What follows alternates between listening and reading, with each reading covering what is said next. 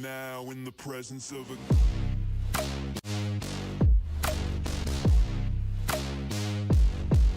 king.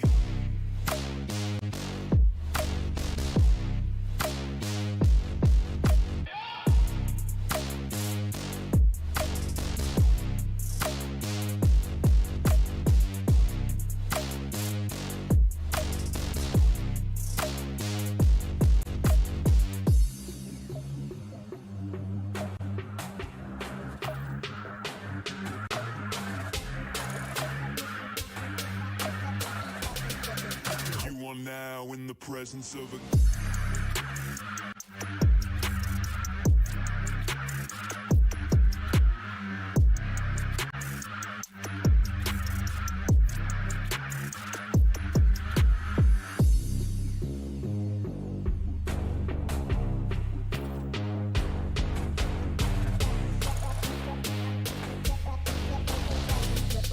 You are now in the presence of a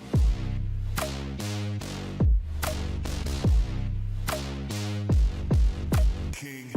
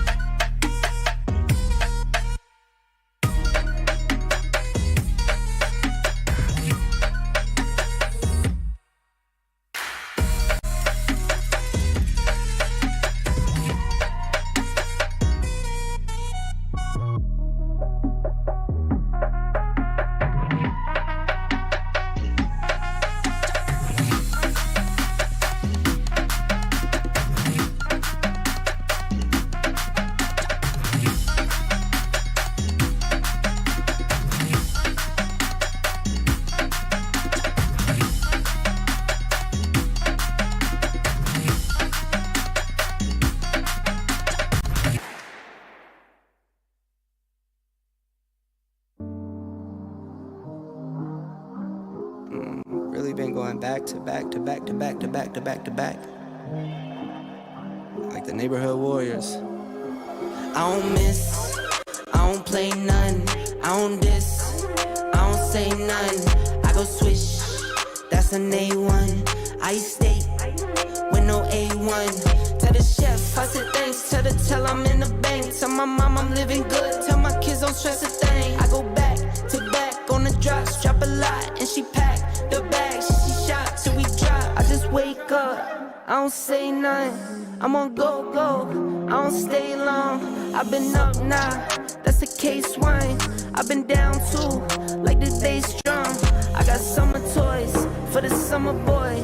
I keep drummer boys in the summer boy. I keep making noise, I've been paranoid. This is God body, you can never void. I don't miss, I don't play none, I don't diss, I don't say none. I go swish, that's an A1. I state with no A1. Tell the chef, I said thanks. Tell the tell I'm in the bank. Tell my mom I'm living good. Tell my kids don't stress a thing. I go back to back on the drops, drop a lot, and she pack the bags. She shot till we drop. These beats are up and beat 'em. These bags you can't believe 'em. I never saw the country, but the money comes from Sweden. I meet 'em, then I leave 'em. I wake up, fight my demons. I never grew my circle. I can't trust you with my freedom. Give me lockdown, keep you locked out. Only when it's here, you look pop now. I get drops now, on the top now. In the wintertime, still go top down. I get free. I don't go bust and I go plain Jane, watch me ski. Yeah, I see you now, I could tell you watching me. I go ghost, but tell me I'm more like his Lee. Rockstar, baby, turn pop star. I don't miss, I don't play none, I don't diss, I don't say none. I go swish, that's an A1. I state with no A1. Tell the chef, I said thanks. Tell the tell I'm in the bank. Tell my mom I'm living good. Tell my kids don't stress a thing. I go back to back on the drops, drop a lot, and she pack the bags. She shot till we drop.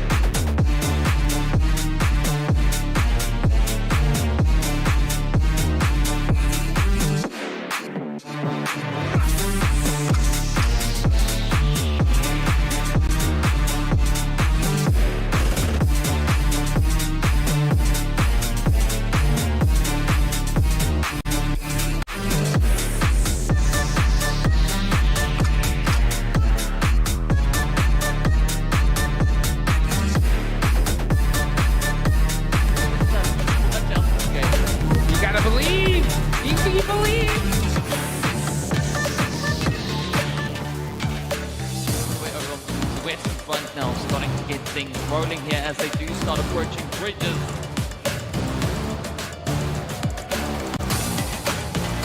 GX feeling the heat right on that southern beach side,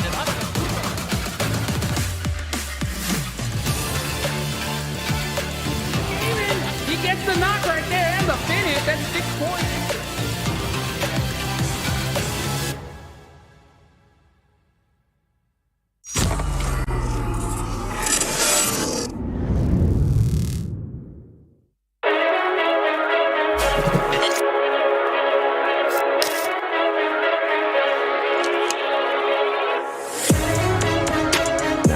Out of this. Whoa, that is a risky play as he's going to be giving out his position. Great knock right there from Royal War. Or even evade the point. Here we go. That's exactly what he's going to be looking to do. He's going to be looking to confirm that into elimination.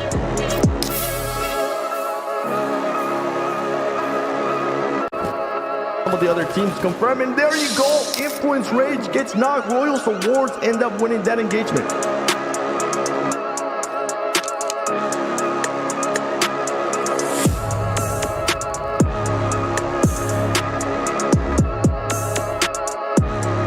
Another player from Furia gets knocked. This is wonderful. This is exactly what you want to see out of Royals Award.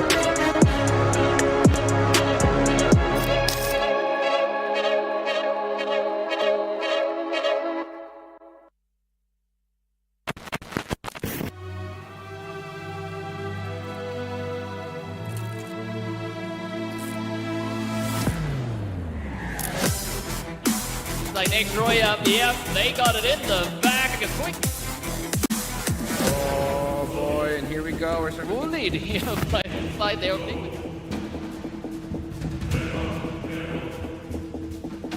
Let's get that confirmed elimination. Is now it's up to 9. he will fall.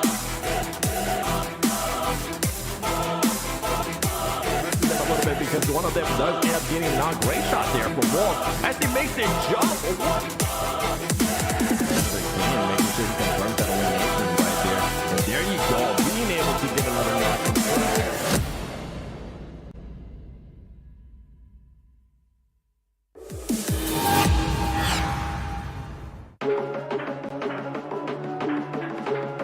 Good. You can hear the cacophony of shots now going off in the background. Ray is actually getting found out, and boom, there he goes. Schweb.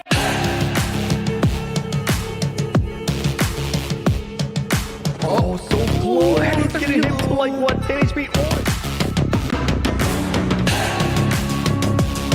Partnership program season, third. Now it's going to be 30K.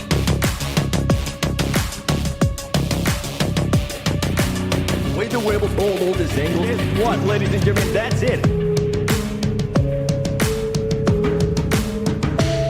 Vampire Esports, they said, oh, you guys have been mocking us for how we didn't.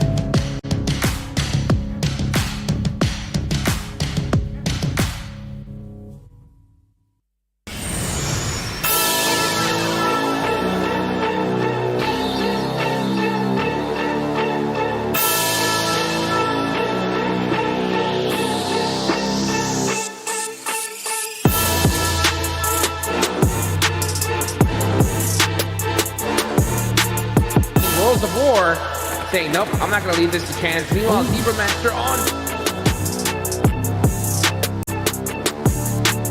This role was going to be doing. They weren't sure if they were going to be making this push. Now they're going to be fighting here, Zebra Master. We've been able to see what Zebra Master's been able to do. It's going to get spotted right there. A lot of Zebra players are going to be able to move around. There you go. He gets spotted. He gets knocked down. It's going to come down to Rogue. It's going to be tough when you have 4 players of Zebra Masters staring at you, and Zebra Masters being able to come off with the win there. A dominant win as well.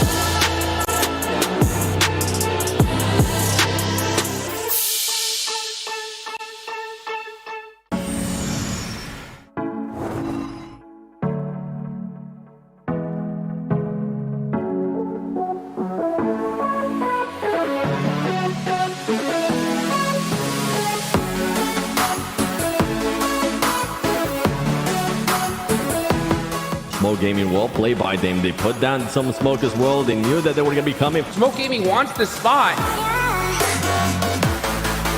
Smoke Gaming does realize that they're gonna start eliminating those players, and Smoke Gaming gets away with it.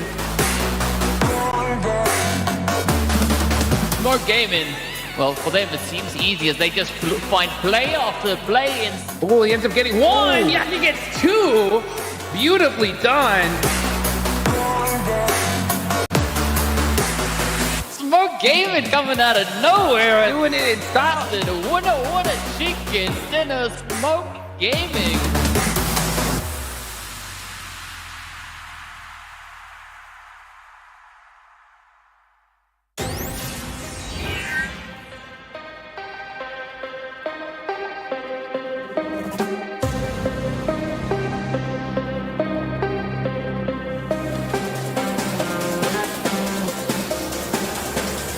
Here comes the heat. Regnum Karya just laying into them, and with that, numbers. Oh my goodness. Dwindle an absolute sweep coming through. The Regnum Karya just knocking in and pushing through. He's gonna be making a push here, but they're gonna be down men, and it's backfiring. Standing up, ready to get some shots down the range, but a beautiful headshot there. Regnum Karya just on the money with the hits for Ingo.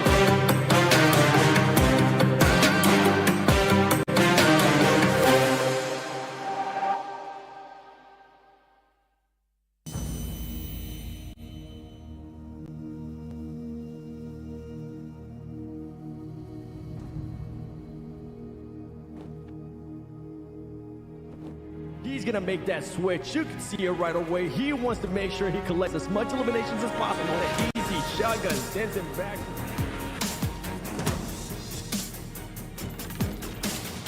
Enjoying this for Team Falcons. They made up their mind. They're gonna be able to at least knock one right there.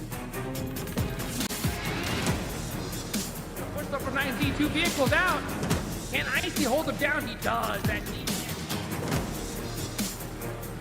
Start filling up. And here comes the third party that we were hoping it was gonna happen. We're trying to keep the tournament alive, but Team Falcons finally shut him down.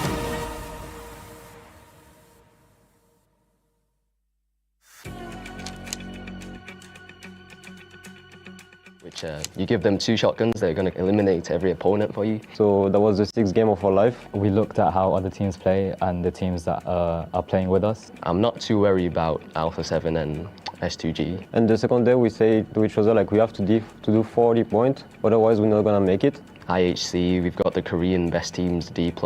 So we decided together to drop on Falcon, and that was probably the play of the tournament.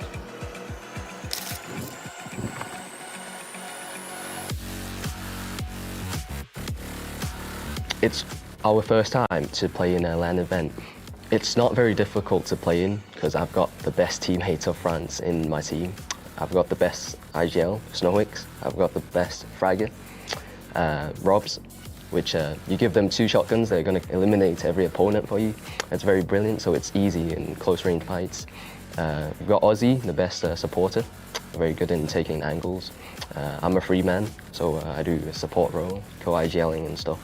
A brilliant brains, mindset and gun skill. As a team, we formed 2 weeks ago. Tout d'abord, on est parti de rien, on avait zéro synergie. And we haven't had the best games, but until now, we've talked about strategy and everything, and we've overcome our problems. Donc on s'entraînait avant, on a fait quelques scrims.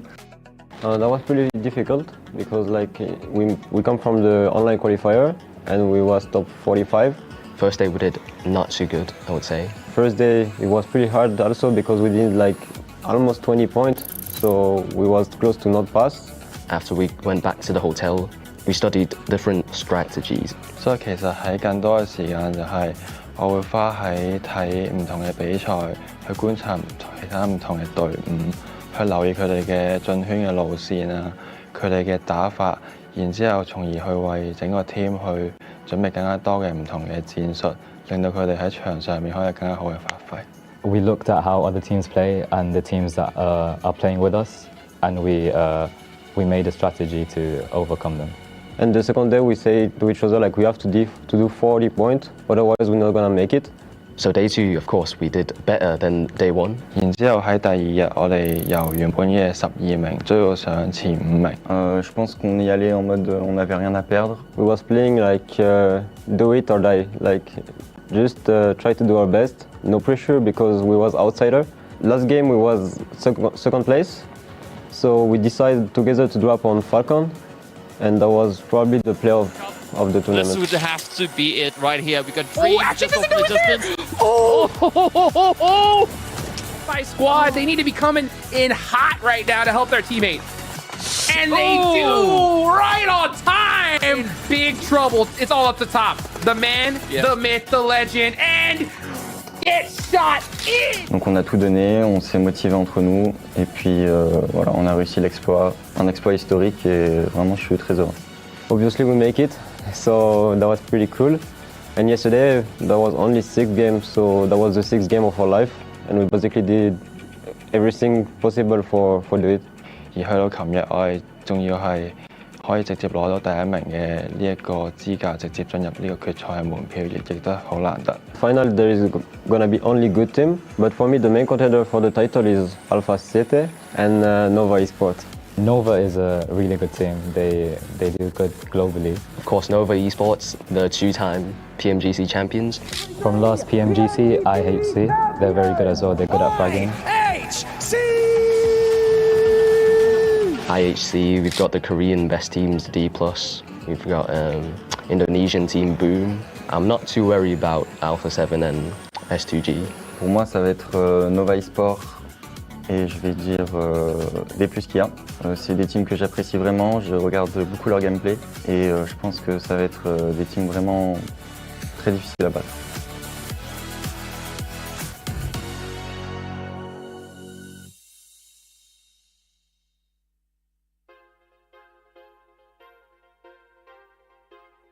One player who inspires you.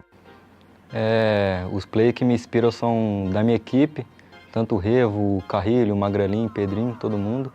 E eu sempre tento me basear, fazer um pouquinho das funções deles, né, quando eu preciso, seja no frente ou no suporte. E minhas inspirações são eles. Eu aprendo muita coisa na vida pessoal também, a ser uma pessoa melhor, a ter um carinho pelas pessoas próximas. Tanto no estudo com o Carrilho, de estudar os times, saber onde é que eles estão se posicionando, tanto com o Revo no frente, saber dar bala no jogo realmente, e é isso.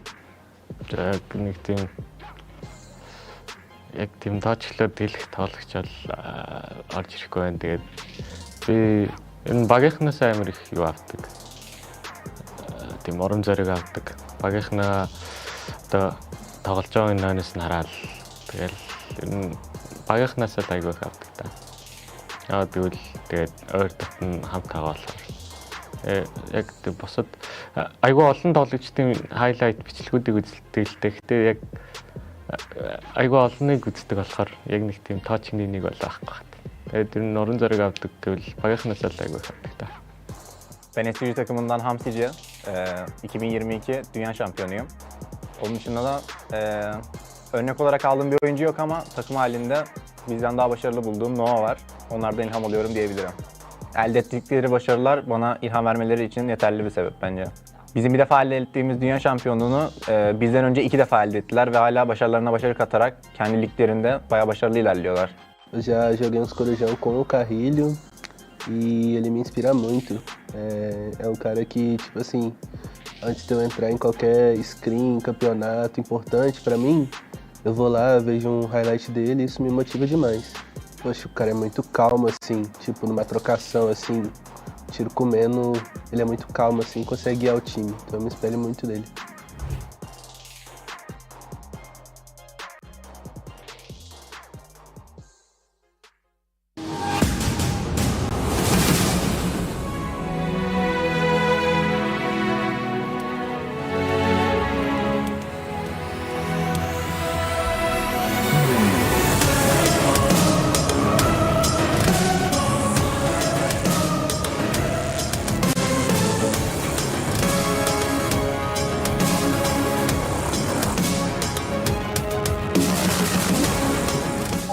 일단은 실감이 잘 안 나고요. 솔직히 기대 반, 걱정 반이 큰 것 같아요.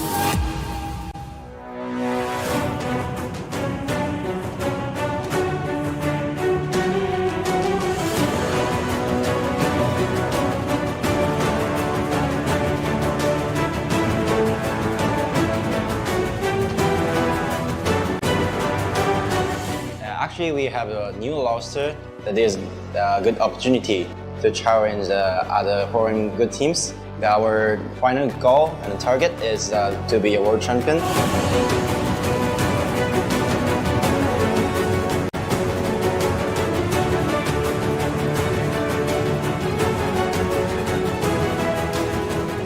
PMGO に参加する意味としては、我々としても将来的なそのレベルアップを見据えてっていうのと、ずっと目標にしてきた、世界でのタイトルを取る、優勝するっていう目標に、着実に近づくというか、我々の力を試すいい機会になるのかなと思います。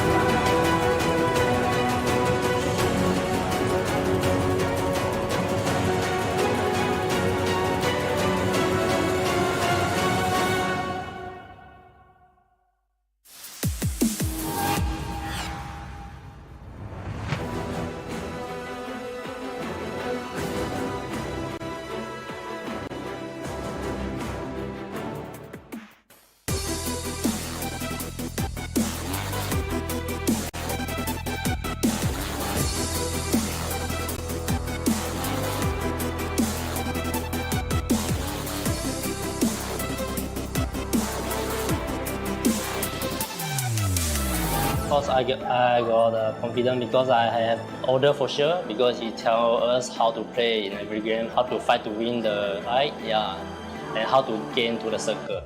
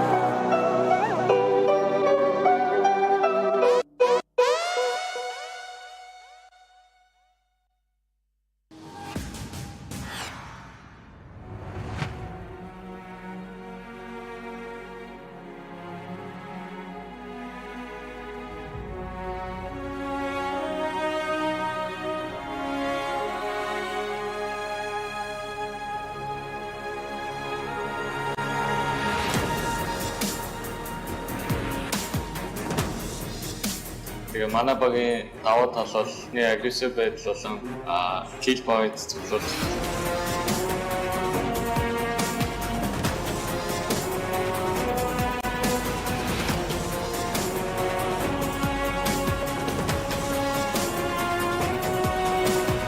Манай багийн хувьд бол бусад багийн тоглолтын дээр анхаардаг, зөвхөн өөрсдийнхөө тоглолт дээр анхаардаг.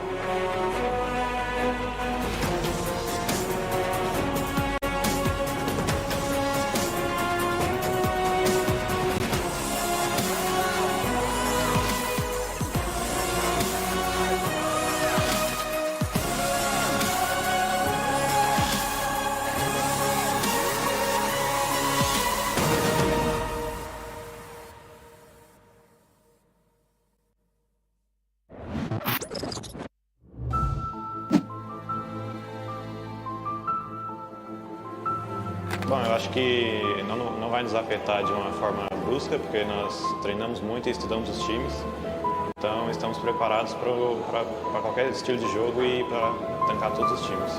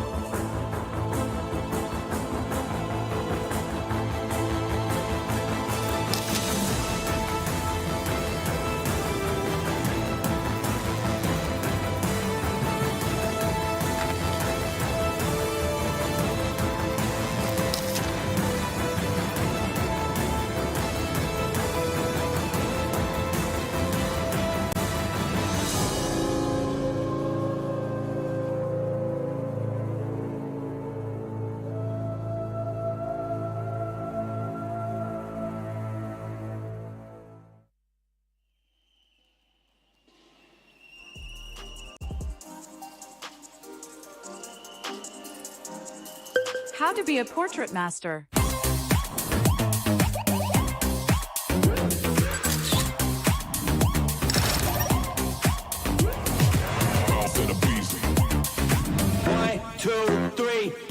Boss in the streets, I'm a boss till I call. Boss in the beast, I'm a boss till I fall. I'm a boss on the beat, I'm a boss, spit it raw. I'm a boss, keep it G, and I walk in the talk. I'm a boss.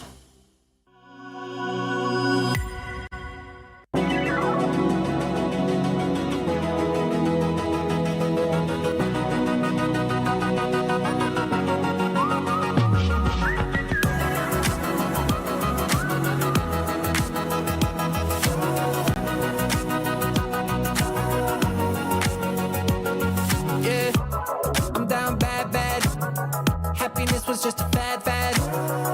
1,000 airdrops keep falling down. Yeah, I'm going in and flying carpet on the wind. Baby, I can barely see the ground. Driving in, yeah, I can feel the rush to be the one hit. It's enough. You got my head above the clouds, my feet above the ground.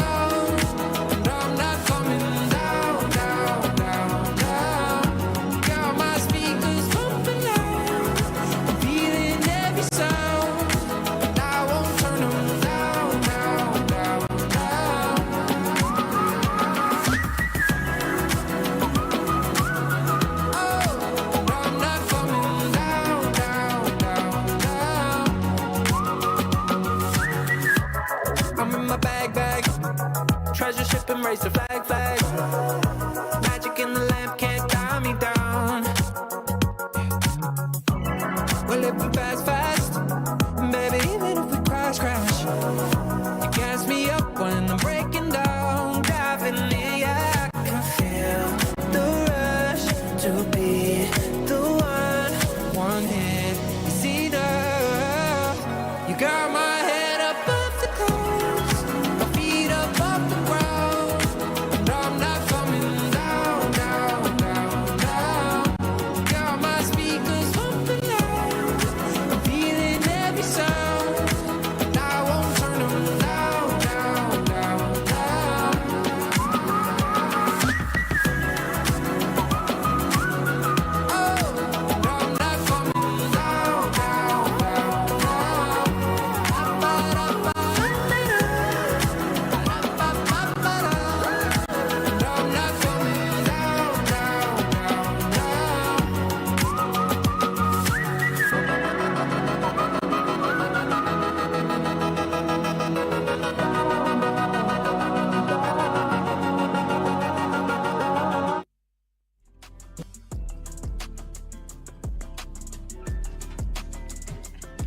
Welcome to the second day of 2024 PMGO Brazil. I'm Isadora Basile, and it's a huge pleasure to have you here. Thank you so much. I'm very well accomplished by Carol. How are you, honey?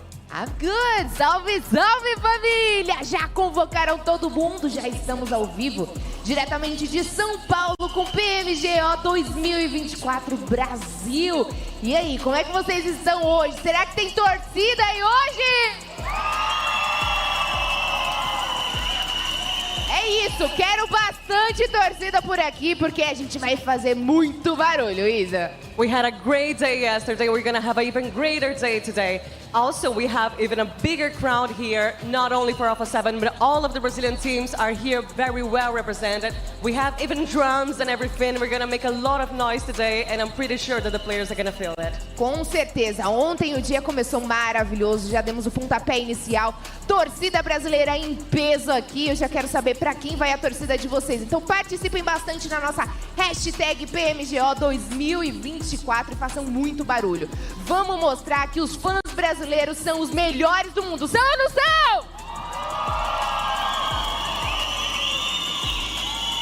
As I said yesterday, we had a great day. We had 3 wins from Alpha 7. We also had Vampire, we had Reject, and we had Boom Sports and Ragnar Carrier winning their chicken dinners as well. And now we're gonna check a recap of everything that happened yesterday. If you didn't have the chance to watch, let's check it out. É isso então, os 16 melhores times estão reunidos. Ontem saímos na frente com vitória brasileira, mas também tem um pessoal que vai buscar no dia de hoje. Mas enquanto isso, vamos recapitular tudo que aconteceu. Bora lá!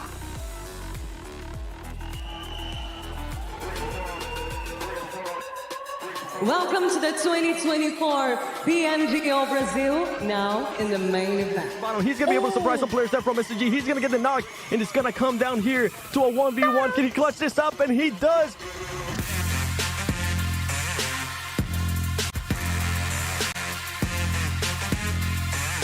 Death Wolves down to 1 player. Gotta be careful. Ragnar Karya coming in hot, and that's going to do it. Starts closing down. Here comes the shotgun action. The pop shotty switches that gun, gets the knock. Beautifully done there for Zebra Master. Gonna be critical as S2G with the gatekeep holding strong. And CO later is going to be able to spot that player. There's Silas. This is going to be a bit of a bittersweet moment there for him, as Silas is going to end up getting knocked. Alpha 7 with a great push here and taking care of Next Ruya and Nova Esports at the same time. They know they have the advantage of this circle. They're looking to get it done here as they take out Next Ruya of PMGO Brazil. Let's see how they do it, and it's done. Order is out of there. It's the hometown champs winning it. Is he gonna cook? He does cook one. No, that's actually Godless from distance, cooking that one up in just the 3-way fight now. Death Wolves are trying to be able to get these nades off, and they can't. Now they are trapped in between Ragnar Karya. Yes, they do. They've been waiting, and finally just punched their chicken dinner just like that.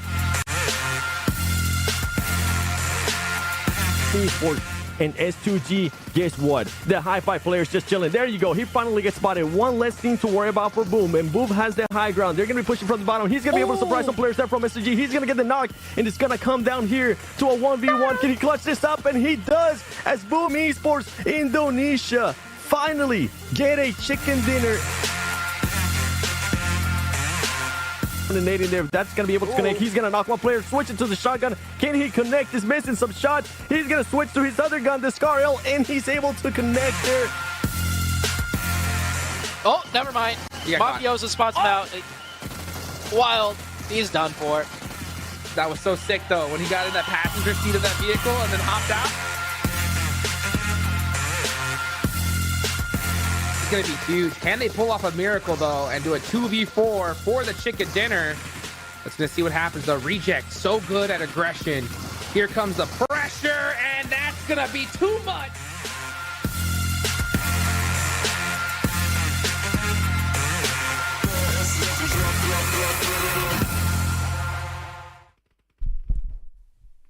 Welcome, ladies and gentlemen, to the PUBG Mobile Global Open Brazil 2024 main event day 2. Because my goodness, if you weren't here yesterday, you missed a lot of action and you missed Brazil dominating as Alpha 7 does end up in first place after 3 chicken dinners. My name is The Sun Worlds Gaming.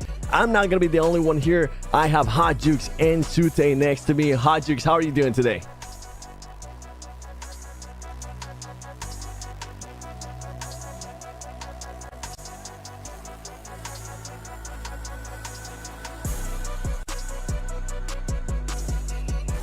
They are on fire. And who's going to be able to stop them? We definitely have some theories here and there. We were talking about it with Sute. One of the teams that's looking strong, Sute, is definitely IHC. Yep. If Alpha 7's on fire, IHC look like they're about to put out the fire. Alpha 7, you know, it was mentioned they got 3 massive chicken dinners, but IHC's right behind them still in second place. And we were saying this all day yesterday. IHC as a 3-man or less, so deadly. I can't wait to see if IHC comes in today playing as a 4-man into the late game. I was starting to have dreams last night about it. I was starting to think, okay, what if? Imagine if IHC can actually keep all their players alive in a top 5 situation. And this is what we're talking about. Alpha 7, there's 71 points. But the big question mark for this team are going to be those rank points. You can tell most of the rank points coming in from those chicken dinners. And IHC, with the way that they were able to do it, I mean, they didn't get any chicken dinners, but they were able to clutch up 3 top 5 situations. And now we go to the second page. And in this second page, Sute, I'm going to be looking at Team Falcons. I'm going to be looking at D+ Ski. I'm going to be looking at all these teams that definitely need to step it up. Yeah, something to note right now, since we've only played 1 day, the point spread's still pretty close. If you take a look, seems like we're already launching off. I think we're going straight into it already. Into match number 1, Sanhok. Well, talk about keeping it fast, keeping it furious. Sanhok, match number 1, day number 2, already underway. Not even enough time to talk about the points table, but a lot of these teams are going to be needing a lot more points if they want to catch up to Alpha 7 Hotchukes. They're definitely going to be looking to get those points there from Alpha 7, because Alpha 7 started off really, really hot yesterday. Now, one hot drop that we did end up seeing yesterday, Sute, was a fight between Nova and D+ Kia in Painan. I wonder if that's going to be happening again, because D+ Kia, where they're currently situated, they shouldn't be taking hot drops. And I think we might actually end up getting a hot drop here on the north of Painan. Yeah, it looks like we are seeing that.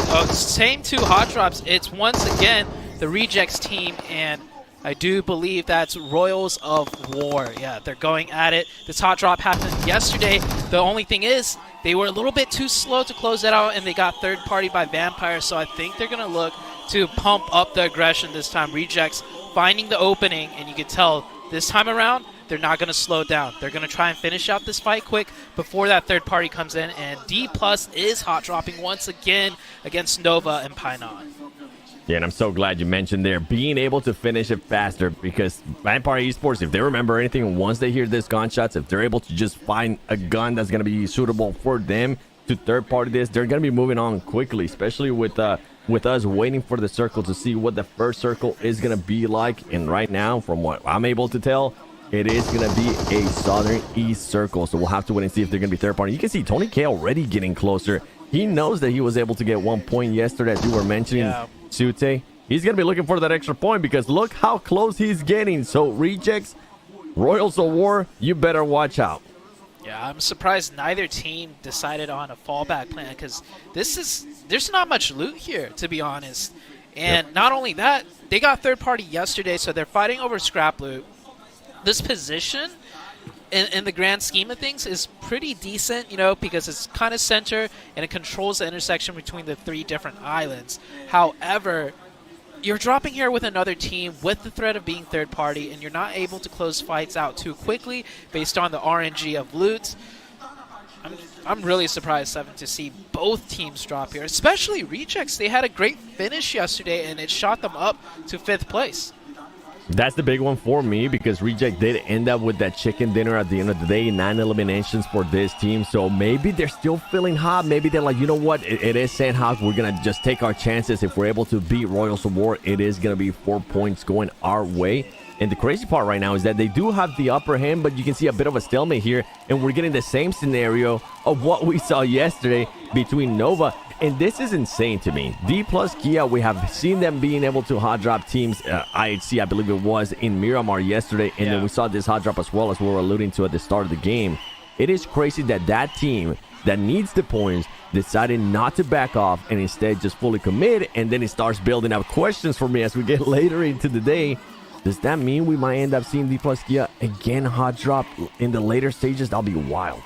Yeah, D plus yesterday lost all of their hot drop fights. They got absolutely decimated against Nova, right? Nova just eliminating all 4 without a single casualty. And I think once again, history repeats itself. Paraboy finds the opening again in that fight in Painan.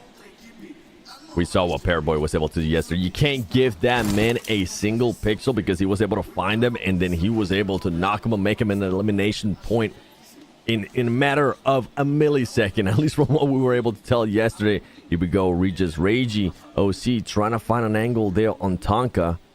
If he's going to be able to, it would open up the fight between these two teams. You can see now Nova Esports starting to readjust themselves. Dream Y6, this is something we didn't even get a chance to see yesterday. He is going to be crossing to the other side of Painan and try to find some off angles, as D plus Kia was able to reset there with the player that ended up being knocked. Yeah, yesterday it was D plus trying to be the aggressors, and then they got caught trying to rotate back. It looks like this time around it's going to be Nova, but elsewhere we got fights happening. It is Hi-Fi's, and Boom, looks like Boom is going to lose that player on a vehicle rotation. And a lot of teams have already rotated towards the center of the zone. Meanwhile, the 4 different hot drop teams are still caught in that gridlock with each other. Yeah, luckily for them, they are currently within that circle, so I think there's not going to be that much pressure. But for these two teams, I think there will... I'll take that back. There is going to be some pressure from these two teams depending on what Vampire Esports decides to do. We were talking about it yesterday, how Vampire Esports decided third-party this fight, and now Regnum Karya, towards the north of them, could end up positioning themselves to also third-party Rollers of War, also third-party Rejects, as we saw some of the players there from Rejects starting to pull up. And this is what happened. This is how Rejects was able to get that elimination. And the Knife, too, he wanted to get that, to try to send a bit of a message. But so far, after that engagement, nothing has been going on between these two teams. Yeah, oh, I'm surprised he switched to the AK and used those precious bullets. You saw he only had 30 in the mag, and the QBZ already running low on ammo. But looks like Regnum Karya is here now for that third party. I don't know if they realize the Rejects team is still here, but surely so. If there's a team still stuck here at the bridge, it's probably because there's something else impending them. And they got to be careful as one of the players goes down for Regnum Karya. Rose of War will find the opening. And keep in mind, Vampires is still... No, actually, Vampires has decided to rotate in. But IHC from the northwest could come in now and third party this instead. So many teams that could end up third party and fourth party in this. Keep it going. That's what they want to see. As long as you're not able to end up losing any of your teammates. There you go. Cold Gold's going to be able to confirm that elimination for Royals of War. And meanwhile, Regnum Karya now find themselves in a particular spot here.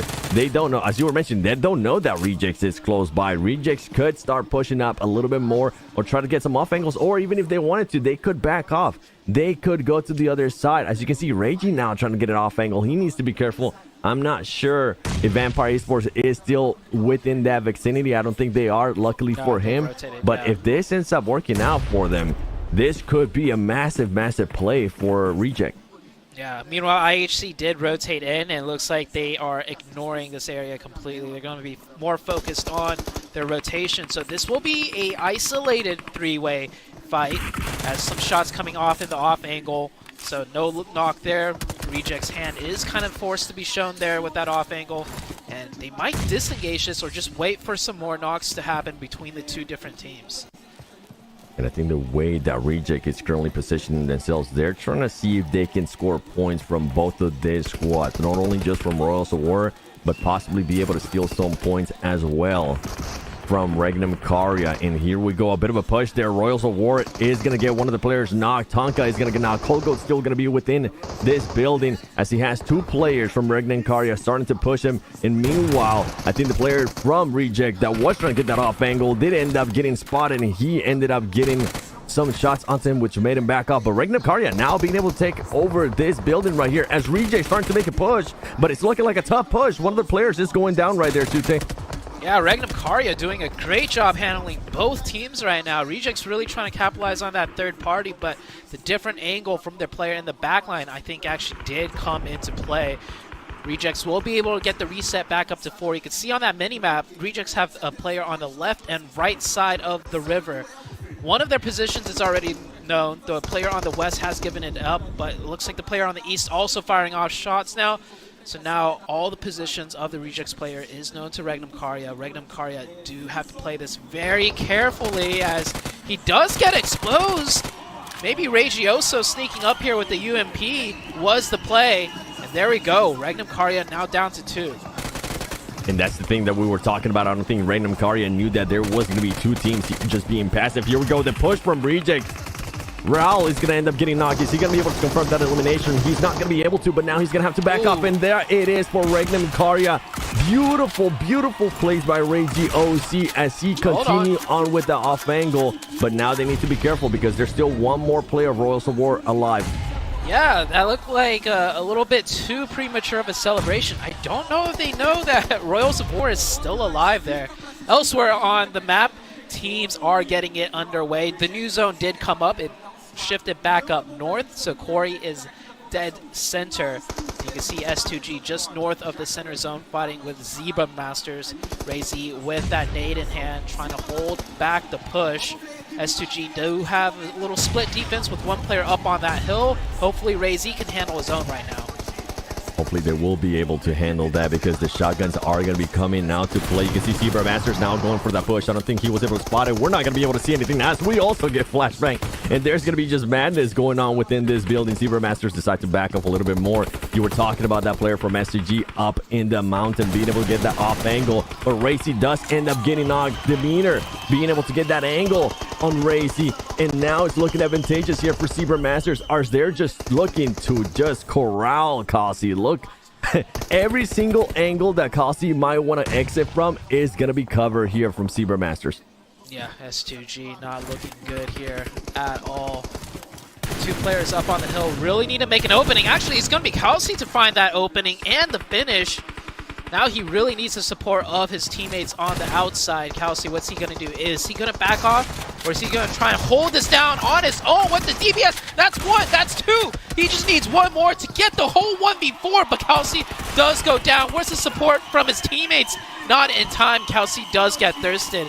Now we do have Zebra Masters in the 1v2 situation. And by Kelsey being able to clutch up those 2 knocks right there, it's going to allow Hamsi to push up. And not only that, CO is going to be able to push up as well. It's not looking good here for Zebra Masters. And they're going to end up getting eliminated. Something that looks so good for Zebra Masters on their push. Kelsey just absolutely stop it. And it gives some more life to S2G. Even though it's only going to end up being 2 players. And just to keep everybody up to date with what's going on in the earlier fights, Reject did end up finding that last player from Royals of War. Royals of War does end up getting eliminated. We don't know what happened between Nova Esports, but I believe Nova Esports might have ended up losing that 1 player at some point here, Sute. Yeah, they got caught against IHC because they took that fight with D+ for so long. Nova got caught in their rotation trying to enter the circle. IHC swooped in from their side. And with this new circle shift, it looks like teams are going to be doing some more rotating. IHC deciding to navigate back west and probably over the top with this new zone as the circle is kind of shifting north. So they're going to look to wrap back up.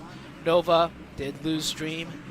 Nova down to 3 now and still caught in this gridlock against a D+. And right now, D+ is looking for those last players there from Nova Esports. I'm pretty sure they saw on the elimination feed 1 player getting eliminated, as you were mentioning there earlier. And this split is just not looking good for Nova. Nova was able to start off hot yesterday with a 2nd place finish, 8 eliminations. But ever since then, up until the last match, we didn't really see much of them. We didn't really see the Nova that we're used to seeing, and I'm hoping we'll be able to see it here at some point. But some team that is trying to make a stop to that, some team that is trying to stop them from being able to do anything here. IC is going to be making that push. I don't think they knew that D+ was going to be here as IC just fully sensed it. They're going to get one of the players knocked. Are they going to be able to recover from this? I don't think they're going to be able to. They're going to end up losing that player, and now they got IC and K's from D+ Kia in the same building. Wow. IHC, definitely a little bit of a mishap right there. They assumed D+, other team in Painan would have left and taken the hilltop, but they haven't. They are still here.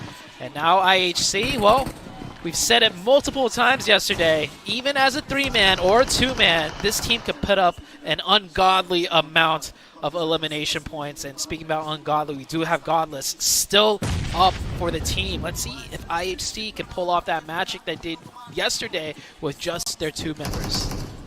It would definitely be a tough one, and D+ Gia needs to be careful too because that player is still alive from Nova Esports. That's what I was worried about right there. Long skirt being able to spot one player from D+ Gia. He's going to get the knock. He's not going to be able to get the finish, but if there was ever an opening there for the last 2 players of IHC, this would be, and I'm so glad you mentioned that as well because we saw this team so many times not having their full roster, but they were still able to clutch up plays. They were still able to make sure they secure those extra points, and that's why they're currently in second place. But now at this point, you need to be careful. You're going to possibly end up getting third party, as we saw some of the Vampire Esports players there towards the north of them.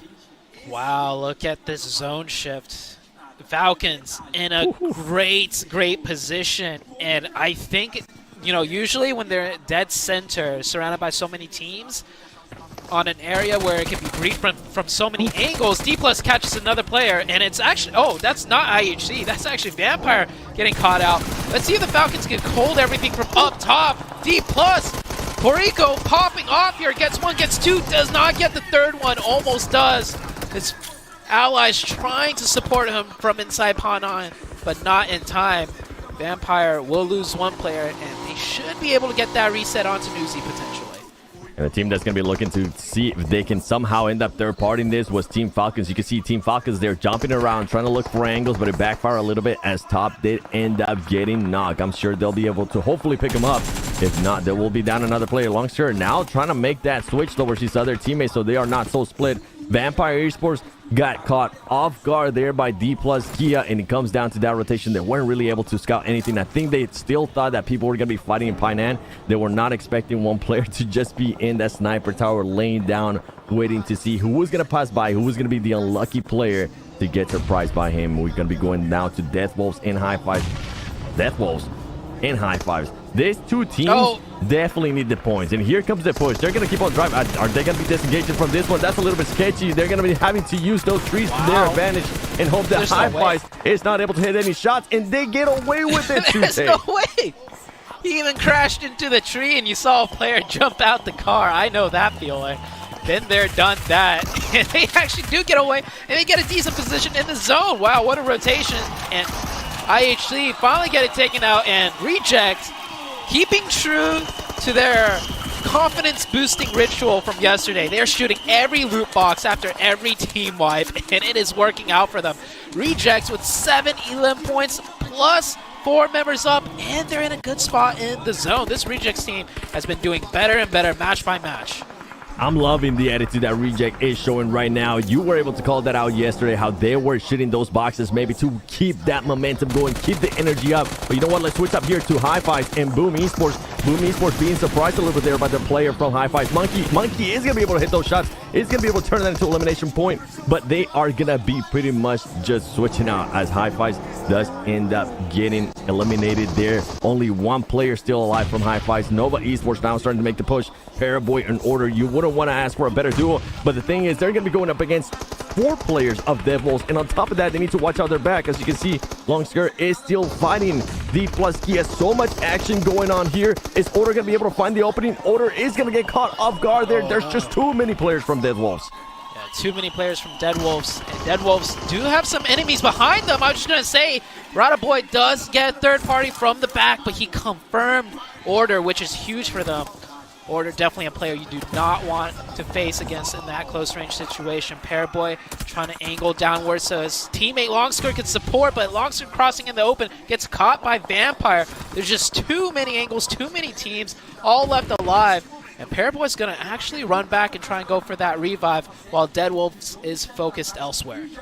And for Nova Esports, I think it was the split that kind of forced them to stay in those 2 buildings for a little bit too long. It allowed some of the other teams to rotate towards the top of that mountain and gatekeep him. And that's exactly what's happening here with Deathwolves. Deathwolves is going to be able to spot him again, and he's going to be able to spot Paraboy. Can hit those shots. He is going to be able to knock him. There's still one more player alive there for Nova Esports. Nova Esports not starting the day like they wanted to. Meanwhile, Deathwolves with now 3 players, seeing if they can spoil the start of the day here for Nova Esports even more by eliminating them. But they need to focus on themselves as well. They might not want to overextend on this. As you were mentioning, there's just so many teams here, and that Molotov is going to force Longster to back off that. Are they going to be able to find that angle? They are going to be able.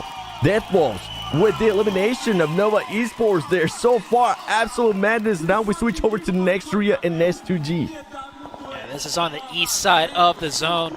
Falcons was holding this within a 3-1 split, so they lost one player to S2G, who just crashed straight in with the vehicles. S2G now trying to mount a defense against 4 enemy players of Nextria. Nextria looking good, frozen up close with that DBS. Same with Hamzi, though. We saw how deadly S2G can be with that DBS. Can they replicate what Kelsey did? No, they cannot. Frozen will find the opening. S2G just down to the 1. S2G later throwing some Molotovs, trying to stop this team from pushing up. And this team with Nextria, they need to be careful because Falcons is going to be on the horizon as well. I don't think Falcons is going to be their biggest worry. Could end up being Alpha 7. It's Alpha 7 is going to get a little bit closer. Here comes the push. Later is going to be able to get 1 knock. He's going to get 2 knocks.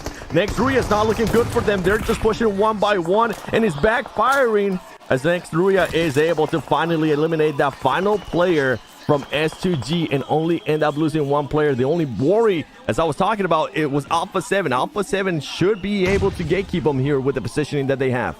Yeah, with Falcons focused on Vampire, I think Alpha 7 could get free reign over Nextria. Falcons, one of their players do drop. I think that was to actually Rejects from distance. And Rejects still putting in a lot of pressure from the downhill side right there. Can they make it up? We're down to only a handful of players, but multiple teams still vying for that top mountaintop, and Falcons forced to fall back as they are facing too much pressure from too many different teams. The Falcons trying to hold too much land right there within that spot. You saw Rejects. I mean, Rejects is still going in hot from yesterday. We were doubting why they would want to hot drop. Well, the momentum, that's why they want to keep that going. And guess what? Top is going to get eliminated by Vampire Esports. Vampire Esports making that push. Alpha 7 as well, stopping Deathwolves from pushing on them. But Alpha 7 needs to be careful because they do have 2 teams nearby. And one of their players is currently knocked, as Kane from Nextria is going to be making the push up. He's going to get knocked as well. But now, Alpha 7, Carrillo barely alive. Can Mafioso hit those shots? Mafioso is able to hit those shots. Huge clutch up right there by the Alpha 7 players. They finish out Nextria. They're down to 2, but more importantly, they have good control of the hillside, and they catch the other player. Alpha 7 on fire right now with only 2 players. Yesterday, they got really good zones and got huge chickens, but now we see, even if they have to fight their way into the zone, they could do the same. We're down to 4 teams. We have Falcons, Vampires, Alpha 7, and the Reject team. Rejects, probably the next team on the chopping block, as they are the furthest away from the zone and they have to go uphill. But I think they could go in from the north side because the Falcons are too worried about every other angle to really gatekeep them. Yeah, and I don't think Vampire Esports is going to be able to spot him if they continue to snake as well. I love the little jump that Mafioso was able to do there. Usually we ground upon whenever players do end up jumping on top of a rock. But you know what? That rock was small enough that the other player wasn't going to be able to see him from Deathwolves. It works out well for them. They are able to take care of Deathwolves, and now they can focus a little bit more towards the other teams, towards Falcons. And the only problem that I'm seeing here today is that I don't think they are aware that Vampire Esports Schweppes is getting closer and closer to them, and you were calling them out. You were saying Rejects could still be able to make it within this circle, and right now they're doing exactly what they need to do. Just start inching up little by little. Take advantage of Falcons being distracted by Vampire and Alpha 7, because Reject could end up surprising some of the players there from Team Falcon. Yeah, 7, I love endings like this on Sanhok. It's the classic hilltop snake showdown where you have multiple teams from all around the 360 degrees of the circle coming in at the top, and of course you do have the Falcons players at the tippy top. They definitely have their work cut out for them. And circle 9, here we go. It's going to close dead center. Who's going to come out on top? Obviously Vampire does have the man advantage here, but in situations like these, everything could change in the blink of an eye. Yeah, for Team Falcons, even though they're currently at the center, I feel like they wish they were in a different position because they're going to have 3 teams just looking at them. You can see the utility now starting to rain down, and I'm with you. I'm usually not a fan of snaking, but boy, in this kind of situations, when you have 4 teams left, go for it. Pull a 6-list, lay it down, and start hoping that nobody spots you. As Icy is still looking around, you can see Vampire Esports making a little bit of noise there by throwing that utility, seeing if they could possibly spot anybody. Everybody just crawling up, getting closer and closer here to Team Falcons, and at some point, somebody's got to give. Somebody's got to get knocked. Mafioso, here we go. Divine being able to spot somebody. Stone actually from Vampire Esports is going to be able to spot Icy from Team Falcons. He's going to get eliminated. Now it's just one player in there, said, as Vampire Esports now going to get spotted by Carrillo. He's going to get eliminated. Carrillo being able to make up that switch. He's going to switch over to Reject. Are they going to be able to clutch this up? Oh my goodness, the switch there for Carrillo, but the last player from Reject is able to spot him. It's a 1v1. Divine versus Nuzi. This is for the chicken dinner. Schweppes able to call out Divine's position, but it doesn't matter. Divine knows his enemy's position. DBS in hand. It's the DBS 1v1 showdown. He confirms the point. Who's going to get this one? Right swing, left swing, shimmying back and forth, using what cover they can, and he catches him from the outside in the blue. Was not expecting that angle, and Vampire pops off there with that chicken, and you can see how much it meant to them. Vampire Esports coming in hot on the first match of the day with 9 eliminations. Nuzi, a player that we wanted to see more out of last year, and boy, are we getting to see more out of him this year so far in the PMGO. Coming up huge, clutching it up there for the team. But for Rejects, honestly, that was a well-played game. We saw the fights that they were getting to from early in the match, and for them to continue on the momentum, as we were saying, from that chicken dinner that they got yesterday, that's exactly what you want to see there out of Reject. What a match right there, and I guess it really did come down to that man advantage. Everyone was getting traded left and right, so with Vampires with the 1 extra player, he does get it done. Here's that final blow, kill cam, Divine up close with that DBS. And honestly, this is where Japan shines. Close range, DBS fight, the mechanics come into play, but I think Nuzi kind of outsmarted him by going out into the blue zone. So taking that angle, that was definitely unexpected right there, played in the favor of Vampire Esports. You gotta risk it, and that's exactly what he did. I'm glad you called that out. You know what, Maxman, if you are watching, I'm gonna need you to go and back and just review that whole play, because so much madness happening. We went from having 4 teams to a blink of an eye, we only had 2 teams left, and that was quite a surprise for me. I think right now they're trying to figure out who wants to do the interview, who wants to do it, and look at that. I think it's gonna end up being Tony K. Hot Jukes. What do you think of that ending right there? That was ridiculous. What more could you ask for right there? Some good old Sanhok snakes going at it back and forth. It was anyone's game. It really was. It was all about just like, hey, which 2 players decide to fight first? Carrillo stood up real early, got some nice eliminations, but with that comes some risk, right? I mean, you risk spotting yourself out, and that's what happened. I think all these teams should be pretty stoked with their performance in Game 1.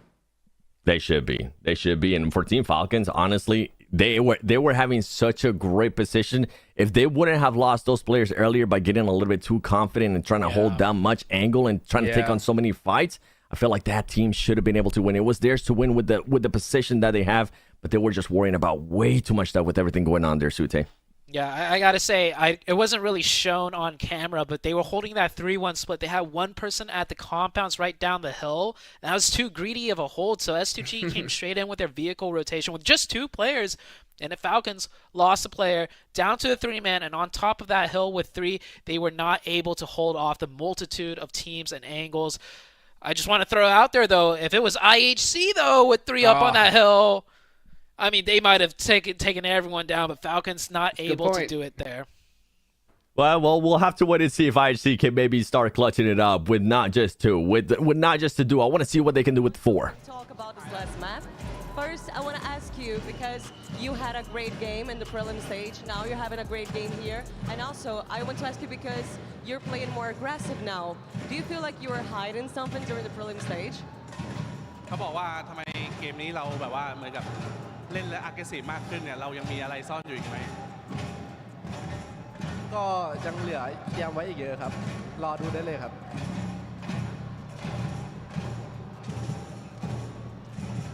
we have something prepared for today and tomorrow, so let's see what we can do. Perfect. And also, I want to ask you, how do you feel about the Brazilian crowd so far? Sorry again? How do you feel about the Brazilian crowd so far? รู้สึกไงกับแฟนที่นี่ ก็ทำให้พวกผมตื่นแบบว่าเหมือนบ้าขึ้นกว่าเดิมครับเพราะว่าเสียงดังผมจะได้ไม่หลับ So he say like it's make him more aggressive because the loud noise that him encouragement. Yeah. That's really great. And last, I want to ask you the expectations not only for the next matches that we have today, we have 5 more matches, but also for tomorrow. The expectations for the next matches today, we still have 5 matches this day in our second day of 2024 PMGO Brazil, and tomorrow, what are your expectations for tomorrow as well? ก็คือคาดหวังไงบ้างในวันนี้แล้วก็วันพรุ่งนี้ วันนี้ก็พยายามจี้ที่1ให้ไม่ห่างแล้วก็วันสุดท้ายก็จะเอาแชมป์ครับ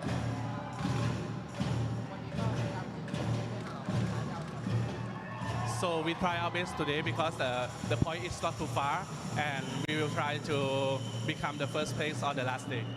That's perfect. Thank you so much. Congratulations on your victory. Thank you so much. And we come back soon with more 2024 PMGO Brazil. See you soon. Sertani and Tony K looking happy for a bit there, Sute. We thought that team wasn't going to be able to do much. I think it was D plus Kia that ended up surprising them at one point, but they were able to come back from it, and they were able to come back strong and get that chicken dinner. Yeah, great rotation out of Vampire too, going across the bridge, up on the north side, and then just right into that side of the mountain. And they did lose 1 player to D+, like you mentioned, but with 3, it was enough because everyone in the war of attrition piling up that hill had less than 3, and that was the magic number they needed. Talking about magic numbers, we got a chance to see there Hodgix, the push by IHC getting a little bit too much. We did end up with just a duel for IHC, but so far, first match, it's not the same as yesterday. IHC cannot clutch it up with just a duel. Hopefully Hodgix will be able to see more of actual 4 players alive from IHC and not just a duo. I mean, we need to. I mean, you said it's not the same as yesterday for IHC, but guess what? It's the same as yesterday when it comes to Vampire because they are undefeated in Sanhok, right? 2 chicken dinners already to start the day. I mean, what more could you ask for, especially 19 points? These guys, all they got to do is just show up in the rest of the maps, and we could see some shakeups in the leaderboard for sure.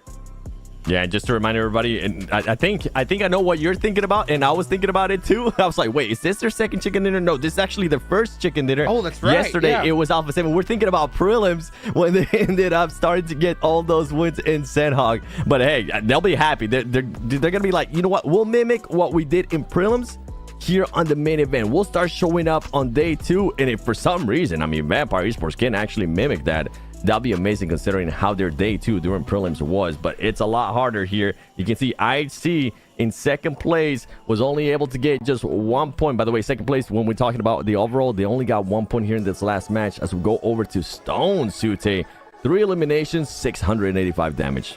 Yeah, Stone, such a veteran player. I remember back in the days when I was competing when he was under the team of Mega. So this guy has been around the block. He's got that experience under his belt, and he's only been getting better and better. And of course, winning all that moolah with Vampire Esports in the past couple of years. I mean, that is just some more motivation for them to continue that upward trend. And Vampire, with that huge win, it does put them in contention for that first place where the $100,000 does wait for the victor. I'm gonna need to talk to Stone's tattoo artist because that tattoo on his arm just looks so sick, man. Absolutely awesome looking. But you know what? I was teasing the overall standings, and guess who's no longer in second place after that match? Alpha 7 still in first place, being able to expand on their lead now within that second place. Reject jumping all the way up 3 places to second place, and on top of that, Vampire Esports jumping up 4 places as well to that third place, Hot Jukes. I mean, that's what I was trying to say is, you know, like when we saw Vampire, right, get that chicken dinner in Sanhok during the prelims, they just started a tear, you know? So I think that all these teams that did their research, when they saw that, hey, Vampire wanted chicken dinner, especially with a sick 1v1 at the end, you know these guys are going to start heating up. So, even though like Alpha 7, 3 chicken dinners yesterday, I think there's definitely a lot of pressure on their backs. So they can't let off the gas. They have to continue to get some serious points on the board and create a gap so big that nobody can even think about passing it up. And luckily for Alpha 7, I feel like we got a bit of a question to answer for us, Sute. We're kind of talking about it during the cast too. We were saying how this team needed to start showing us more, not only just on their chicken dinners, but also how they would be able to do when they didn't get the chicken dinners. Well, guess what? In this one, they didn't get a chicken dinner. They got very, very close. But now we're starting to see a little bit some more elimination points and definitely more placement points when they don't get a chicken dinner. Yeah, I actually feel like this works in favor of Alpha 7 of not getting the chicken dinner by being delivered the zones, right? Yesterday on Sanhok, they pretty much had free reign on top of the hill where the zone ended up just a little bit north of that, and it's such an easy win for them. I think today, with the day starting off as more of a challenge for Alpha 7, it gets them ready to fight for the zones, to fight their way in, and it is just looking really great for Alpha 7 because that was our big worry, right? Yesterday's points from them came from the 3 chicken dinners. The placement points and the elim points came from those zones that really just gifted it to them. So now, not gifted the zone, and they're already starting off hot. I think Alpha 7's going to maintain their lead today. Yeah, I know in the players personally, I know how they end up working in regards to their mental state. If they don't end up performing well, they're going to be going in with the wrong thoughts tomorrow on the final day, and that's usually what ends up butting them in the butt. So for them to be able to start the day off like that is great. But I want to continue to see that, right? I want to, especially going to Erangel, if we go back to the Erangel that they did end up winning, it was the exact same. I feel like one of the zones was gifted to them the whole time, and they were just picking and fighting who they wanted to fight with. I kind of want to see what they do if they don't continue to get the zone, Jukes, if they actually have to fight a little bit more. Yeah, that's a good point. I mean, they can definitely do it, especially since they were a team that loved to play edge for so long. You know, that was their whole play style, right? So it's not something they're unfamiliar with. But I think now, you know, we see them playing that more central kind of play style. And they got 3 chicken dinners yesterday. So I hope that, you know, their coach talked to them, said, hey, yeah, I know that we have had that edge play before, but center zone works for us. Let's try to move there a little bit earlier. And if we don't get the zone, heck, if any team can push into it, it's them. Yeah, I mean, they can frag out. Anybody can frag out. Yeah. We saw what Carrillo can do. We know what McGrillen's able to do as well. Mafioso, Rebel. So that's the good thing, right? With this team, this is why a lot of the other teams tend to find Alpha 7 so scary. Going back to Reject, I kind of want to give more of their flowers too, because not only were they able to take the fight Sute to Regnum Karya, the way Reiji, or I don't remember the player's name from Reject, but the way he was able to get that off angle, Royal Sawar was able to spot him, but he still committed to it. He kept going, and ultimately it ended up helping them on getting that win over Regnum Karya. Yeah, Rejects, really, I do want to applaud them. Every single year, they have been just getting noticeably better. The first time they made it to the global stage, I believe they didn't even make it out of the group stages, right? They couldn't even get into the finals. And then the year after that, I think it was like they got into the finals, but they finished definitely second page of the leaderboards. And now we see them in second place. This is the best they have ever done, and I think it's that confidence. And just something to throw out there, like, you know, a little tidbit. When I used to play a little bit of the comps in Japan, I remember their leagues were really strict. Like, there was no BM or toxicity. You actually maybe get a fine, especially since they have their own league. They have an established rule set. So it's actually quite interesting to see, you know, where you could get fined for shooting a box and showing disrespect. Now on the global stage, Japan's like, they're letting it all out. They're not pulling any stops. You die to us, we are shooting your box, and we're continuing that aggression and building that confidence, and it is working out great for Rejects. At global events, I'm pretty sure they're like, I wish we could stare at those admins from Japan, because look what we're doing now, Jukes. Look what we're doing now.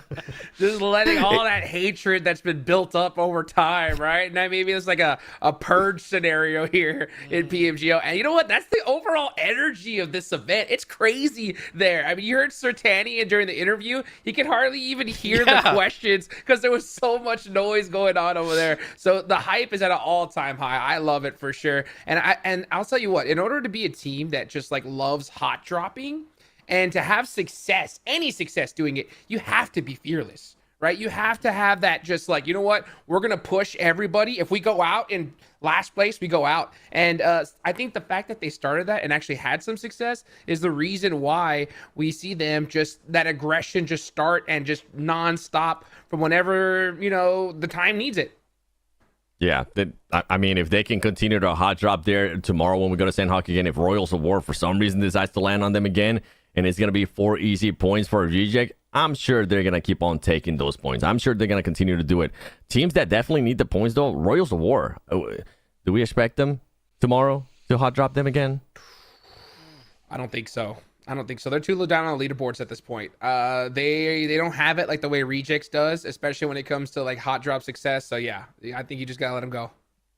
Yeah, I'm hoping.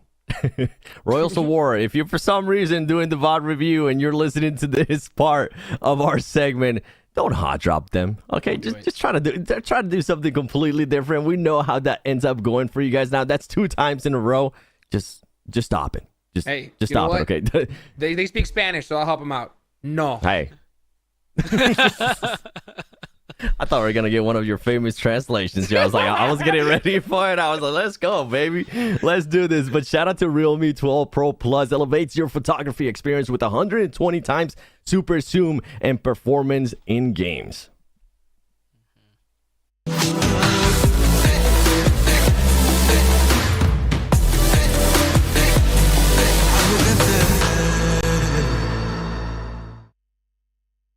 How to be a portrait master.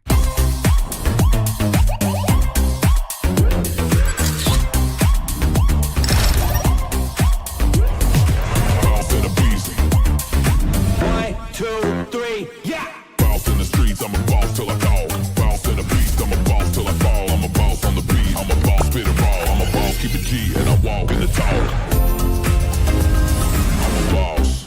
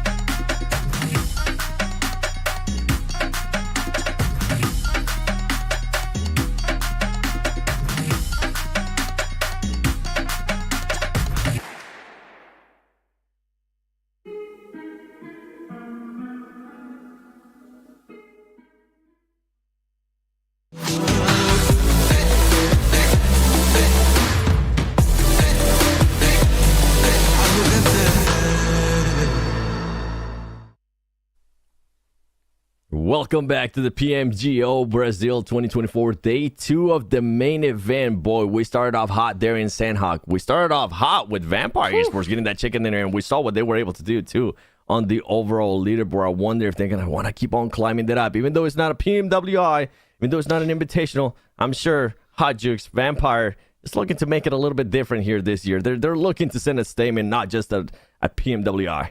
Oh, yeah. I mean, they want to start off. I mean, well, they didn't start off as strong as they wanted. That's for sure, right? But with this chicken dinner here, it's rocket launched them up the leaderboards. The big thing, though, is the prize pool, right?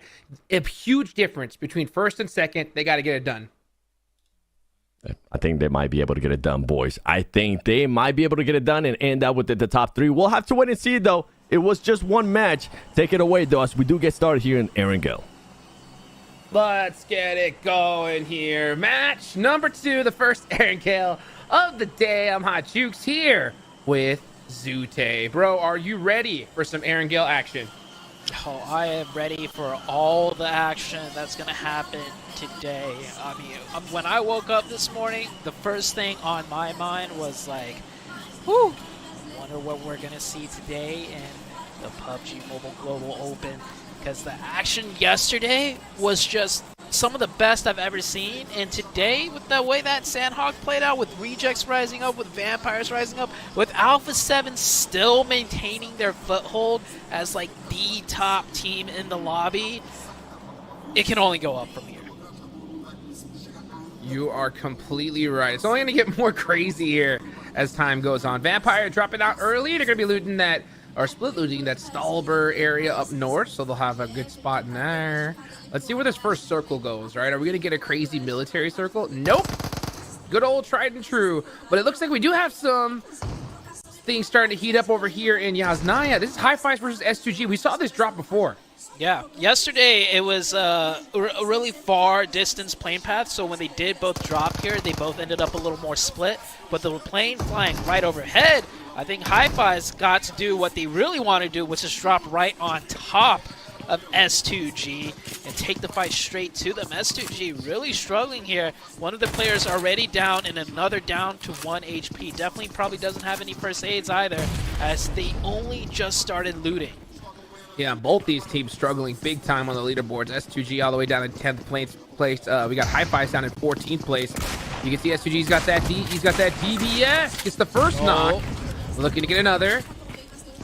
Trying to play it as safe as possible. 3 people right now in this hallway from S2G. Using all the util they got. Gonna get that nice thirst onto Snowix. That's huge.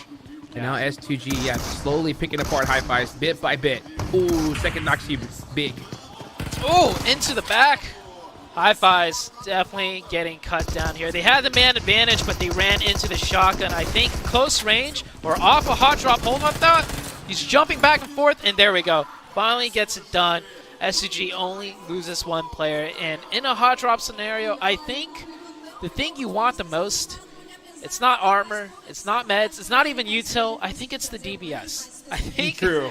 Yeah, if you hot drop and you land and find the DBS, you tell your team, like, I got the DBS.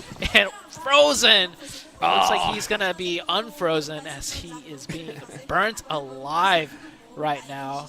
Next to Rio, one of their players, getting caught. He's melting. Oh, poor Frozen. But yeah, you know what? You know what the crazy part about that hot drop is? It's so unnecessary. You know, Yasnaya is so big. Such a big place to loot. I mean, you can literally land on either side of the street, loot up, and then just go their own separate ways. But nah, they just started to land at the same apartment buildings. S2G take them out. I think that, you know, especially where Hi-Fi's are out on the leaderboards, they're going to have to mix things up completely. Yeah. I think from the way it looked like it was definitely Hi-Fi's initiating the hot drop, since all 4 landed in the same building, and S2G had to kind of regroup, which is why they lost that player early. But S2G definitely rebounded right there and won the fight instead, only losing 1 for 4 points. So, like, hot drops, yeah, neither team, or not neither team, one team might not want to hot drop, but if you don't want a hot drop, it doesn't change the fact that you're going to be in a hot drop if another team, like Hi-Fi's, is still going to drop on you. So good job from S2G to recover that, though. Yeah, I mean, you got to just deal with you got to be able to adapt. And in that situation, S2G, even if they didn't want to, they had to be able to make something happen. And they did a great job. I mean, to be able to get 4 eliminations and... it was a 3v4? Yeah, 3v4 was huge. You know, they only lost 1 player, but they're going to definitely need a big game here because S2G has 36 total points. And remember, I mean, top 3 is where the money's at. So they definitely need a good game here to finish off strong. That first knock was crucial, but a good bounce back from S2G. Yeah, the DBSs, or all the shotguns, you can see in that elimination feed as we're rushing this replay back, it was pretty much all shotguns right there up until the very end. So that's 1 team already out. Hi-Fi's eliminated, sitting in 14th place. We have Smoke Gaming here doing a rotation, and this position right here is actually pretty much dead center of the zone. This circle, if it does keep centering up, is going to allow for a lot of nice action, as you do see those dips right there. Call them the OP dips. So many teams play them. We've seen so many battles unfolding in this particular area, and it never disappoints.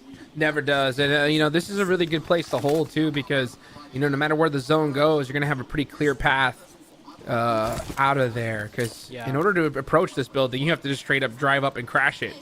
So that's why you see these players from Smoke Gaming just like looking around every single angle, just trying to avoid a crazy push. And Smoke Gaming, great team to be able to qualify here. This is their, you know, big shot to be able to compete against these big teams. And I think they're definitely learning something. I mean, they only have 14 points so far, but, you know, they have pretty much everything to gain, you know, as a new team coming in. And regardless of where they end up with the leaderboards, they're going to have a great experience here. Oh, yeah. The global stage is just something that you have to go through and get beat down once or twice before you can, you know, start to rise up and really, you know, get the hang of things, and a lot of learning curves to be had. Like, speaking of learning curves, look at Reject. This is, I think, maybe their 4th time at the global stage. Actually, maybe even more, you know, and finally, you know, it is starting to work out for them. But, you know, it's not over yet. We're only 2 games, well, not even 2, just only 1 game finished into day number 2. Any of these teams could still realistically shoot up and take that top 3 position. And you know what? It's so crazy. I love seeing teams that the more events they play at this level, the better and better they get. And Reject are doing a great job right now, sitting in second place, 56 total points. The thing that it's on everyone's mind, though, is Alpha 7, right? I mean, 84 points on the board. That's a 28-point difference, folks. That's a big gap already. So Alpha 7 definitely not wanting to let up the gas, because not only is there a big gap in the leaderboards between first and second, there's a huge gap in prize pool, $50,000 difference between first and second place. So, you know, Alpha 7 doesn't want to give up even a dime of that, considering that they're in their hometown. But yeah, you know what? There's one big factor, Zute, and we've kind of mentioned this a little bit before. We haven't mentioned it yet. Is, you know, when you are such a top team that has dominated for so long, there becomes that presence that you have, right? If you're a team like Alpha 7, if you're a Vampire, you know, Nova, whenever you have such success in tournaments, all of a sudden, anytime you push that team and you realize it's them, sometimes you'll have players hesitate. And they'll be like, you know, it's Alpha 7, or oh, it's this. And that little hesitation, man, those teams take advantage of it and take you out so quickly. And I think Reject, especially a team that just hot drops constantly, have proven that they've kind of gotten over that, you know? Those nerves start to leave. And I think they're a lot more comfortable here in the PMGO. Yeah, I do remember watching them before. If they got into a hot drop, if they don't find the opening within the first minute, you usually see them to, you know, back off. And especially when a third party comes in, they always almost back off, and that's for a lot of teams, not just Rejects at this stage. But Rejects instead, they have that confidence. They see a third party coming in, they're just like, more points for us to make right here. Yeah, and they just go head into two different teams, but they play it smart. So Rejects definitely showing a lot of experience, and they decided, you know, how they want to take certain situations, and they're going to take it straight on. New zone did shift out. We are pulling back west right onto Potato Hill. Potato Hill is now the new center of zone, so we won't see that nice area around Shelter with all those different divots come into play, but this area of the map could still make for some pretty entertaining situations. Oh yeah, we could even maybe get a school finish. That'd be pretty fun to watch, no? We haven't seen one of those in a hot minute. Oh yeah, so let's see where these teams are going to decide to go.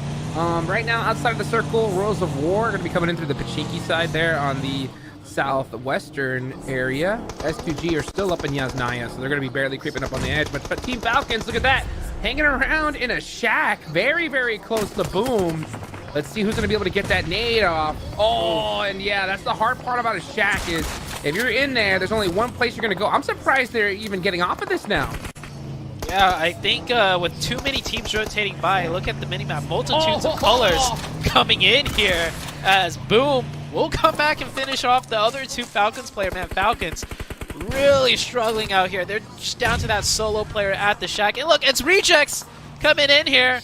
They want some of the action. Definitely a team that's not scared to take on any type of fights, and they actually knock one player from Boom. Pompit goes down. Sara still close range here, and they gotta be a little bit wary here because this is like center zone, so you have a lot of teams moving in and out here looking to see if they get third party, looking to see what positions are open, and I think teams are starting to finally settle down and disengage now. And that is going to be it for Team Falcons right there. That nade just doing them in. Not having a lot of success here at the start of the day. And yeah, you can just see Top. You saw him just kind of like, you know, just put his hands over his head and just say, oh, that's a tough one right there. Yeah. Getting some nice shots through the tree leaves right there. Boom has readjusted to a different position. Really good job out of Boom. That was a really sticky situation. You saw how many teams are moving in and out, and with those sight lines, they can get third party from distance very easily. So Boom finds a nice secondary position right here at this little divot. Nade comes in, does some damage, but it's fine. Flyboy driving in circles here, just trying to get as much info as possible. They don't want to stay too still right there, or else, yeah, those nades might just come in. And I think they spotted a new location to go to as the new circle came up, actually. It goes up north, so that is why they're going to rotate right here. Yeah, they're going to rotate this blue here. It's not a terrible location. It's kind of difficult to leave from because it's really weak from apartment side. So they could definitely get pinched. We'll just see how that ends up playing out. They're already down to 3, so we'll see Yeah, like where that finishes. Meanwhile, Nova started to get into it. That's going to be against next Ruria, so they get a couple, at least one elimination under their belts. And they're going to be holding this beautiful, beautiful little hill ridge right here below school. I know this is a spot you really like, Zoo. Oh yeah, I was just going to say, anytime this type of zone happens, this is my preferred position right here. You are in the open, but you have this nice ridge line. Not just one, you got 2 different ridge lines to work with. So you can take a lot of shots everywhere. You still have school as a backup, and you can monitor school too. You can see which school apartment building is unoccupied, because if the zone keeps closing in on school, you don't want to be, you know, the first team in there and stuck in there. And you also have a way of leaving this position too. So Nova, this is a team that I see, you know, frequent the spot quite a lot. Yeah, it's a really good location. Like I said, even if the zone shifts, you have a great way to be able to get out of there. A lot of coverage with that tree line. The only place it's weak from is right in the opposite direction of Dream, that little shack right behind it. If a team rolls up there, it's going to be an all-out war. But you know Nova is not scared of a fight, that's for sure. So you can see teams trying to find their little stay location in Zone 3. But, oh, Smoke getting run over by Death Wolves. Man, that's not gonna feel too good. Yeah, Death Wolves out here getting more points. Death Wolves really turned it up today too so far with their performance. Sanhok did pretty decent for them, so it looks like they're going to keep that aggression up. Smoke Gaming just caught out on the east side, trying to make their way in. Smoke Gaming down to 3, looking to do whatever they can to just get any type of position or any type of points really before they get eliminated out of here. Oh. Majority of the teams are all in the zone besides Smoke Gaming. Rejects are on the far south, and yeah, it's just Smoke that still hasn't made a way into the zone. Yeah, I mean, they have a really big task ahead of them. I mean, this is their first time competing at this level. They are one of the qualifying teams. I mean, not a lot was expected from them. I mean, they did do great during the prelims, but this is a whole nother monster here. So there's an old saying, right? Sometimes you got to pay to learn. And they're definitely learning a big lesson here. And I'll tell you what, I mean, we've seen plenty of times a team goes to a global event like this, and then when they come home to their region, they're like the best by far, you know? And we just see them just level up little by little. Well, they're going to have to level up right now, because now look who's got their eyes set on them. It's none other than Alpha 7. Alpha 7 is here for the points, here for the fight. New circle pops up, though. Could Alpha 7 disengage here? I think Alpha 7 already knows what they want to do with this new zone, so they're going to take their time, maybe pick up a couple points, but the circle pulls down south. School could still be a potential ending, but see, this is the exact situation you don't want to find yourself in. You lock yourself in school, and the zone shifts away. Nova, meanwhile, still has all their options open. D+, still at that little compound, find themselves a nice new kind of central location on this new circle shift. Yeah, I can see why IHC took school, because schools, if the zone goes there and you are the team holding it, it's like you win the game, pretty much. You know, but if it doesn't, yeah, it's going to be pretty interesting to see how IHC takes this on. They still have their whole squad. They're going to probably have to try to sneak through apartments, because at this point, everything has been taken. And usually a lot of teams in a zone shift like this will try to go and wrap and try to hit the hard shift side. The problem is that the hard shift side is Potato Hill, so you know that's already taken. It's going to be interesting to see how Alpha 7 tries to creep into this next zone. Potato Hill is being taken already by the reject team, and Royals of War could potentially find themselves in a fight right here. Both teams are on the edge of zone, so they might just share this, not exactly have to fight over that top position just yet. Rejects monitoring their west side, and they have Regiosa on the east just maintaining info, and Alpha 7, yeah, they haven't stopped looking for fights, chasing them down, driving over. That first drive-by was a distraction, but however, the other players of Death Wolves will find one. Carrillo surely about to go down. He ran out of ammo. Carrillo surviving at 1 HP, and look at that, he doesn't even heal. Carrillo just has the mindset of a fragger. 1 HP? No, I'm not healing. I'm going to pull out my weapon and shoot right back, and that's a huge opening for the side of Alpha 7. Carrillo just looked him in the face and said, "How dare you try to reload in front of me?" Oh, if he only had one more bullet, he would have gotten that knock. Here comes Rebel, though, looking to try to get a run over. And meanwhile, I mean, this is how you do it, right? If you don't have a straight, place to be able to go on a rotation, just, hey, drive up, shoot at everything in sight, and do it the hard way. Yeah, Alpha 7, they're getting it done. Carrillo does go down with a couple smokes. I was going to say maybe they could go back for the revive, but Regioso, I love this play out of the Reject team. Regioso is so far away from his team, but they realize the opportunity that they have and just branching out and looking for these long-distance third parties, and Regioso picks up a crucial point for the team, padding their point even more right now. But the 1v1 still going on between Death Wolves and Alpha 7. Oh man, I mean, it's just crazy how some of these micro plays are so huge. I mean, we saw that player from Alpha 7 try to get the knock onto Guiza with that nade, but he just wasn't able to find the range of it. And then he ends up getting knocked to return, and just like that, things are not looking too good for Alpha 7. But they have a great lead, so they can afford, you know, maybe a rough game or two, but we don't want to see them having to stress out on the final day. Meanwhile, IHC gonna have to do the same thing we saw Alpha 7 do, right? Just push in from the edge and make their way in as another southern shift happens. This zone is hard locked south, and here comes Rogue right there with a DBS getting it done. And IHC, they're playing at their best right now, and when I say that, I mean they're playing as a 3-man, because we haven't seen them in the late game just yet with 4, but it looks like 3 is all they need. Rejects, though, with newfound confidence, with newfound strength as a 4-man team, this might be too challenging for even the likes of IHC now. I'll tell you what, out of all the teams I've seen so far, a on-fire Rejects could be extremely dangerous. That knock is going to be huge to help buy them some time, but they're not. I think they're getting shot from Nova down south as well. Yeah. IHC, yeah, just trying to get in this next circle. Good on Nova to try to apply pressure here, because they know that all these teams are very, very much under pressure with the zone coming on in. Godless going look in. Look at this. Oh, almost gets trying to get that run over. Jumps out the D, tries to pull out that DBS, but Duello just too fast.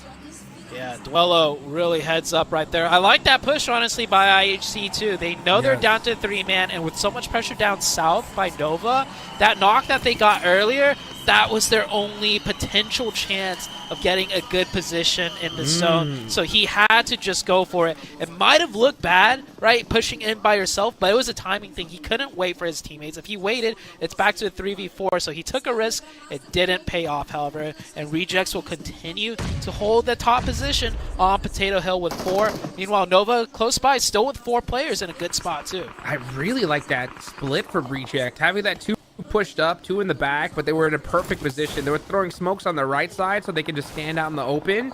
And then, I mean, even if they were covering him perfectly. So even if IHC was, you know, starting to apply pressure to those 2 teammates up there, they were going to get shot from behind so quickly. So a great job. Meanwhile, IHC is stuck in the blue zone, and they had to get out of there real quick because this blue zone is starting to chunk. IHC did sneak on in and trying to circumvent Nova, but Nova's pushing on up. Here we go. Who's going to win this one? Dream with the DBS trying to hold it down, but man, these Reject squad are starting to get heated. Actually, it's Regnum Karya. I saw RC. I thought it was Reject. Nope, it's Regnum Karya on the push. Yeah, Regnum Karya catching Nova right here. Nova down to 1. Long skirt gets a revive on 1, and that's about it. Zone closing in at the same time. Paraboy went down earlier trying to hold the inner side of the zone, but IHC catches him by surprise. And just like that, Nova was a 4-man team in a great position, but I think they tried to do a little bit too much, and Regnum Karya just really hindered what they wanted to achieve here. Now Nova down to a 2-man, forced to go in to the zone. And we have the Zebra Masters here on the northeastern side still with 4, taking a fight with the likes of Vampire Esports. Here they go. Zebra Masters have that high ground. If they're able to throw that util perfectly, Vampire's going to be in big trouble. Here comes Schweppes trying to push on up, apply some pressure with that M4, trying to buy some time for his teammates. And he's going to have to do it quickly because there's only 47 seconds left on the clock. Tony K trying to get this res off. Next zone does go on up, and oh my goodness, Reject are going to have to come down from Potato Hill. Yeah, I think Rejects with 4 players, though, should have a decent chance at getting more points into this match. D+ sitting at the God Complex now. The zone really favoring them every circle so far. Vampire down to 2 with the close zone by. May just have to snake in for the rest of the match. Zebra Masters with 4, though, can make a lot of noise and look for more and more points. Yeah, it's Zebra Masters time to stand up and really just, I mean, not get passive at all. They got to get hyper aggressive here with their position, especially considering that they're only in 15th place right now. I'm surprised they even let up off of Nova at all. I thought that they were going to be able to get that push and finish him off. But, oh, you can see Order trying to just find a location dead center as Nobu from D+ Kia. I thought he had an angle there. Decides to give it up.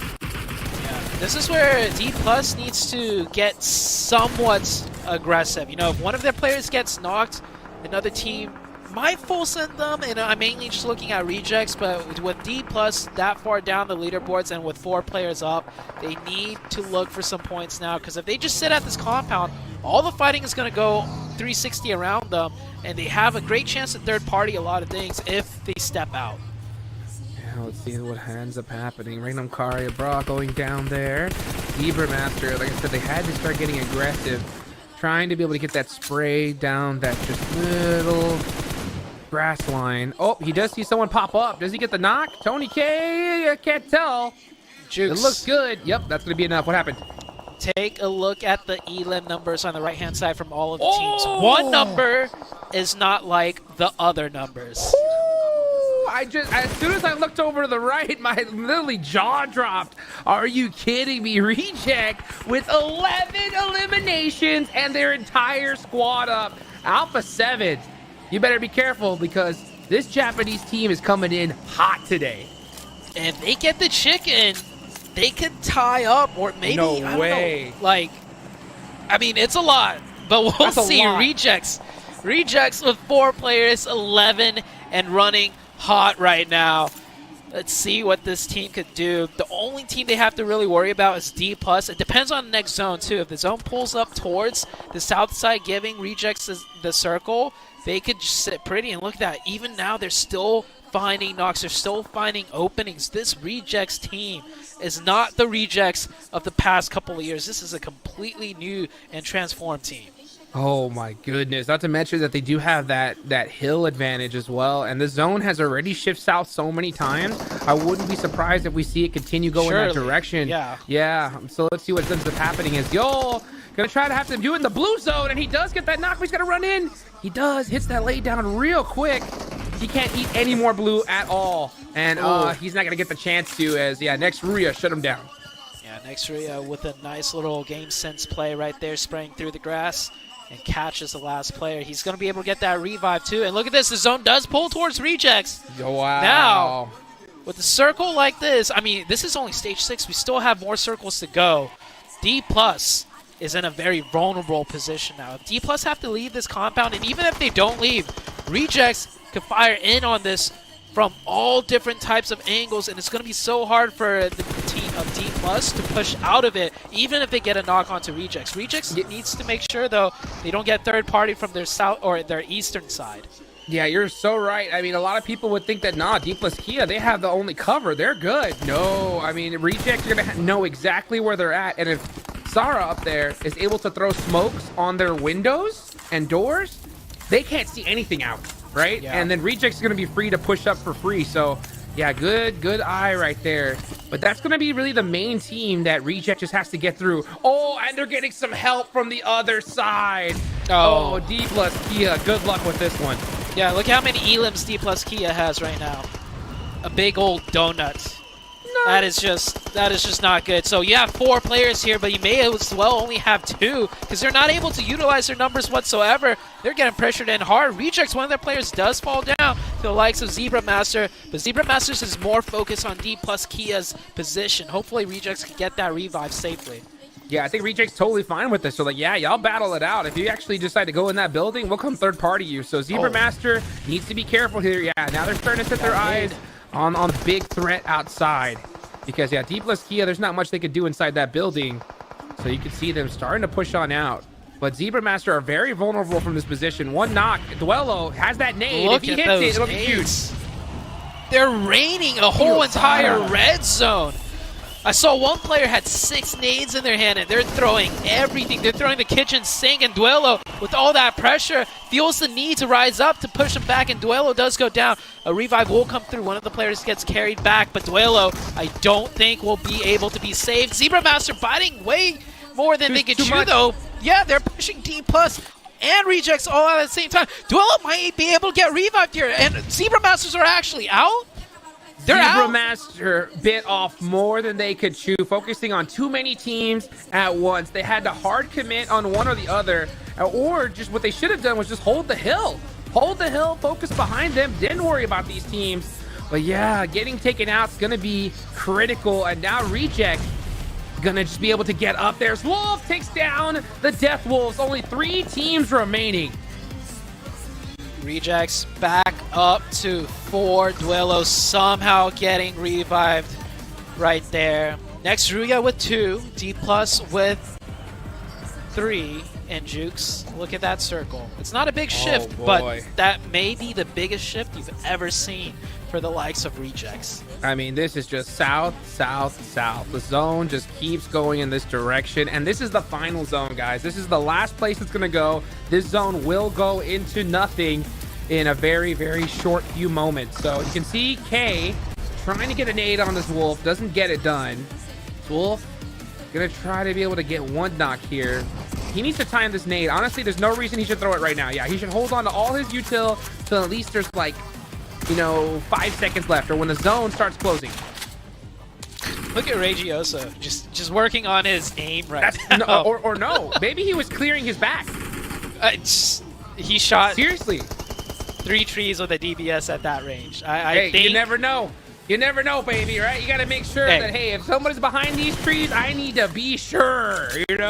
No. So here's the thing. I think, okay, they have Sara with a nice knock right there. Why would you peek? D+ shouldn't even look at Rejects. They should just focus on the team behind them. Yeah, it's just D+ just really not playing correctly whatsoever. I just have to throw it up to that. Z-Wolf getting close with that nade now, and he does find Nobu. D+ down to 2. Can D+ get anything done right now? They only have 1 elimination to their name, and they are getting peppered down.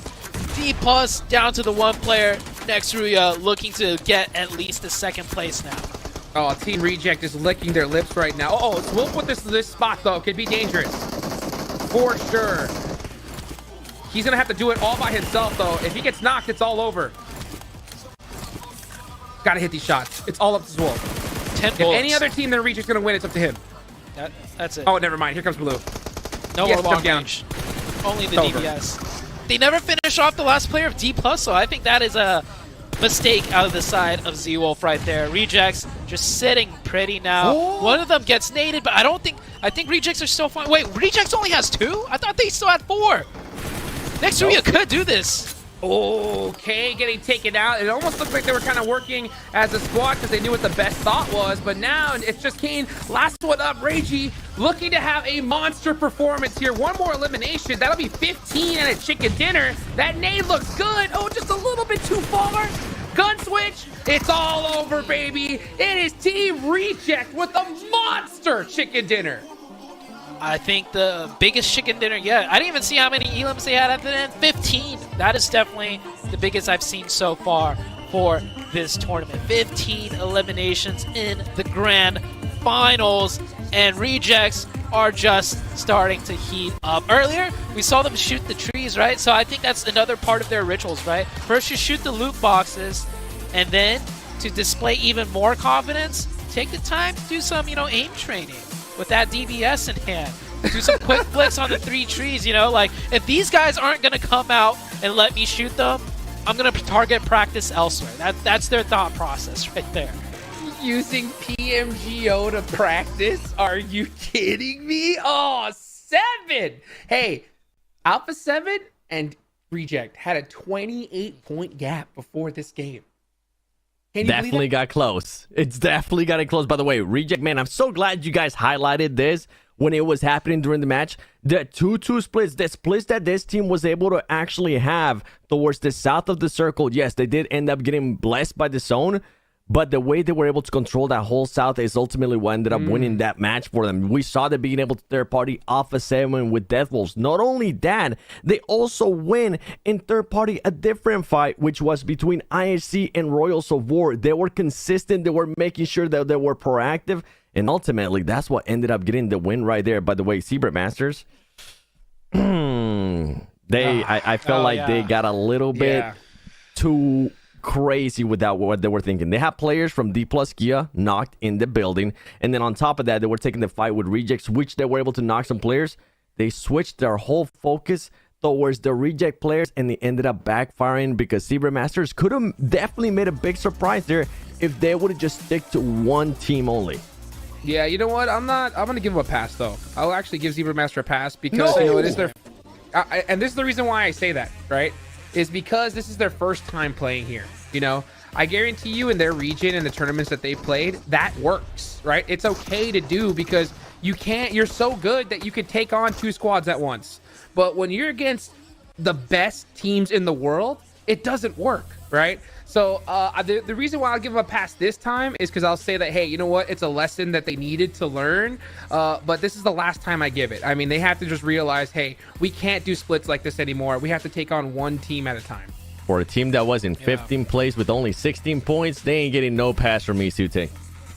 I mean, I think I share a lot of empathy for the team because, you know, I've been there as a competitive player. You're in like the final circle. You have so many different options, and you just make a huge play. The game-winning play for Deathwolves was to take out Rejects, right? But that was the play that was going to be the hardest. But when they hit those nades, all of a sudden, you know, I'm pretty sure the IGL, a couple members on the team, you know, switched gears. They saw the path to winning the match, not just taking out D+, going in the building, and then losing ultimately to Rejects. They saw a chance to sweep out the side and take everything, and in the heat and the adrenaline kicks in, the energy's up there. There's only like 5 teams left. You could probably win this with a lot of eliminations.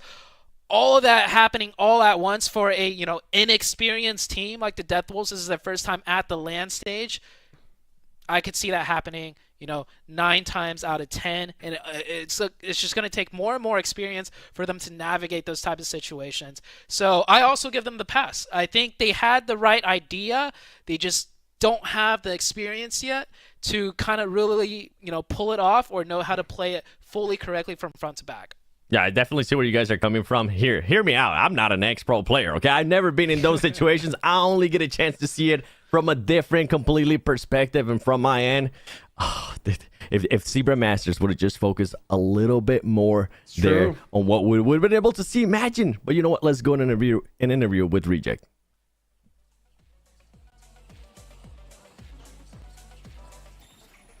And we are back here with the winner chicken dinner in the hands of Reject team. And I have here with me Sarah. Congratulations on this last victory. And I would like to know, how did you guys manage so well the late stages of the game, because it was really hard? Oh, sorry? How did you manage the late stages of the game, the last safe zone? Well, actually, it was good zone. We got a good circle all the time from the set. That's why we could make it chicken dinner, and we stay calm as well. Yeah, that's why. Awesome. And you know what? Brazilian fans don't seem to like you guys' victory. How did you guys handle the pressure here? No, I don't have any pressures here. Like the drums from the fans, like screaming, the whistles from the Brazilian fans makes us more power from actor. Yeah, thank you. Awesome. And what can we expect from you guys in the next match? Maybe we are top 2 now, so we're gonna be a top 1 next match. Okay, we will see how this game will reflect in the next match. And you guys, stay tuned, because we will come back with more action really soon. Oh. He was left hanging. He wanted to say something more. He wanted to say, admins in Japan, we're going to continue to shoot boxes, baby. We're going to continue to go for that first place, because right now they're looking so good, man. talk about how we were mentioning Alpha 7 yesterday being able to get 3 chicken dinners. With that win right there for Reject, that's another team now, Hot Jukes, with 3 chicken dinners. Man, I'm so glad that we get to see the player cams and the audience cam. I mean, because obviously it's all Alpha 7 inside the audience, and I want to see their faces right now, and I also want to see their hands, because I can imagine that, you know what, the nails that they have got to be all bitten off right now. Gone. Absolutely gone.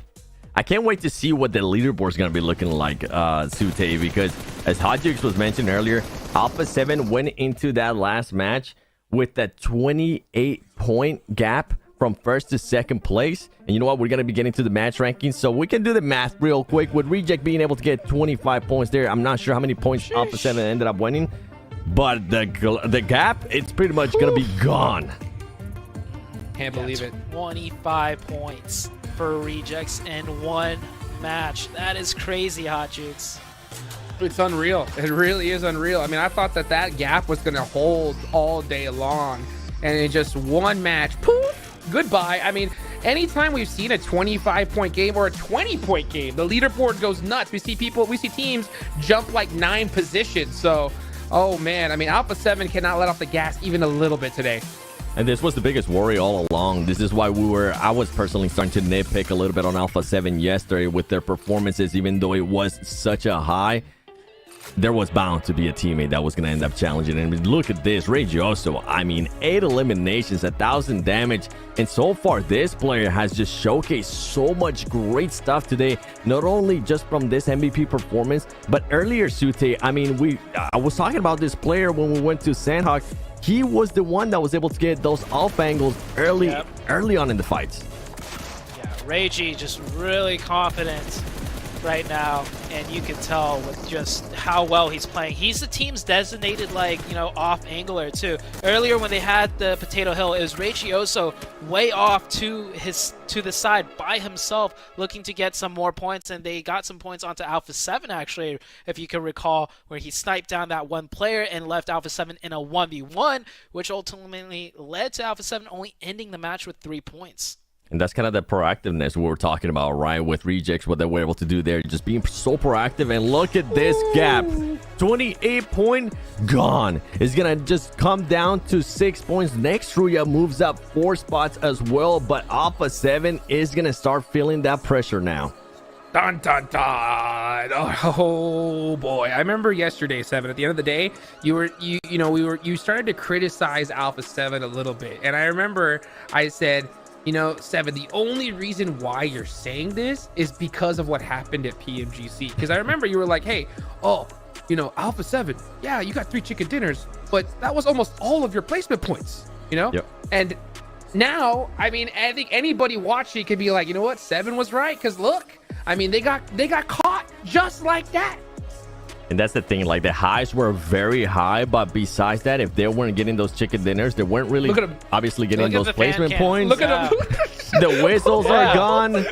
I was hearing drums earlier. I'm not seeing any drums now. You can see the energy definitely switching. And I mean, ultimately, this kind of stuff, not only does it end up affecting the fans right there that are from Alpha 7, the players are also going to start feeling it. And I was talking about this early on in the day too, because Alpha 7, knowing the players, being able to talk to them, being able to hang out with them, Hot Jukes, as we're going to be going here on the second match of Erangel of day 2, that's going to start affecting them. It could end up getting into their head. It could end up making themselves doubt even more on certain situations.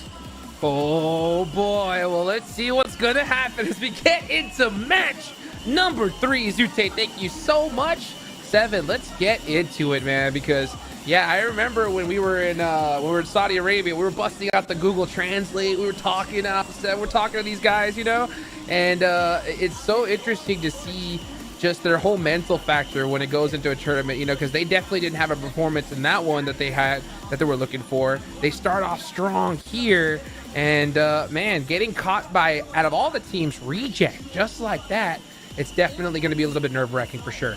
Yeah, and the thing is with that, just talking in regards still to the previous match for Alpha 7, they had to make a tough rotation too from the circle. They didn't end up getting Zone Blessed, as Reject ultimately did end up getting Zone Blessed.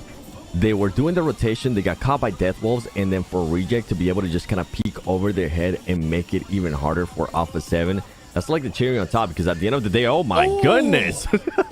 I was going to mention something, but we got to mention this circle right here, because that is absolutely filthy, Hot Jukes. I haven't seen a zone like this in a hot minute, man. Oh, this is we're gonna have to see some hardships immediately. The same fight once again, back to back. Here goes S2G versus Hi-Fi's.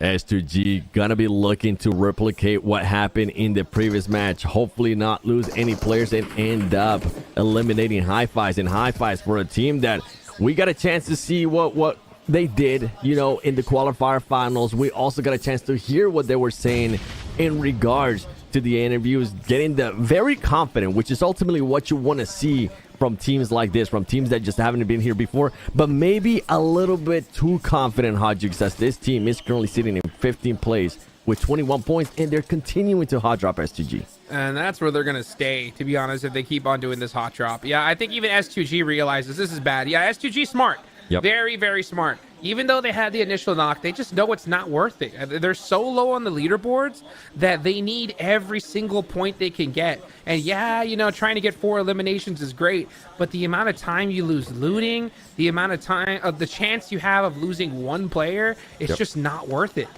And currently with the circles, I think they definitely realize that circle. They're like, oh yeah, if we want to even make it inside this circle, we got to start rotating quick. Let's not worry about this fight. Let's loot, let's reset ourselves, and actually start focus about how we're going to be making it into that circle. Hopefully they can get some scouting done, because the thing that we were seeing a lot with this hot drops is teams just wouldn't have time. Yeah, you would end up winning the hot drop, but they wouldn't have time to scout. They would be going in super blind, and that would be the end of the match for them. I mean, I guarantee you that was their comms. The second they saw that zone, like you mentioned, they just said, you know what, we're not going to fork around here, because we got to get out of here quick. Because with a circle like this, half of the zone is in water. That means that this might as well be circle 3. That's ridiculous. And you're still going to have all the teams alive, too. Nobody has gotten knocked. All the players are going to be up and running. Hi-Fi's, I want to get a chance to talk about this team a little bit more. I was kind of nitpicking a little bit of what I got a chance to hear from their interviews, because they did sound so confident. This is kind of what I was talking about in regards to this team. That's what you want to see, Hodgix. You want to see a team being confident, but the thing is, you don't want that confidence to end up becoming a little bit too overconfident, because you're going to be disrespecting some of the teams that you might need to start taking serious. And at the moment, I feel like that's what Hi-Fi's is running into, and they could also be running into what Zebra Masters ran into earlier with what you were saying, that you were giving them a pass, because they just never been here before. This is the first time they are here in this kind of situation. Yeah, you know, that's the thing, is that, you know, I don't really give passes too often, and I only gave them that one specifically because, you know, like, it's so, like, kind of what Zute said, you know, there's so much chaos going on towards the end. Yep. And if you're a team new to this, you may think that what your old strategies, you know, oh, let's do this split, you know, you focus that way, I'll focus this way, will work. And then they face the best teams in the world, and they got to realize and learn quick that, oh, you can't do that. But hold on, we'll get back to that. We saw Worlds of War. Tonka catching out their IGL order. Man, Nova getting caught bad. That was a nice shot as well. Royals of War not messing around here. A team that's going to be getting no passes is going to be Nova from us, as Royals of War is taking the fight here, and it's going to be just Dream Alive. Honestly, Nova Esports has been possibly the biggest disappointment for me. I was going to say Team Falcons, but I feel like Nova Esports, two-time champions of PMGC. Yes, I know this team is a little bit different. Yes, I know Jimmy isn't in this squad anymore, but we were expecting a lot more of this team. And something that I'm starting to notice more and more is that Nova Esports, when we get to those close quarters, they're not like the Nova Esports that we used to be. It seems like they're just handicapped, and they're not able to actually excel in those close quarter fights. Well, I'll tell you one thing, right? The close quarter combat has elevated unbelievably in just the past couple of years. Heck, I might as well say past couple of months, you know? So that's definitely going to be tough to navigate through. I mean, we definitely know that in that mid-range, long range, Nova still got it. That's for sure, right? But, you know, close quarter combats, I think they're definitely realizing that they're going to have to be on the back foot quite a bit. Now, you know, we also know that they're a late tournament team, but when you got a very good close quarter combat squad like Reject, right, getting 25 points when they get a good circle. I mean, I don't think you can afford to even try to play that same strategy. Yeah, as we see Smoke Gaming, a team that hasn't been able to pull out some of the upsets that I was personally expecting to out of this team, ends up losing one player there. But going back to what you were saying there with Nova, they are usually a late team, right? A late team comes in the second day, but now this match right here, once it's done, is going to be our halfway point of day 2. And the crazy part too is that, yeah, Alpha 7 might not be putting up the consistency that we want to see whenever they don't get chicken dinners, but Reject is now starting to put up consistency, and Reject is now starting to put up those wins. That Smoke Gaming is able to hit somebody there from Reject, and this is not good for Reject. As we're talking about consistency, they're going to be full sending it here. Duelo is going to be able to spot a player there from Smoke Gaming. They're going to end up losing one player. They possibly end up losing more players here if they don't be careful. Smoke Gaming does end up sending the Molotov, and here comes the push from the 2 last players of Smoke Gaming. Yeah, that was a little overconfidence there from Reject to be able to push that building in by themselves. Now we're going to see what happens. So as Myth catches them with that DBS, gets the quick thirst. And yeah, I think Alpha 7 fans are cheering right now because they want to see Reject go out early. And they're gone. Let me see that crowd. You There can see, you go. look at them right now. That's what we're expecting. Where's the drums at? I want to see the drums. I was promised some drums. I want to start seeing those drums. Okay, if there was ever a chance for Alpha 7, even though they already ended up losing one player, to create a gap again, this would be the match right here. Or for any of the other teams, I mean, look at the gap between second place and third place. That is a 19-point gap. And they definitely want to close it, because come tomorrow, these teams are going to be looking to, now they're going to have more data to go over. Now they're going to be able to go and break down a lot more stuff of how certain teams are reacting to certain situations here in the PMGO Brazil 2024 main event. And this is why I'm starting to get a little bit worried for Nova Esports before we ended up seeing that fight there with Smoke Gaming and Reject. Because Nova Esports, yes, we know what you're capable of. We know that Paraboy can pop off. We know that Order can pop off as well. Sadly, I haven't gotten a chance to see the other 2 players and how they end up playing, how they can perform. But I mean, they're in Nova Esports for a reason. We just haven't seen it at this event. And I don't think the teams at the top, I don't think they're going to be slowing down, Hodges.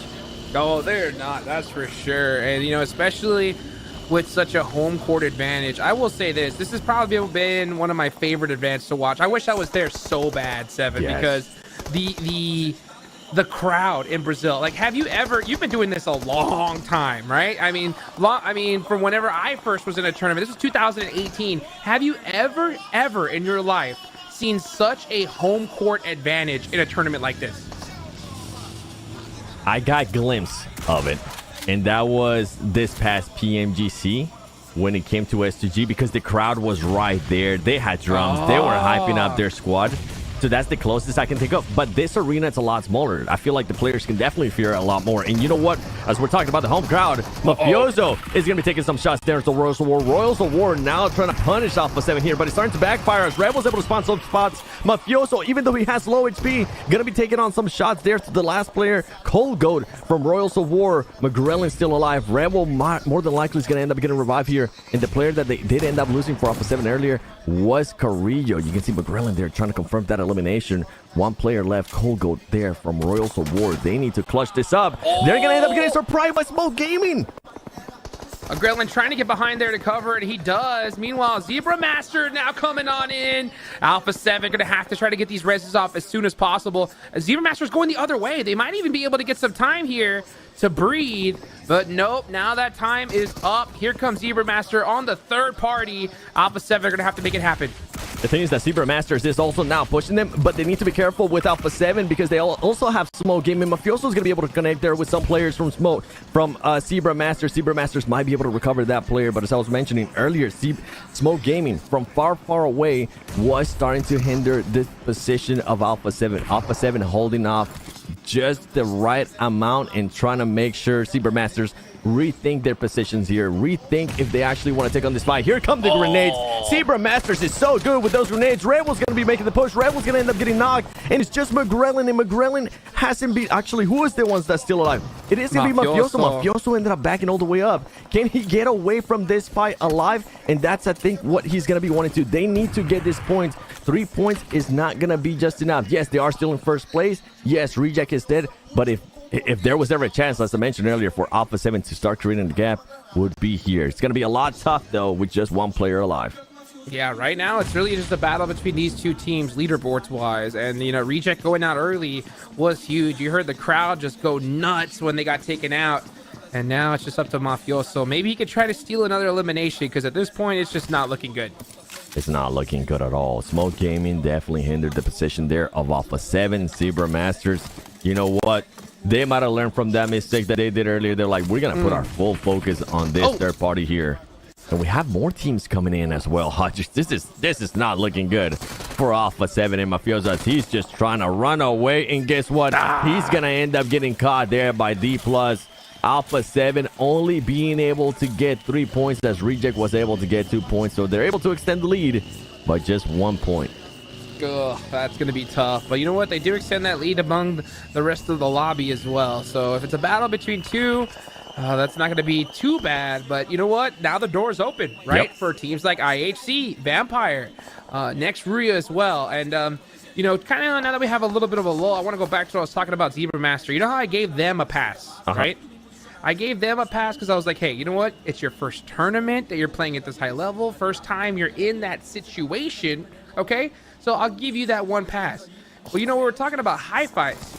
They kept top dropping S2G. That wasn't their first time. So they don't get a pass, right? Yeah. They don't. They should have left earlier. And I think seeing S2G leave so early because of this circle, now they're in a really good position in the zone. So, I mean, that's another team that, you know, we definitely expected a lot from here. Yep. They have 41 total points. If they're able to get, you know, a double elimination chicken dinner under their belt, they can finally start, you know, trying to hunt down a top 3 spot. They should definitely be able to do that. And I mean, you just mentioned it too. I mentioned it. Alpha 7 Rejects currently being out of this lobby. A perfect chance for those teams that are in third all the way to it to start closing the gap. We do have Vampire Esports. This is a team that was able to get a chicken dinner earlier today in the first game. They're wanting to continue to get those points. They're going to be able to spot Silas there from Regnum Karya. Regnum Karya, a team that I expect to see a little bit more of too, especially with how they were able to start the day on the second half of the day. In some matches here and there on the first day, they were just a bit off. It's not the Regnum Karya that I was kind of getting used to seeing there from the prelims. Same with Team Falcons. We haven't really gotten a chance to see Team Falcons, and I'm not sure what it is, Hadjus. I honestly could not just narrow it down, because Team Falcons sometimes does end up putting themselves in good situations, but I feel like they overextend a little bit. Yeah, I think it's been tough. I mean, especially considering, you know, like where they decide to drop. And that's just the thing, is that, you know, in a lobby like this that's so heavily stacked, somebody's got to be in 9th place. Someone's got to be in 10th, you know? And if you just can't get the right zones, and if you pick a couple of bad fights, you're going to be in 8th position just like that. Look at this next circle. I mean, look at Team Falcons, right? They're one of the top teams in the lobby. The zone decides to go away from them. Now look how many monster squads they have to face trying to get in here. I mean, no matter how good you are, this is not an easy situation to be in. Yeah, and that's when your scouting is going to come into play.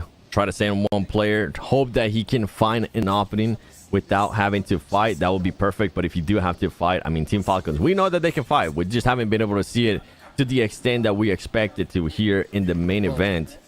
We're going to be looking at IHC. So far, 4 players alive for IHC. But the thing is that they're actually in the circle right now too. So maybe we might finally end up getting the what if IHC has all 4 players alive towards the end. That'd be amazing. But I will say something, Seven. I think that what you just said is the problem, right? You send one player up, you try to find an opening.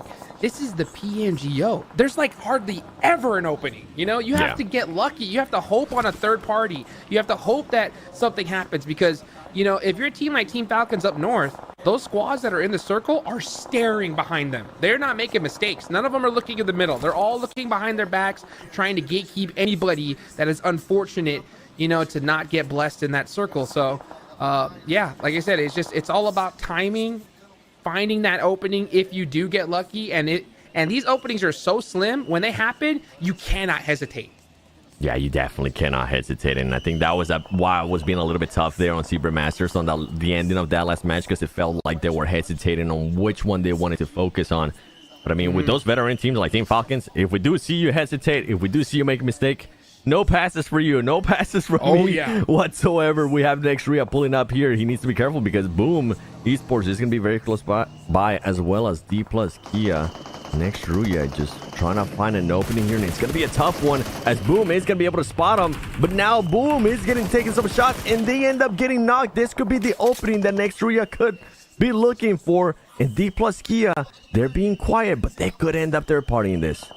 I think D plus Kia, after seeing how, passive they played that last match, I think that's what they're starting to err on the side of. They're in 14th place, and that's the hard part is we have some teams, when they get so low on the leaderboards, they automatically revert to passiveness, and you'll never get out of in this meta, you'll never get out from the bottom playing like that. If you're D plus Kia, you have to get aggressive right now, try to take advantage of the fact that next Ria could be pinched by 2 squads, but instead they're just going to chill, smoke out, and just see what happens.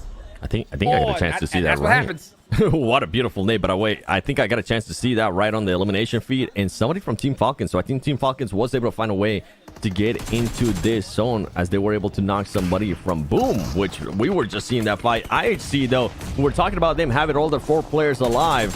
High Fights is going to be very close by. Rangnam Kari, I think I ended up seeing them on the elimination feed as well. They're going to be making a push. Demo OG going to be looking for an angle here. Here we go. Push from Rangnam Kari. High Fights is very close by. IHC trying to hold them off, and he's going to be able to find a cheeky angle there behind some of the players. Can he connect? He is going to be able to connect, and he should be able to pick up his teammate right here. Zayol with a perfect just pre-fire through the window, just trying to support his teammate. Oh my gosh, SG, he was standing in the middle of the open there. That was a free knock. Beautifully done. The next zone goes on up. IHC, you're going to have to start moving pretty quick here because the zone's going to start closing. Hardly anybody's actually in this circle. But not that many teams within that circle. Hi-Fi is currently they have 1 player alive here, and it's going to be against IHC, and IHC is going to be able to reset here. S2G trying to find a way into the circle. They're going to have most of the north free from them. And there you go. Hi-Fi's losing that last player. IHC going to be able to worry about how they're going to be rotating in. But they got to watch out because we saw what happened earlier. Regnum Karya is very close by. And as well as Vampire Esports, this is going to be a tough rotation for them. And, oh, did you by any chance get a chance to see that player, Cam? Hi-Fi starting to look at each other, starting to argue with each other, and that's what can happen when stuff isn't going your way, Hot Jukes. Oh, it could happen immediately, I mean, we heard these guys in their interviews, they were kind of talking about like, we're not worried about this team and that one, and this is what happens when you're so down on the leaderboards. That frustration's going to come out. But meanwhile, before we can get into that, this is non-stop action here in the PMGO. Look at this. IHG staring at Vampire Esports. They have all 4 up. Vampire, you better be careful. That's crazy considering that Vampire was able to make that rotation first. I think they were trying to play that gatekeep. They are going to more than likely be able to pick up that player. IHG, here comes down the smokes. They know S2G is going to be behind them. And they're going to try to find an opening here within this circle. Meanwhile, all the other teams, Zebra Masters, are sitting pretty right now inside the circle. Here comes the shots from Sayol into Vampire Esports. He's not going to be able to connect. He is going to be able to connect. There you go. Correct me, please, Sayol. Hit those shots. Now, can you confirm that into an elimination? And he's trying to, Hot Jukes.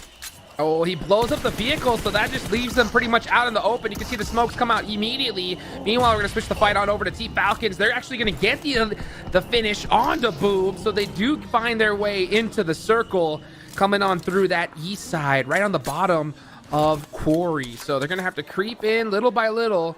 And yeah, Team Falcons, you can see they already have a player all the way up on top scouting for them. So, I mean, heck, this could be finally that bounce back game we've been waiting to see from them. It could be, and I would have loved to see how that team ended up rotating into the circle, because we were talking about it there for a long time, saying they needed to send it up somebody to scout, and I think they ended up working out that so well with their timing too, as possibly the east of the circle when they ended up rotating into this one was wide open. But now Nextria, we saw what Nextria was able to do earlier too. Surprise Boom, kind of made Boom back off.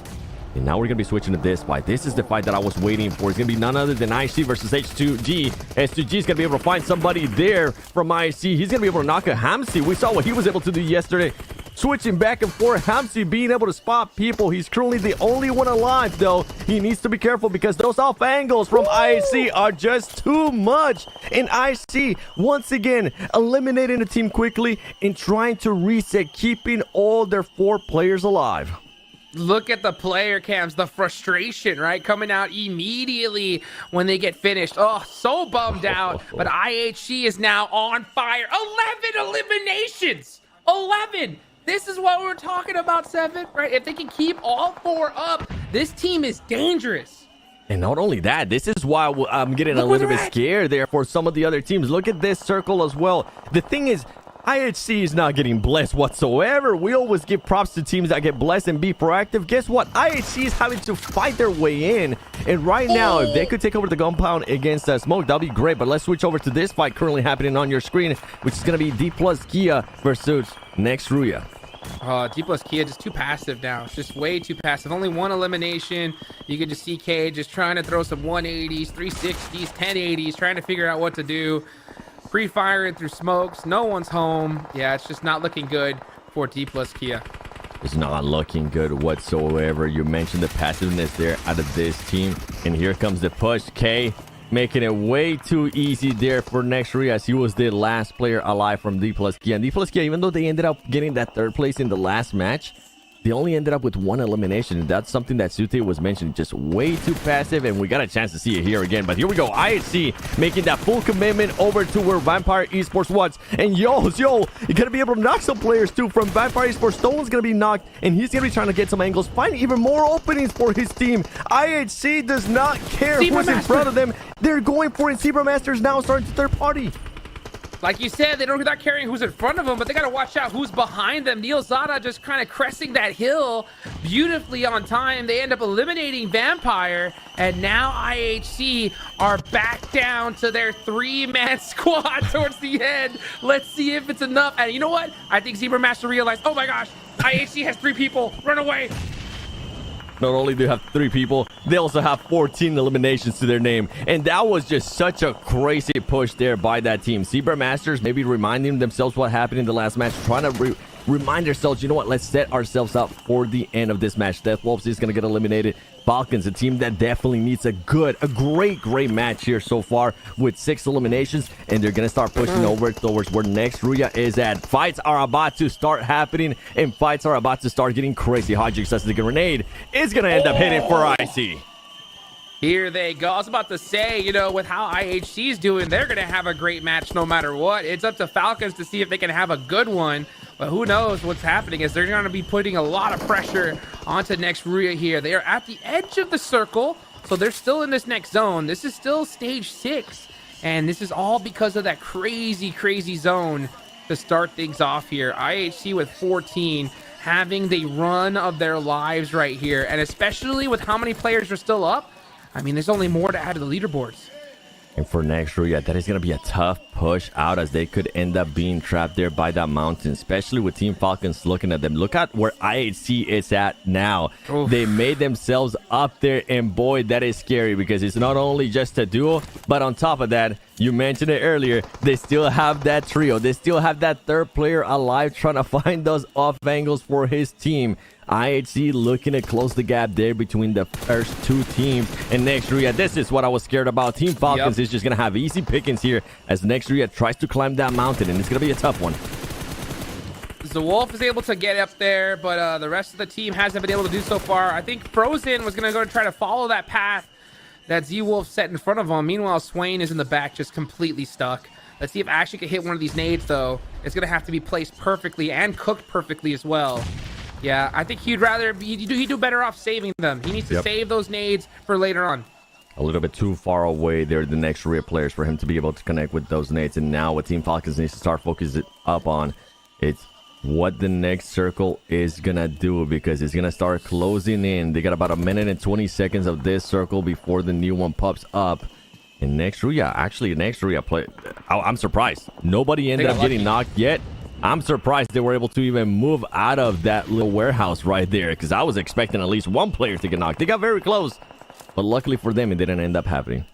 Yeah, I said they definitely got lucky because of the circle, right? The fact that it hard shifted south gives them a lot more time to breathe here. And they were very fortunate that Z-Wolf was able to kind of just go up that hill at all. I'm surprised we didn't see Falcons push them a little bit harder, because if they would have pressed up and covered this hill, there's nothing Next Career could have done. And now Top is the one that's going to find himself still towards the bottom, hoping that his teammates at the top are going to provide some cover for him if Top can just connect with one of these nades. Oh my goodness. Oh my goodness. If he would have timed that perfectly to explode right when it went over his head, easier said than done. That would have been beautiful. That might have been the nade for me of the day, as Top has been spotted. Top could be the distraction, though, that maybe his teammates need to try to find those next rare players. There you go. That's what I was hoping for, as Icy is able to spot them. And now here come the nades. But for Team Falcons, I know you definitely want this eliminations. They're going to get them, and now they're going to be able to switch their focus towards the other teams that are there. Zebra Masters and Smoke Gaming as well. We see one player very close by. Smoke Gaming still up with 2 players. Wild 77k down there from Regnum Karya. That Molly, that nade's gonna do it. Make that 15 eliminations, matching Team Reject's performance from the last game already. But you know what? They're gonna have to get the chicken dinner if they want to match it, and that's gonna be tough, because Team Falcons are finally starting to soar here with 9 eliminations, and they have all 4 up. That's the scary part. That is the scary part for me. Team Falcons having their 4 up. They're being aggressive. They're being mathematicians here, just taking their time, you know, trying to solve this puzzle, trying to see where everybody's currently at. I see being forced to back off with the way that the circle ended up working out, and now Zebra Masters just waiting. Honestly, this is what the only thing that you could do for Zebra Masters if you are within that building right there, because not only do you have to worry about Team Falcons, you also have to worry about IHC if you do end up pushing out from the back. Let's see what ends up happening. Hey, Zebra Master, I know I told you I'd give you a pass on the last game. This is going to be hard. Good luck. I hope you learned your lesson quickly, because now you're going to have to try to focus on one squad at a time when you were completely pinched inside of some warehouses. Meanwhile, you got Smoke Gaming on the other end, just trying to make some noise. You can see them trying to focus on their backs as well. Smoke Gaming's definitely at a huge disadvantage, but they could definitely disrupt some of these big teams. Yeah, Smoke Gaming, a team that hasn't been able to do so well here in this tournament, but they've been able to get some points. There you go, Team Falcons with the 4 that we were talking about. They are going to be able to spot them and eliminate some of them, as Icy with the grenades, just massive nades, but Icy overextends too much, and Zebra Masters find the opening on Team Falcons. And here they go. That knock on Icy is going to be critical, especially at this time. You can see IHC is going to definitely start pushing the action. If IHC is able to rotate all the way to that left side and crest that hill, Team Falcons is done for. So they got to be very, very careful here, because then Team Falcons going to be the one pinched between Zebra Master and IHC. They're just taking their time for Zebra Masters, using that smoke to their advantage. You can see Action slowing down his gameplay as well. This is what you want to see out of an experienced team like Team Falcons. Waiting to see what everybody else is going to be doing, and we are on the final circle. Hot Jukes, your favorite one, my favorite one, because everybody is going to be forced to fight here at some point, and guess who's going to be starting to fight there? It's going to be none other than Zebra Master. Somehow what, Niselda, you got away with that? That was insane. I thought the player from Team Falcons wasn't going to be able to spot him as he jumped out. IHC is going to get spotted by Zebra Masters. Zebra Masters being forced here to take 2 different fights between 2 different teams, and it is going to be costly. Zebra Master not going out without a fight, though. They're putting in work with all that they have. That knock on a rogue was critical. They've knocked both of these teams by themselves here. Meanwhile, Team Falcons, they have the huge advantage when it comes to the circle. They have the most real estate. Action starting to sneak his way up with that DBS. It's anyone's game here. Here come out the nades. It's going to be up to Demo to hold a 1v2 situation. Zebra Master, Neil Zada coming on out with a DBS, trying to pre-fire. People are getting knocked all over the place.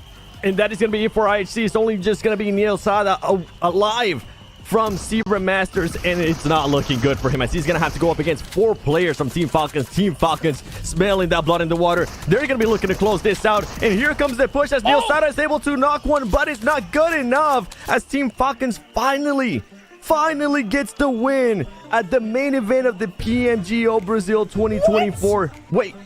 Okay. I was a little bit confused there. We started showing their Zebra Masters. I was like, no. That ain't happening. Look at them, though. Look, this is the thing, though. They know that they need to do a lot better than this. They know that they need to close the gap. But I'm so glad, Hot Jukes, that we finally are getting a response out of Team Falcons. This should push them up the leaderboard in a big way. This team never fails to make me chuckle because that was their reaction after getting a 15 elimination chicken dinner. Can you believe it? Oh, there's a smile. There's the smile from top. Yeah, a little smile because he's saying, okay, so you're saying there's a chance. You know what I'm saying? That's basically what this game was. IHC, we have to give them some flowers too because, man, these guys really popped off in this one. Imagine if they had all four. I was just about to say that. Just imagine, what if?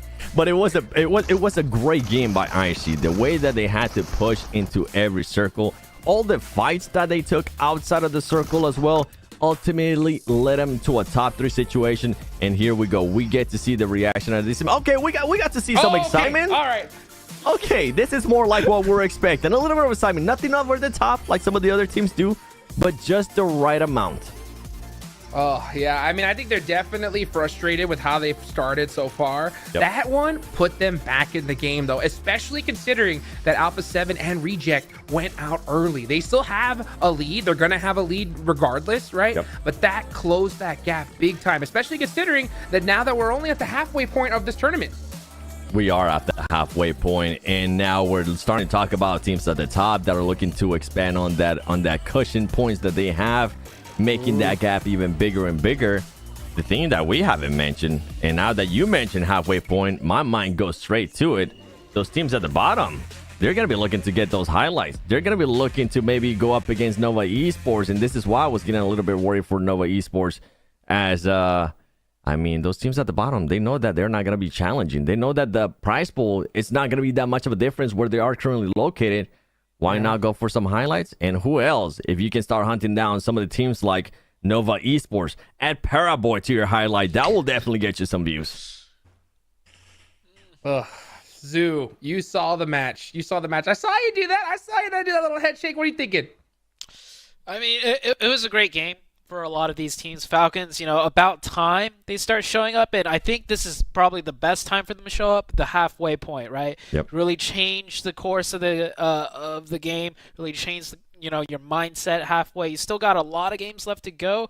It's great. And Alpha 7, and also, I mean, you got to throw Rejects in there now because they're both like contending for first. Them two both going out early did open up the gateway for a lot of the other teams to catch up. IHC in particular, I know you guys are saying, imagine if they had 4. Well, to be fair, they did have 4. They had 4 into the late game, as late as it has been so far for them. I don't think we've seen them with 4, that late into the game. And that last push was a difficult push where they pushed into Vampires, and it was Zebra Masters, I think, right over the top of them at the same time.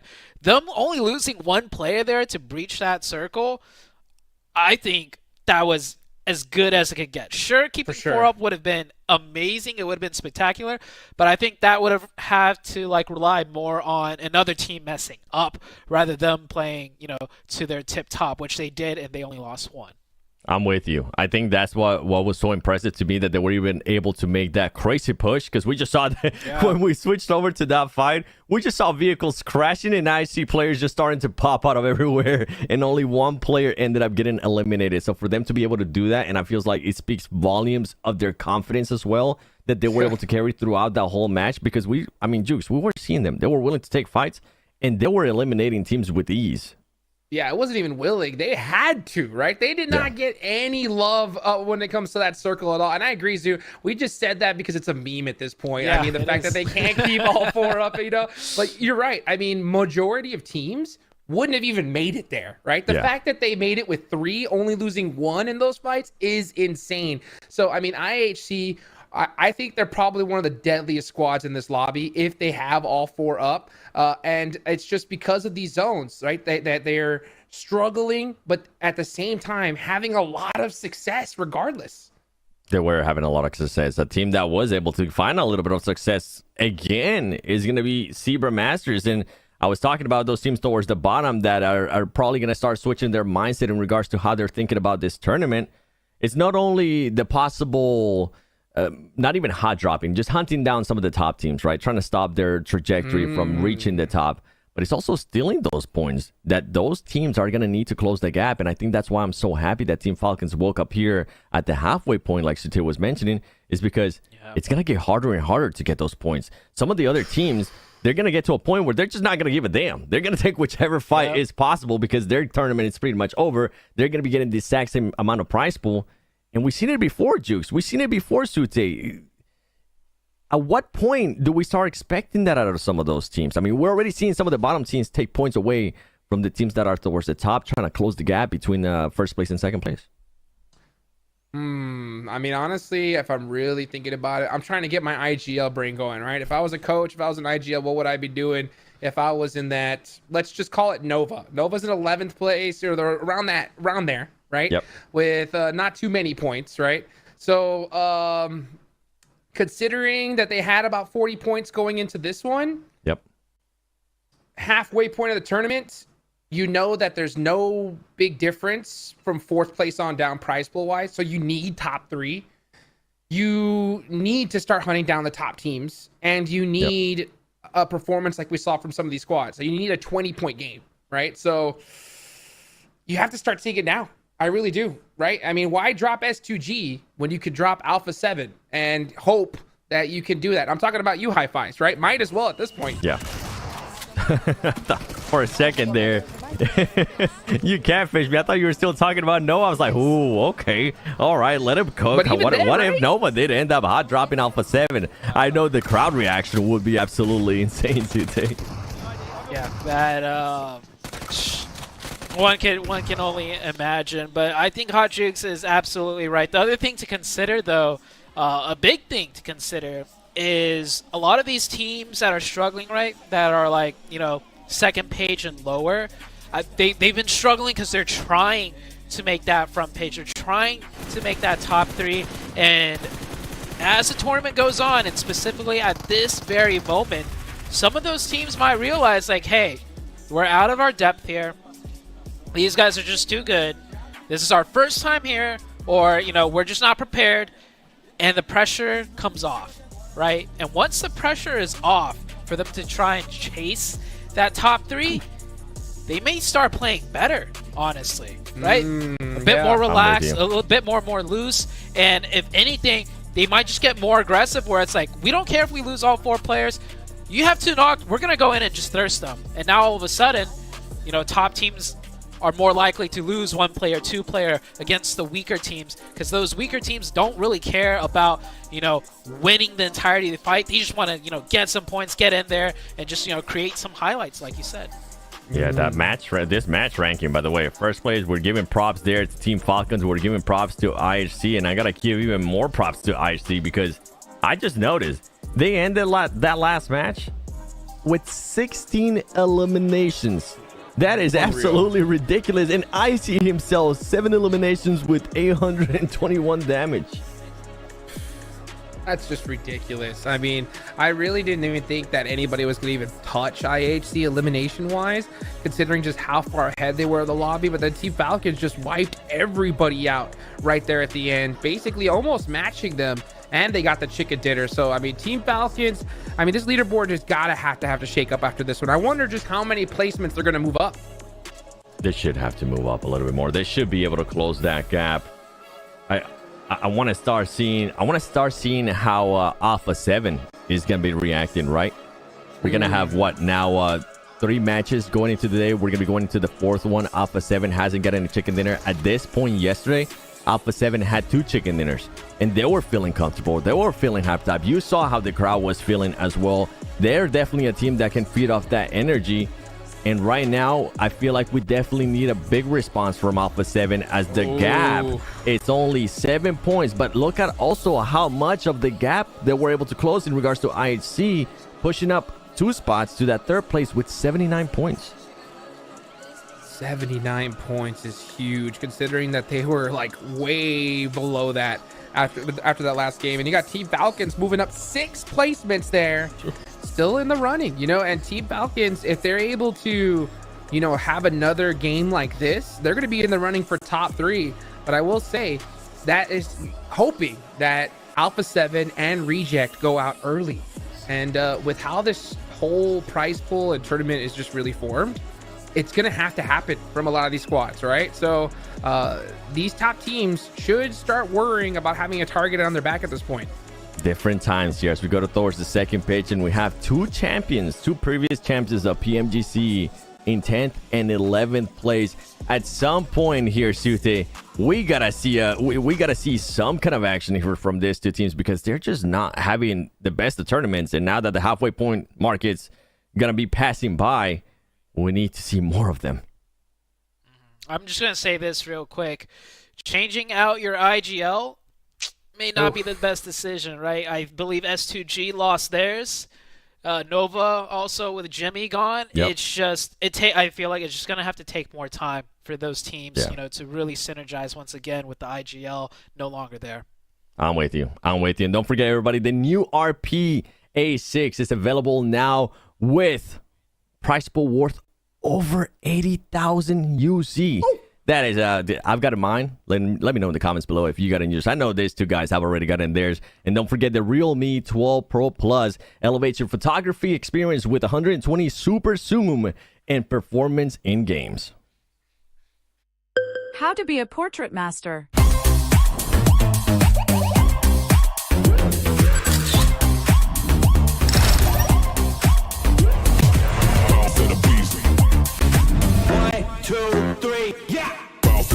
I'm a boss till I go. Boss to the beast, I'm a boss till I fall. I'm a boss on the beat, I'm a boss, spit it raw. I'm a boss, keep it G, and I walk in the talk. I'm a boss.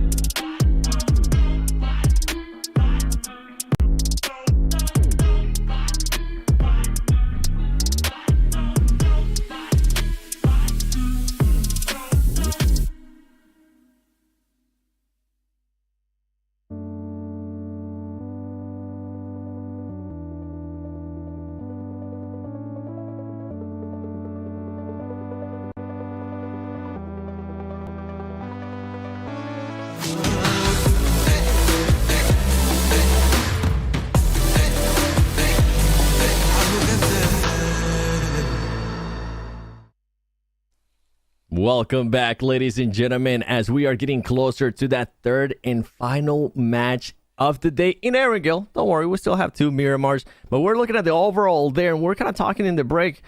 Sute, what do you think is wrong with Nova Esports? Why aren't they performing as well as we're used to seeing them perform? I think the biggest thing, of course, is Jimmy. Now, Jimmy may not have been known to be like the best mechanical player or stats player, but I think something that's really overlooked is how good Jimmy was at passing information along to the rest of the team and setting the rest of the team up to win those engagements. Now with Order in that position as like the IGL and the lead scout, Order's mindset is still make stuff happen, right? He was the fragger, he was the entry player, so he's not able to pass info along to the rest of the team in those spots, and he's kind of just going in and trying to make the play happen, and then the rest of the team kind of falls apart.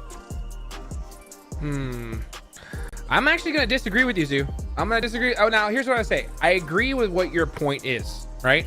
But I disagree with that's the problem that Nova's having. In my opinion, the problem that they're having is that the game has changed, right? Where close quarter combat is king, right? Teams need to be able to perform better. That it's elevated to a new level. Not to mention, let's be real, the DBS is just, it's so overpowered right now.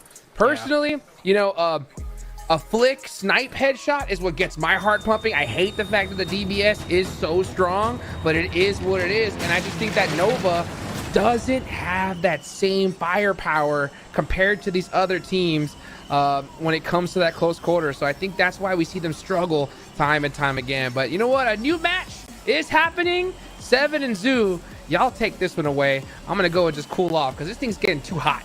It is getting hot, and on my side, as we get started here with this playing path, as we get started on the final Erangel for day 2, I agree with both of your points. I agree with what you were saying, Sute, in regards to what Jimmy used to do as an IGL for this team. I can definitely see that, and I seen it with what you mentioned in regards to what Order's been able to do. And I see Hot Juke's perspective as well. It is a lot more close quarter. You do have to be good with that DBS. You do have to be able to hit those shots, and it's something that Nova Esports just hasn't been known ever to be doing that. We saw what they were able to do yesterday in Sanhok with a mid-range fight against D+. It was an easy pickings for them, but when it comes to close range, I feel like Nova's definitely struggling, and Nova's definitely struggling with their IGL so far here in the PMGO. Yeah, when Nova is able to do that mid-range, long-range, and even they might get the most difficult shifts, they're like superb at navigating all of that. But the second it comes down to just close range, straight up 4v4, it gets really difficult. And nothing is more difficult on Erangel than that military base circle. And Falcon struck. Wait, is that a hot drop onto IHC? No, it's high fives. Wait, no. In the elimination feed just now. We'll see it in a second. Like this, this is a. Oh, it says 2G and high fives once again. I mean, I guess they're both dropping here to get vehicles to drive towards Yasnaya. So it makes sense that we're seeing a hot drop between these two teams in a completely different location, but that might just be due to the playing path.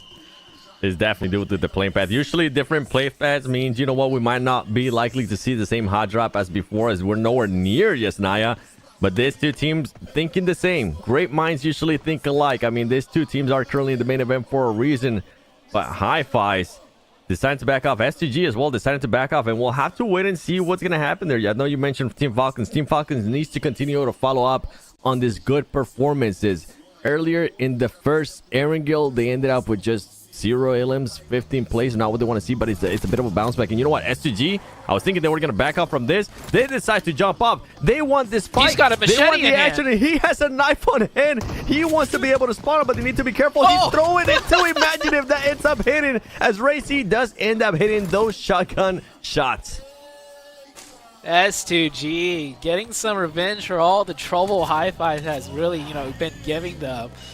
And they're going to feel good about that one. And yeah, one of the Falcons players, one of the IHC players did go down. So one of the IHC players is out. And I think Falcons is kind of caught in a split loot drop fight with Royals of War. There's just a lot of stuff going on. And I'm not surprised. Yeah, top right there knocking one of Royals of War Rivas. going down there. And I think all the action, the pacing, early game has been heightened with the fact that we do have that military circle. Yeah, that military circle is going to be crazy. And Falcons, a team that usually can end up dropping in Novo, they didn't even want to take the chance, especially with the plane path. It was going to be a tough rotation for them, so they do end up landing here. And I think that's why they got caught off guard. You were mentioning kind of spotted in a pinch situation. You saw IHC players being able to knock some of the Team Falcons players, and on top of that, Royals of War as well. Luckily for Team Falcons, they were only able to lose one player. They were able to kind of reset a little bit there. 3 players are going to be left. They're going to be focusing a lot more on those final circles. And here we go. We're going to get a chance to see it. Oh, that's what ended up happening right there. Nice cheeky shot. And then I swear, if that knife throw would have hit, I would have gone absolutely nuts to take from S2G. Yeah, that would have been crazy. But hey, if all you have is that knife, may as well use it. And I like how they bum rushed them with all 3 players, right? 3v1. The best part for me was when they hopped out of the vehicle, I immediately noticed one player hopped out holding that knife. He definitely didn't have a weapon, but he did not care. IHC getting some more points right there. IHC rotating out of Novo straight into Hi-Fi's, who's forced to kind of more scrap loot. So Hi-Fi is just really not getting anything done here, sitting in last place. And did they spot? I think they spotted Monkey. I think they spotted him too. Oh no, they didn't. Monkey in a big bush, currently hiding, and he got away with it. The Madman, the one that's the only player alive right now for Hi-Fi's. But look at IHC. IHC still wondering if they're going to be able to spot that player. Meanwhile, Monkey, if I would recommend anything, stay still, don't move, because here come IHC again. And they're looking to find you. They're looking around. You can see them. Right now, they're just locked in on that eye icon, seeing if they can possibly spot that player. Oh, they were getting one more vehicle for IHC, and they're going to be backing up from this. Monkey getting away with it there in the bush. Yeah, that bush really coming in clutch. I thought for sure the first time when they went back, it was because they spotted him out, but no, they just went for another vehicle. Wonder what Monkey's thinking. Monkey must be like, oh, I'm dead. Oh, they didn't see me. And then they come back again. He's like, oh, I'm definitely dead now. Oh, no, they didn't spot me again. But elsewhere on the map, this fight is breaking out. And this is actually on Military Island on the far south, this lone compound south of the military base. Frozen, I think no, he's not here by himself. He does have a teammate in the form of Wolf. And they're stalling right now for the rest of the backup to come. And here comes the backup. A nade from Guizao does not land. And it is a 4v4, but Nextria does have the advantage getting that opening.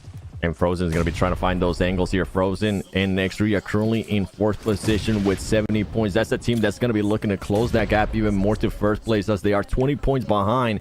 If they could get 4 points here right off the bat without losing anybody, it would be absolutely wonderful for this team. You can see Deathwolf is currently holding off great angles for this team. It's making the push a lot harder, as Obscure, the knock player from Deathwolves, is trying to see if he could possibly get picked up. It's going to be a tough one, though, if they do end up trying to pick up, as Deathwolves is just expecting a full-on push here by Nextria.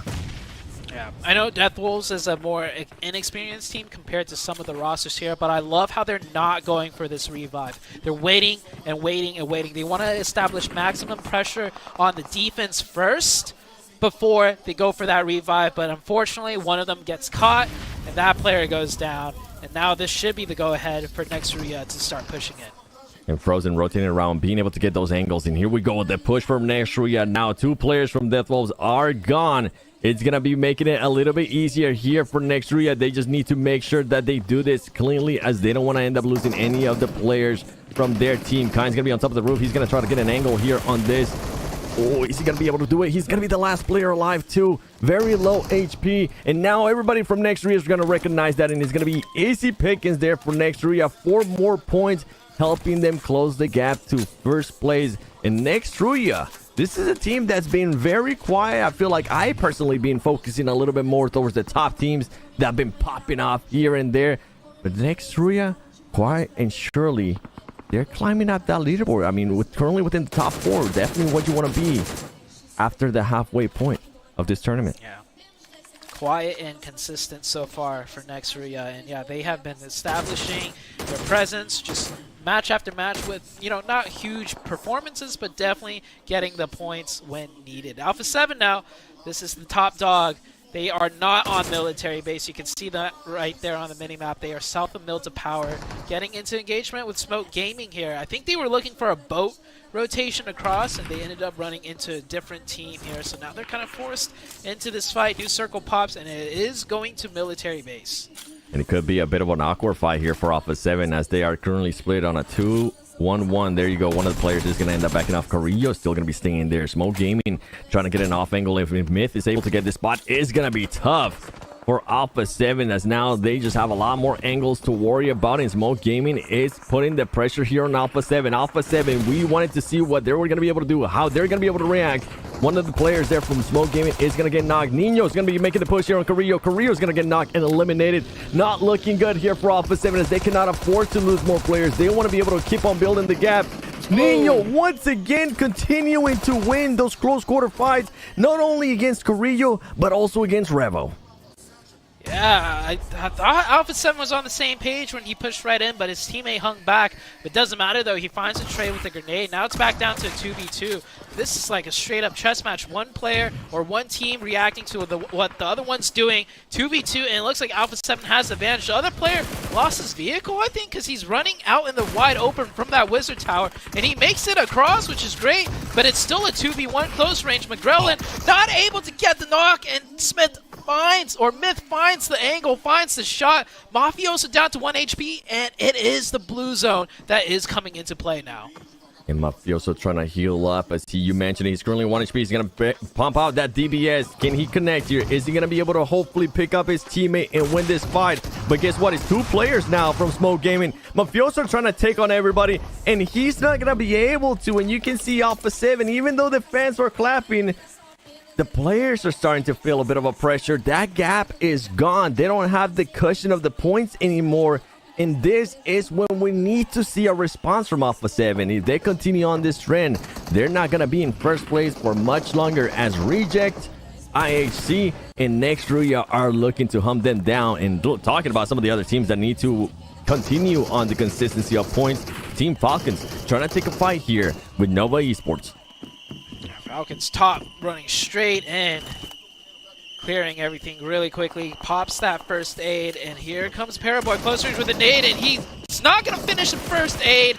Top saw an opportunity when Paraboy was holding that nade. Unfortunately, he misses that first couple of shots with the DBS, and he will go down. Falcons down to just the solo of Nerzed. Nerzed on the bridge, probably looking to just bridge camp, maybe get one elimination there. But as far as I can tell, no other teams are coming in from that side. IHC go out too, I think, to D+ on that north side, right near the edge of blue zone. Maybe IHC still has 1 or 2. We know they lost one very early on. So we'll see in a second who's still up. But everyone else pretty much on military base and looking to play the rest of the match out. And the person with that whistle in the stand has some lungs because they've been going at it non-stop. And a team that's looking to take advantage here of the non-stop action is going to be Rejects. Rejects currently inside the circle. A team that's wanting to close that gap even more. They'll be happy if they can end up taking first place after this match. Regnum Karya now getting into a fight there with Royals of War. Royals of War was a bit handicapped, and Regnum Karya is going to end up winning this engagement. One player is still alive from Royals of War. We don't know where, though. And you were right. IHC does end up getting eliminated. And what could happen here if Next Ruya continues on a good performance? Rejects too. These point gaps that we were having earlier are starting to disappear, Sute, and I'm all for it. Yeah, I'm all for it as well. D+ will pick up the last player of Hi-Fi's. Hi-Fi's are eliminated. And yeah, looking at the right-hand side, Rejects with only 3, they could still get a big game. The big thing, though, is Next Ruya, who have 4 players up and 4 eliminations already. Plus, they're already on the military base in a decent position. This could be the big one for them to really start catching up. It could be the big one, and they need some big ones too. I feel like they were in the position that Team Falcons was in that last match. Rejects now on the elimination feed, being able to knock some players from Boom. Can they convert that into points? Because they are wanting to get those points, especially with what's currently offering to them. Zebra Masters is going to be on that roof. And they're gonna be looking to see if Boom is gonna be pushing them. Boom is gonna try to reset themselves after Reject did end up knocking one of their players. For all of the teams from 10 to 15 that are currently alive, this is a great opportunity. And look at that, Boom Esports connecting with the grenade right there. Zebra Masters, and Zebra Masters trying to see if they can reset, but they need to be careful as Frenzy from Boom Esports is going to try to connect with some more grenades. Now they're going to have the high ground, but they're not going to be able to do much with it for Boom, as Rejects is still up on that radar. They're still going to have so many angles on this fight that if Rejects can somehow third party this, steal some eliminations without having to push down, they will be so happy. Yeah, Rejects actually did already steal one of them, as they got the member that got naded from Zebra Master. So Rejects, you can see up to 2 elim points now, looking to pick up probably a couple more. Now these two teams need to be careful of actually fully engaging, running out into the open, because Rejects are looking dead right at them. New zone is about to shift as well. We'll see very soon which way it will go. Usually Zebra Masters are the ones that are good with that utility, but Boom is also trying to send a statement here. They're wanting to remember everybody that they have a chicken dinner for a reason, and here comes the push on Zebra Masters. Boom, Pumbit trying to find that player on the smoke. They're fully sending it, kind of leaving themselves a little bit too exposed. They're not able to find the player here. They're going to know where he's at. Can he connect with this shot? Very low HP, and they're able to find him through the smoke, but that is not the last one there for Zebra Masters. There's still one more player alive. We don't know where. He ran away with it, but Boom Esports should be happy here with being able to get this knocks. Now, can they convert into eliminations, or is Reject all the way from radar gonna catch some of these players from Zebra Masters knocked? If Rejects is looking this way, they could have caught one right there. The player crawling wide in the open. Yeah, the last member of Zebra Masters did rotate in to the compound. That's the new center of the zone. It's the radio station right below the radio tower there. Smoke Gaming coming in here on the northeast side, running into D+. D+ with one player knocked right now. They still have a couple players to work with. They have 3 up. Smoke looking to try and reset a little bit, but look at that player on that minimap going to the high ground, catching that angle from the very top. And oh, it's actually 2 players. They're driving in. They're swooping in from the backside, and that is Myth going down, and Smoke Gaming eliminated. Great play by D+, now putting their tally all the way up to 7 eliminations. They'll definitely be climbing up this leaderboard. They're going to be trying to pick up their teammate right there. Oh, that was a little bit sketchy. I was wondering what he was going to try to do. Maybe put him a little bit in the circle, but he's so low that you have to go for that pickup. Team Falcons did end up getting eliminated. Nova is still alive with all their 4 players. So many teams that need to take advantage of this game right here, as some of the top teams are being eliminated.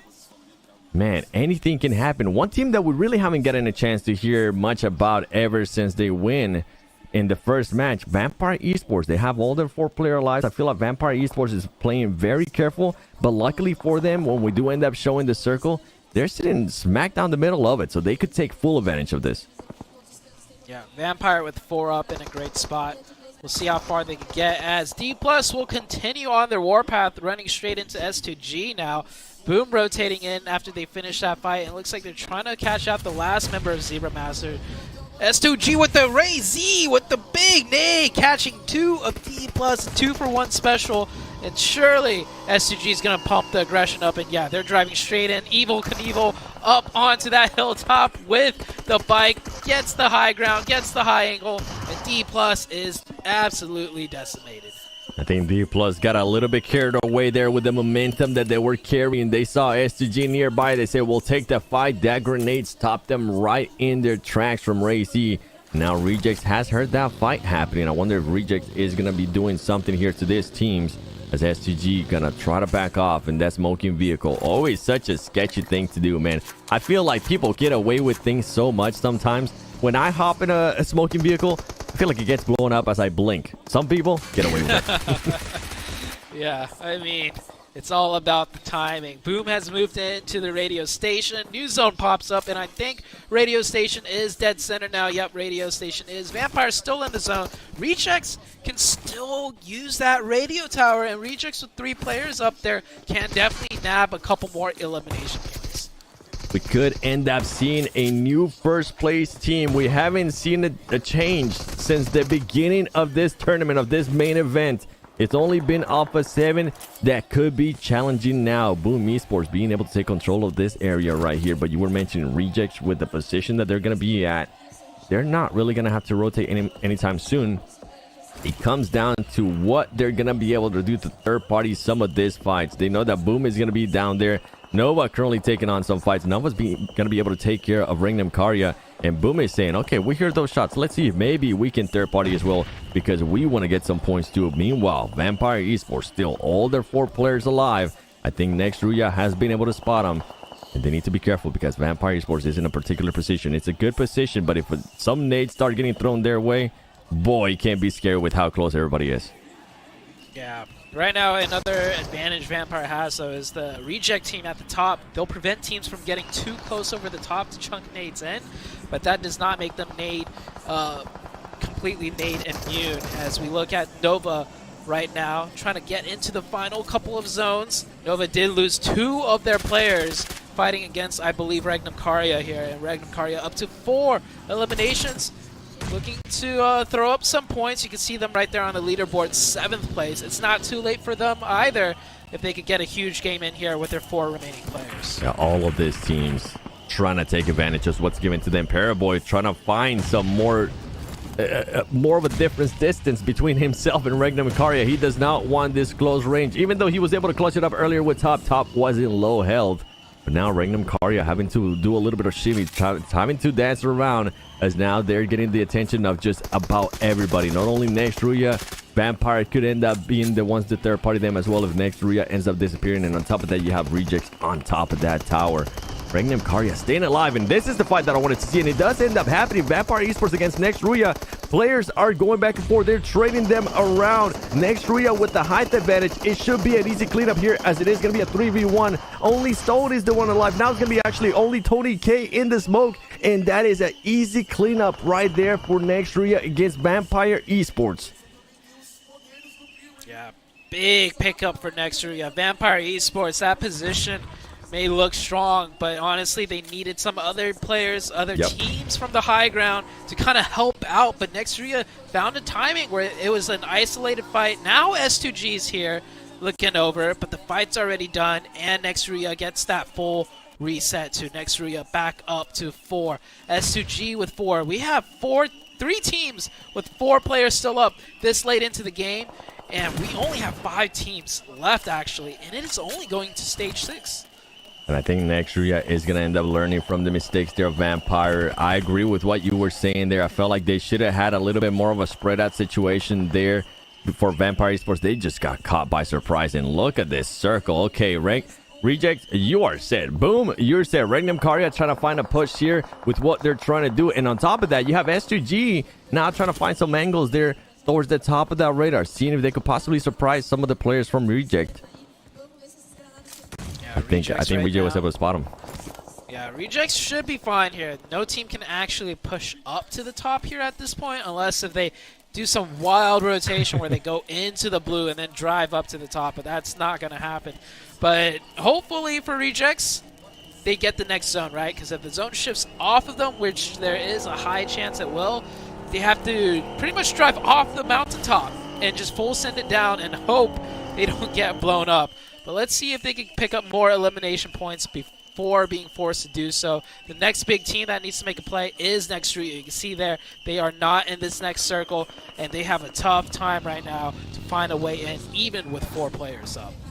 We've seen crazier thing happens, and I wouldn't be surprised if Reject at one point does end up sending a car over that mountain. It would be insane, but I'm all for it. You know what? I like insanity sometimes whenever it is given to us.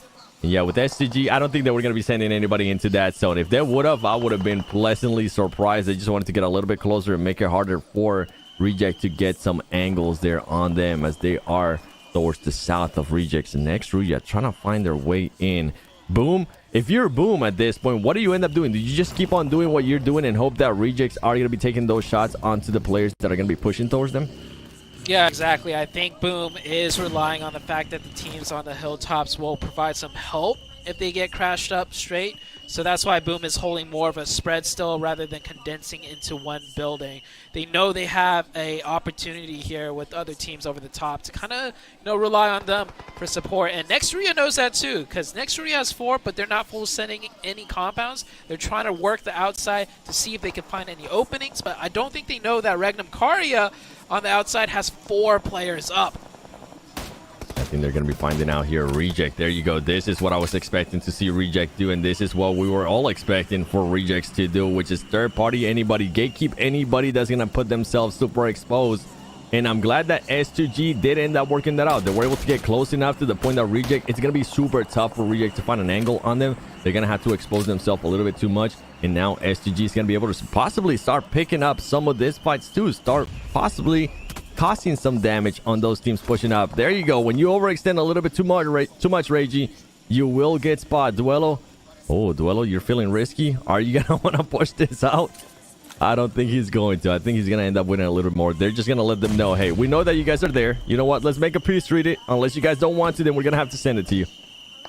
Yeah, I love the way Rejects are playing this. They always leave Regioso to do his own thing, because I think Regioso does have, probably the most accurate shot, the most, mechanical long-range player on the team, because he's always in these long-range positions by himself, while the rest of the team focus on, more immediate potential threats. So Rejects do have a great system going on. Each player really knows, what their role is at any given moment, and I think that's why we see Rejects, having so much success, as the tournament goes on. And after they pressured out S2G, they realized, okay, they can't come up. We're okay here. Now they're all going back up to the top and focusing elsewhere. And the best thing yet for them is that they do get some of the next circle. They do get the circles. We know what Reject can do whenever they do end up getting blessed by that circle. Meanwhile, Regnum Karya, one of their players, trying to get an angle there, waiting for Reject player to just stay still long enough. All they need is just half a second, and they're going to end up knocking you. Meanwhile, Regioso trying to spot those players from next to Ruya. Even if you give him just a little bit, he's going to start taking those shots. He's going to start putting up that pressure on you. Seawolf currently within that smoke, and he knows that he cannot push up just yet, as Frozen is currently starting to get shots on himself as well. Meanwhile, Boom, while all of this is happening, while Seawolf is trying to push up, as Frozen is trying to find an angle to hide as well, Boom Esports are just chilling. They're doing exactly what they need to do. Do not overextend, just wait for the right time. Let all these teams in the hilltop take care of things, and that's it. Oh, you know what? Boom saying, maybe we'll get a little bit into that action. Maybe we'll knock some players as they start throwing grenades and hopefully try to stop Nextria from pushing closer and closer to them. I love how Regiosa spotted that S2G player at the last thing. Like, wait a second, these are my points here, shooting at the distance. Get back down there. And there we go. Nextria not able to get much further. Will get taken out. And I love what Boom did right there. Use that vehicle, even if for just a couple of seconds. It's always faster than running on feet, and he has some hard cover now. And S2G, I don't think they can climb up any higher, but they have been getting uncomfortably close to the side of Reject. Rejects right now just looking up and down. There's a team on their north, a team on their south, all getting really close by, but they should be okay from up here still. Yeah, for Duelo, you're trying to see, you don't want to end up sliding off. And S2G, I mean, right now, this is what they wanted to do. They're going to be willing to take some damage from the blue zone if they can get a little bit closer, get the angle even harder for Reject. And ultimately, the closer and closer that they do end up getting to Reject, the harder it is going to be able for Reject to get those shots on S2G. And I think that's why earlier we didn't even see them be... They were able to spot some players from S2G, from Reject, but it was just going to be hard to take those pushes. Here we go. Sarah now making a jump down. They know that Regnum Karya players are going to be here. If he can connect on these two players whenever they do end up picking, that'll be massive points for this team. A team that's trying to take that first place after this match from Alpha 7 for the first time. Could we have a leader change? We'll have to wait and see. It's looking good here for Rejects, though, with this circle. But once it starts closing in, it's going to be a lot tougher, Sute. Yeah, I think Sara right there really recognizes that there's two players that's going to be caught out of the next zone as it closes in. So he's going to get a little bit more over-aggressive and risk getting knocked himself, but he definitely needs to do this. Not let the two members in for free, but the smokes will be good. And that is a good smoke path right there. as Regnum Karya bring their 2 other members closer into this next circle. And we are going into that circle 9, right? And that's where Rejects loses all of their advantage because they have the furthest to go to try and get to the center. And the blue will start pushing them out first. And we have to keep in mind, Boom is still in this as well. This 4-way fight is getting more and more difficult now for every team involved. Boom is in this, but they're gonna have to push out of those buildings that they were in. You can see them have to pay for it, as well as Reject. You mentioned Sarah being able to spot those 2 players earlier. Guess what? There goes one knock. Can he convert that into elimination? And he's gonna switch to the other player there from Regnum Karya, trying to see if he can get that knock. He's gonna be able to spot Wild 77K. Easy knock huge for him. Great angle right there by him, and confirming Silas into an elimination point. Yeah, Sara, one-man team right here, handling the entirety of Regnum Karya. He's not done with the last player, but Blue Zone is closing in. He's going to bide his time. And for Rejects, they can actually do they have control of the center? This mountain juts out quite a bit. Regioso might be near center, or more near center than all the other players right now, but hold that thought. S2G, Hamzi, right over the top. Regioso did hear the player. He's cooking the nade. Can he cook it to perfection? But Hamzi peeks out with that DBS. No longer is that nade in hand. He might have to just take the gunfight. Gonna have to take that gunfight. Rage also getting a little bit lucky there as Hamzy did end up missing some shots. The grenades are gonna be coming through. The battle of the mountain goats is what I'm gonna be calling this one, because boy, it is such a tough situation, such a tough terrain to be taking those fights too, considering that you could possibly end up getting shot from some of the other players that are still alive from the other teams. We still have 4 teams. This is the crazy power. Okay, there you go. At least one of them is gone. Regnum Karya does end up getting eliminated with 7 eliminations. Sarah able to make it all the way down. He's probably going to be able to spot the player there from Boom, and he might be able to, if he can connect there with the player from Boom, he's going to be able to switch his focus to some of the other players from STG that are making Regioso's life a little bit tougher. Ooh, Sar really needed that one. That would have been a great point, but he might actually see some of the players on the top. And look at this quick lean peek to the right and to the left. He catches one. The mechanics coming in now. Sara getting low from that grenade, and his teammate Regioso goes down. It is now a 3v1 situation. Rejects will not get the chicken dinner. It will be S2G instead, finally showing up with their, I believe this is their first chicken dinner. 11 eliminations, almost 2,000 damage. Big game for S2G, but I think the main takeaway here is the Rejects team have just now, pretty sure, taken that #1 spot away from Alpha 7. They should end up taking that #1 spot, not just with the placement points, but also with the elimination points. And that man right there, Sarah, what a performance. What a pop-off performance. Yeah. Not only with the rotation that he was doing, with the risk that he was willing to take, but overall, what you want to see out of a team that's challenging for that first place, and more than likely we will end up seeing them there in that first place. And a team that everybody's been wondering what's been going on with them, S2G finally showing up as well. Sute getting that chicken dinner. The ultimate play was for them to get as close as possible to that mountain, make it so Reject wasn't able to shoot them. And boy, you couldn't ask for anything better from STG. Yeah, S2G played that pretty much as best as they could, really becoming one with the mountain goat, like you said. And I've never seen a finish like this where teams are constantly just battling on top of this mountaintop, trying to climb up and down, up and down. And this 1v1 pretty much was crucial. If Regioso won that peak, he gets the high ground over the 2 players at the bottom, and Sara and them could have pinched in, but the fight was decided right there. When Regioso lost, I believe it was Hamzi that got the advantage peak and took that one out. Yeah, I think in all the years that I've been doing PUBG Mobile esports, which is quite a lot now, that might be the first time I've seen players towards the end of the match fighting within that mountain. So you know, there's always new scenarios here in PUBG Mobile esports. Usually the circle shifts just off of the mountaintop completely, and teams just have to go down. But there, it just kept centering right up, like right in the middle of the mountain, not on top of the radio tower, but like all the rocks that jet off it. And SCG played that really well, but you know, all the teams played that well. Boom played that well towards the end. I feel like next Ruya could have done a little bit more with 4, but they didn't make a decisive play. Instead, they kind of tried to just creep in, and they just got taken out. But let's have an interview coming up with Kelsey from S2G. Here the player Kelsey for S2G Sports, and they got their first chicken dinner today. Congratulations in the first chicken dinner. You guys were awesome in this last match. And also, I would like to know how this will reflect in the next match, because we want to know how you guys will keep this, to keep the similar performance for the next matches. Sonraki maçlar için nasıl benzer performans sergileyeceğinizi merak ediyoruz. Bu sizin bugünkü ilk chicken dinner'ınızdı, yani ilk zaferinizdi. Bununla ilgili ne hissediyorsun? Aslında kendi oyunumuz bu ama ilk gün oynayamadık. Bugün başladık şu anda.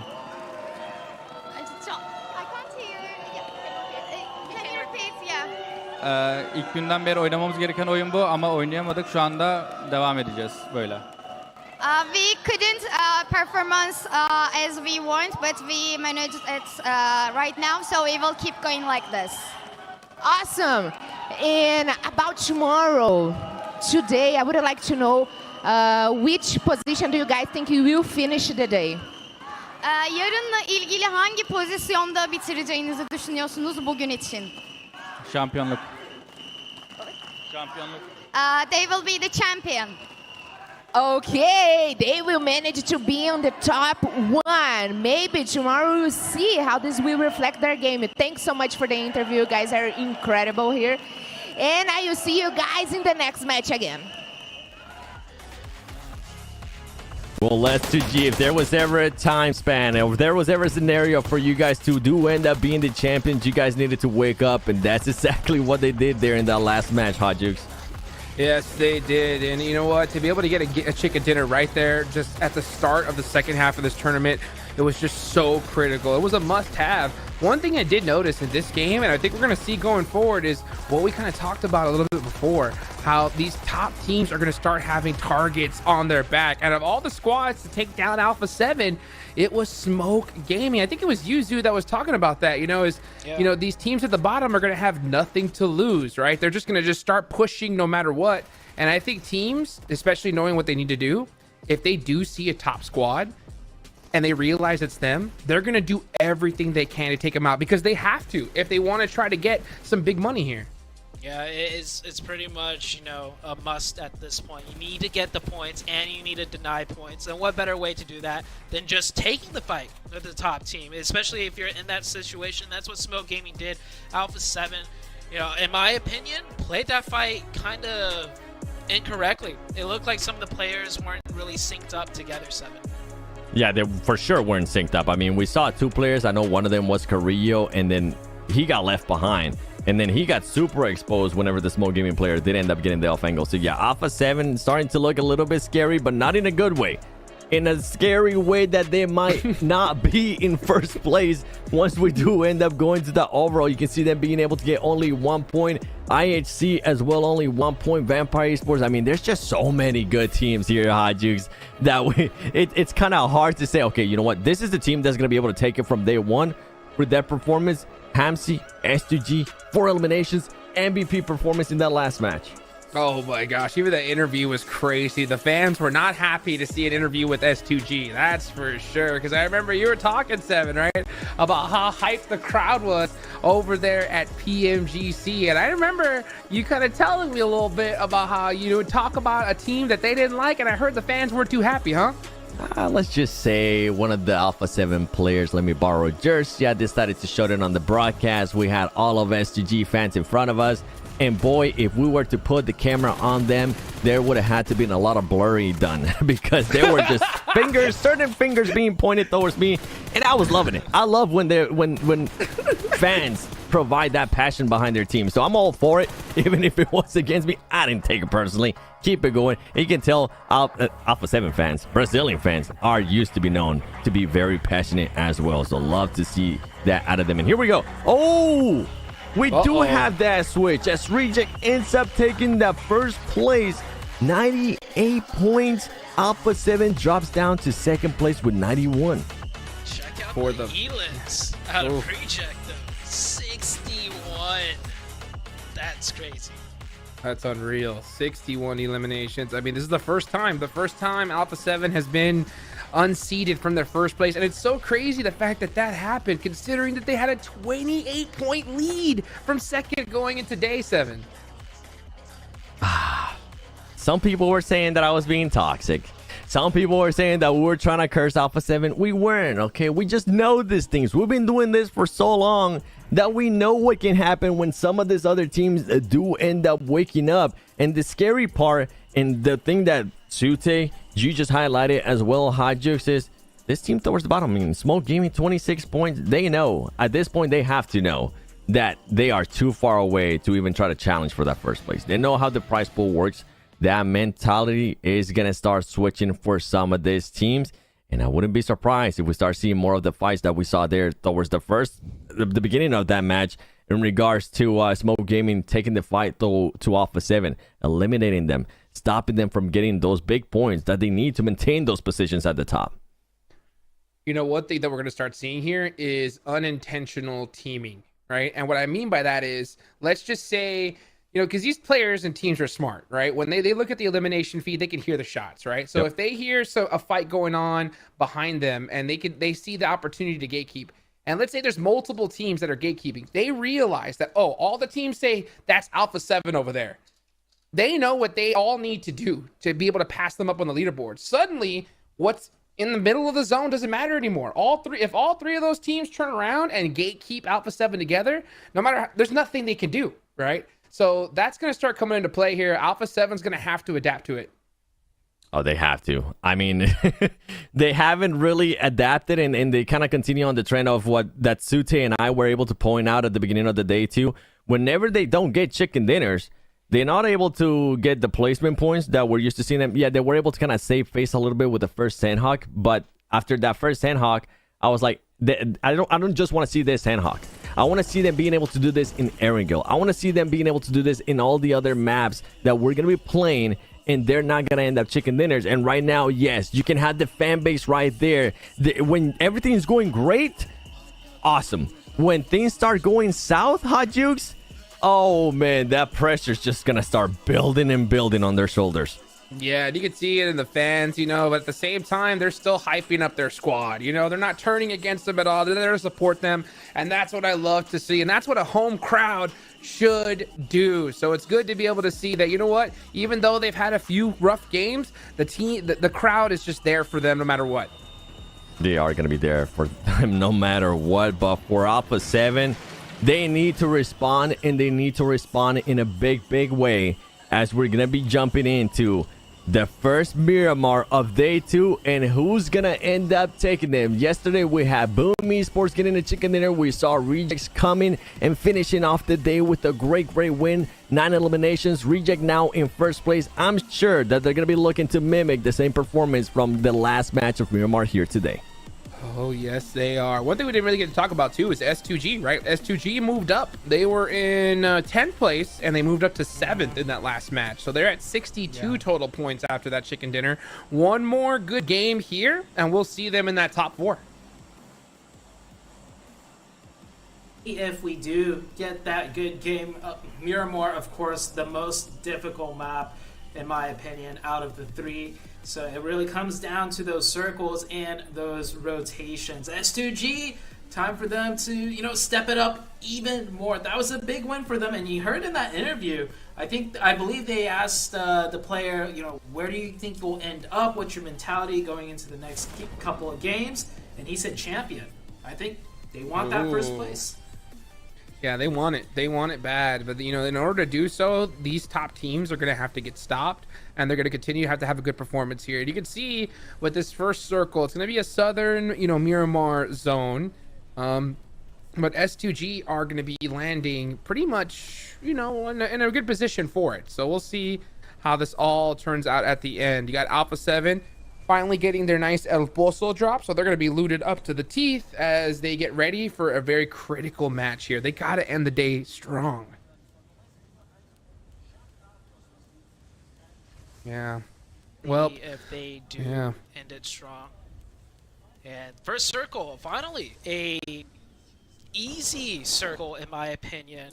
on Miramar. So far, I believe all the ones we've seen are like super far down south, like Los Leones area, where there's a lot of mountains, not a lot of road access way. This one, by far, is the easiest circle you could kind of ask for on Miramar. So we'll see what these teams can do with a circle like this one.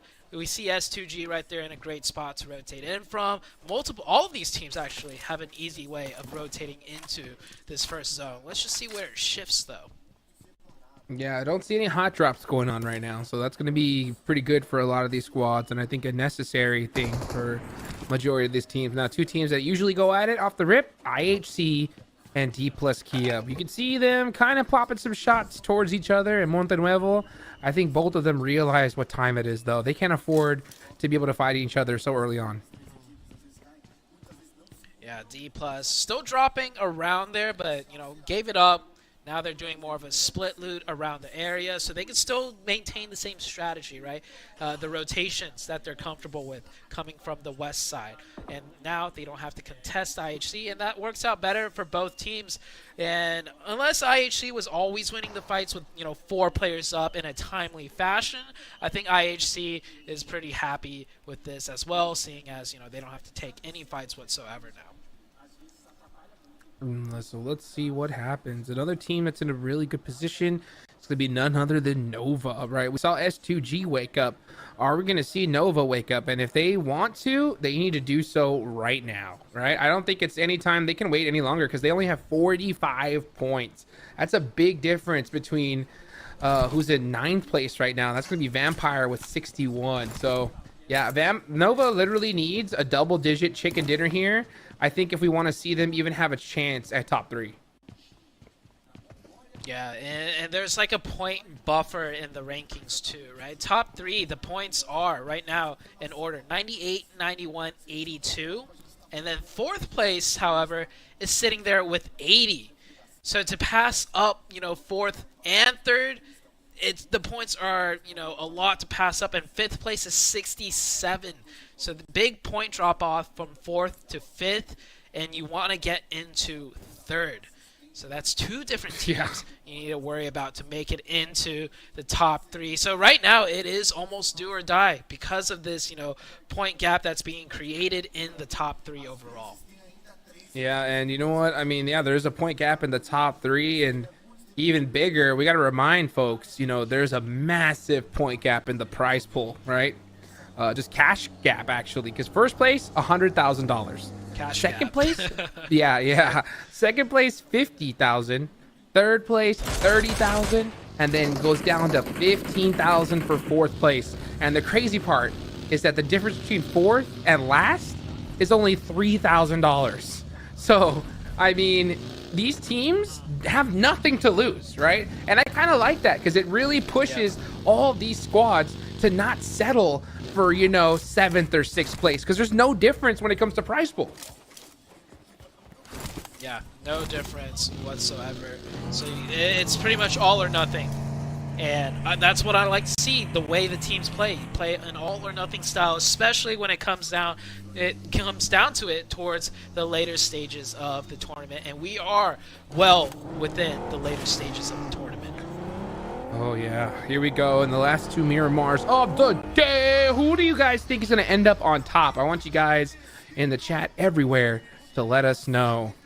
Meanwhile, look at this. Oh, you can see Nobu focus. Look at that player cam. I love player cam so much. Something I've been begging for. And now we get to see it. Uh-oh. Man, he let his position be known. And he said, see ya. I couldn't get that knock. I'm out of here. Yeah.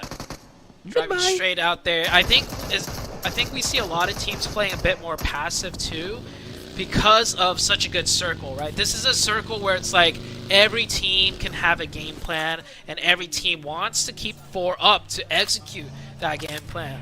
Before on Miramar, it's like a hard circle down south where teams are kind of like, yeah, we're not really going to get into a good position anytime soon, so we will take fights when it arises. We'll take those points instead. But with a circle like this, I think everyone's just like, just get into the circle and we can play for the next one. It's easy to rotate. Let's just keep all 4 up. Yeah, and I think all these teams are kind of realize what's at stake because you got to think about it, right? Because of how this prize pool is positioned. There's no difference. Like there's a very small difference between fourth and last place. Like I mentioned, only a difference of $3,000. So you got to think about it. All of these teams, fourth on down, they're in the same boat, right? So they're all going to have the same strategy. The same strategy is this: take out the top teams, get a bunch of points. So when all of the teams have that same strat, Zute, these teams at the top really have to be careful here because they have literally the entire lobby against them. Yeah, well, guys, this is going to get intense here as I start looking at this circle. It's only stage 1. It's still in the same position that we saw before. The only current teams that are sitting outside of it are going to be IHC. Next, Maria D plus Kia already moved on in. And we got Zebra Master. Looks like they were just shooting some shots, having some fun there. Okay, you know, I guess you got to get a little bit warmed up. I will say, I am pretty proud of how Zebra Master has performed so far. You know what I'm saying? I think the fact that they have, you know, this is their first tournament coming on in at this level. The fact that they've been able to win some fights against top teams, I think is a good sign for them. Definitely so. And these are like a lot of veteran squads as we do get into a fight now. Regnum Karya against the likes of, I do think that that's actually Boom pushing up onto this position. Now this is a very early fight. You can see we have all 64 players still remaining because this is such a nice circle. Everybody has a nice piece of the pie. And actually the circle hard shifted to San Martin. That might increase the pace of the action, and Boom saw that shift and they realized, okay, we got to get this fight done with quick.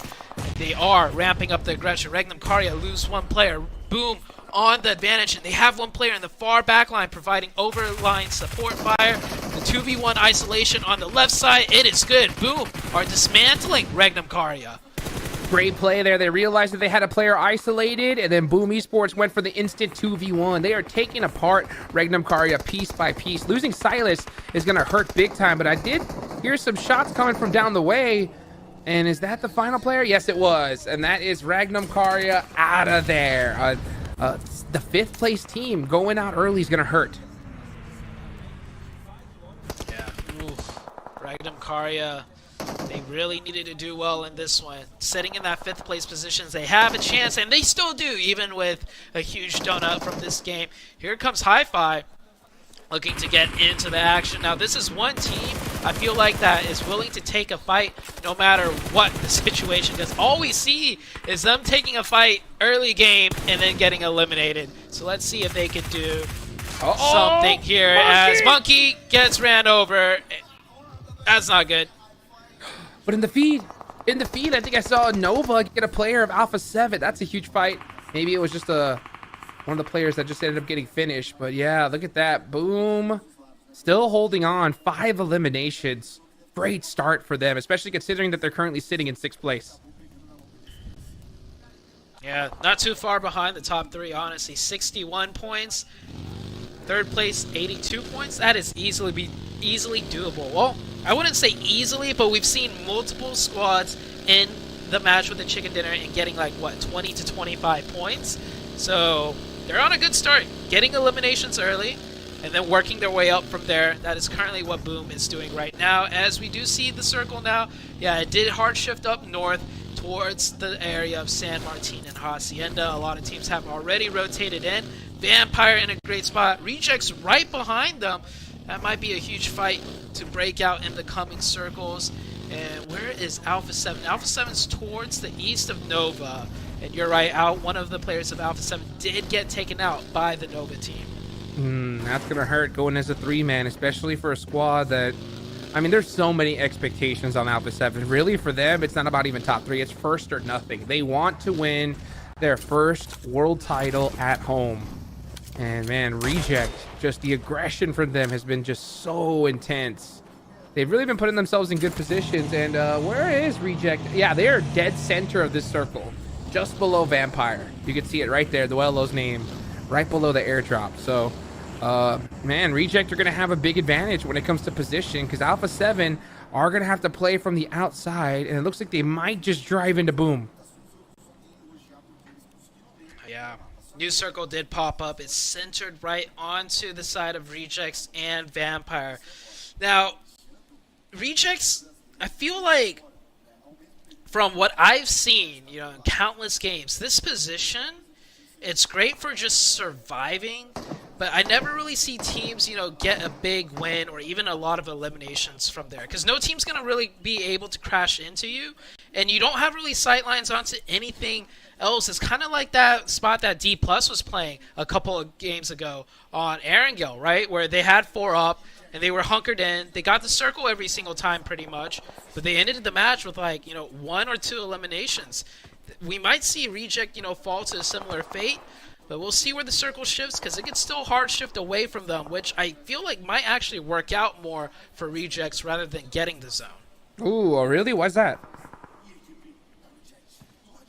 I mean, that way they have a reason to move out and push versus being continually surrounded, right? Like in that match, if you remember on Erangel, right? D+, they got every single circle to like the very 9th circle, and they couldn't do anything because they were just being constantly surrounded. They have no sight lines from inside their buildings. And from what I've seen on Miramar, Rejects is in like a similar spot. Now it's a little bit better of a situation because they can actually see a bit further out, but it's still one of those things where I don't think Rejects is going to get a lot of elimination opportunities unless teams are forced to crash straight in. Oh, Order getting popped out by Zebra Master, and that is the isolated player. Here they go instantly on the push, and they're going to realize this is Nova right here. Boom, the IGL going out early once again. Not going to be easy. Yeah, the reason why I asked this a question is because I do agree that, you know, D+, that position wasn't good, but I will say there's a big difference between D+, Kia and Reject, you know? When it comes to teams that I think could pull off aggression from that position, it's going to be Reject. I mean, these guys have just been shredding lobbies. But I will say, I don't want to see them switch to passiveness. So I do understand why you said that, for sure. Yeah, it's harder from that position to be aggressive, but, you know, Rejects, you see what Regioso can do.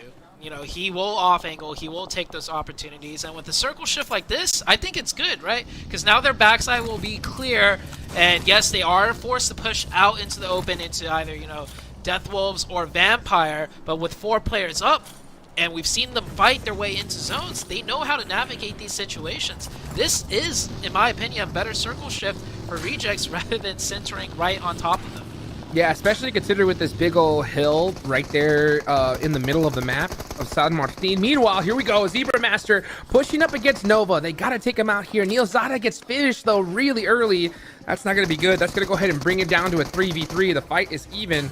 Let's see who's going to win it. Nova playing this really close together. Uh-oh, they're trying to show off some of that CQC action. Maybe they heard us, Zute, because Nova said, hey, you guys talking smack about our close quarters combat? How about some of that?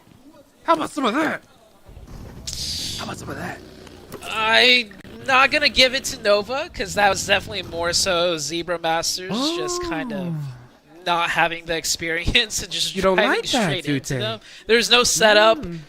There's no setup. There was no util being used. It was just run straight into them. And when you're just running straight into a team, even if they're not the best CQC team out there, you don't win that. You don't just run straight at them with no util or smokes or anything. So Zebra Masters do get taken out, and that is Nova. They're still going to hold strong with 3. Their IGL order is gone, and I just can't help but to think, like, yeah, Order, he's a little bit newer to the IGL scouting position. Order did scout before, even when Jimmy was IGL, but having to do both is definitely harder. That's definitely a mix-up for sure. You know, meanwhile, we're going to watch next Rhea getting punished by 2 teams, D+ Kia from on top. And yeah, Nobu's going to be peeking down here. And you got Death Wolves on the side. It's just not good. It's not a good scenario for them at all. So Frozen's going to probably end up having to do this by his lonesome. Unless somehow he can hit some critical knocks and give his team some breathing room to get out of there. It's probably not going to happen. Taking a look at the map, Alpha 7 did move down into Graveyard right next to Boom. Alpha 7 with only 2 players. So they still might have a chance at putting up some points, but being right next to Boom with the man advantage of 3, it might be difficult, and I'm sure Boom knows exactly where Alpha 7 is because they have to rotate in. Long range shots now on Miramar, as teams are still trying to, you know, kind of shimmy their way into the edges of the zone on the west side. Next, Ruya facing a lot of opposition in the form of D+ and Death Wolves. They're fine, but you know what? I'll tell you right now, next Ruya's getting lucky. The fact that D+ Kia is getting punished so hard. If they're able to get this res off and fully focus all their efforts on D+ Kia, they could have a good chance here. Frozen gets the steal, actually gets 2 steals right there. So next Ruya is soaking up a couple of points. That's big indeed. Great job by Frozen to capitalize on that opportunity in a dire situation. You see Frozen off of those 2 steals. He's going to make his way further into zone. He knows his 2 teammates back there are kind of pretty much done. Frozen by himself can't suppress all of Death Wolves, so he's going to kind of give up on the team and hope they can make it in on their own. New circle pops up, and we will have to see the Reject team push into Vampire. Vampire does have the advantage, but Rejects with 4 can still make it happen. Elsewhere on the map, it is that fight between Boom and Alpha 7. And I mentioned earlier, Alpha 7 with only 2, Boom with 3. Yeah, it's not going to work out. Alpha 7 goes out, and Rejects can only extend their lead at this point. Rejects still have 0 points overall, though, and with 12 teams left, they don't have any placement points yet either. That is a brutal, brutal loss for Alpha 7. That is not the time that you want to pull out the goose egg right there. So let's see what Team Reject can do. You know that all of Japan is cheering at this point for their squad. Meanwhile, Nova fans are trying to hope to see they can take out Boom. Flyboy has a really good angle on that roof, though. So Nova's going to have to be careful. You remember what we heard before? The CQC from Nova. Getting that knock finally. Gotta hit this shot here. Paraboy. Gotta be able to pull off some close quarters, my boy. Let's see if you can do it. Paraboy in the 1v1, and gets spotted. He couldn't. Crazy. Running into that smoke. Catches a glimpse of him, and yeah, Paraboy does go down. Nova almost winning that 2v3, but it was not enough.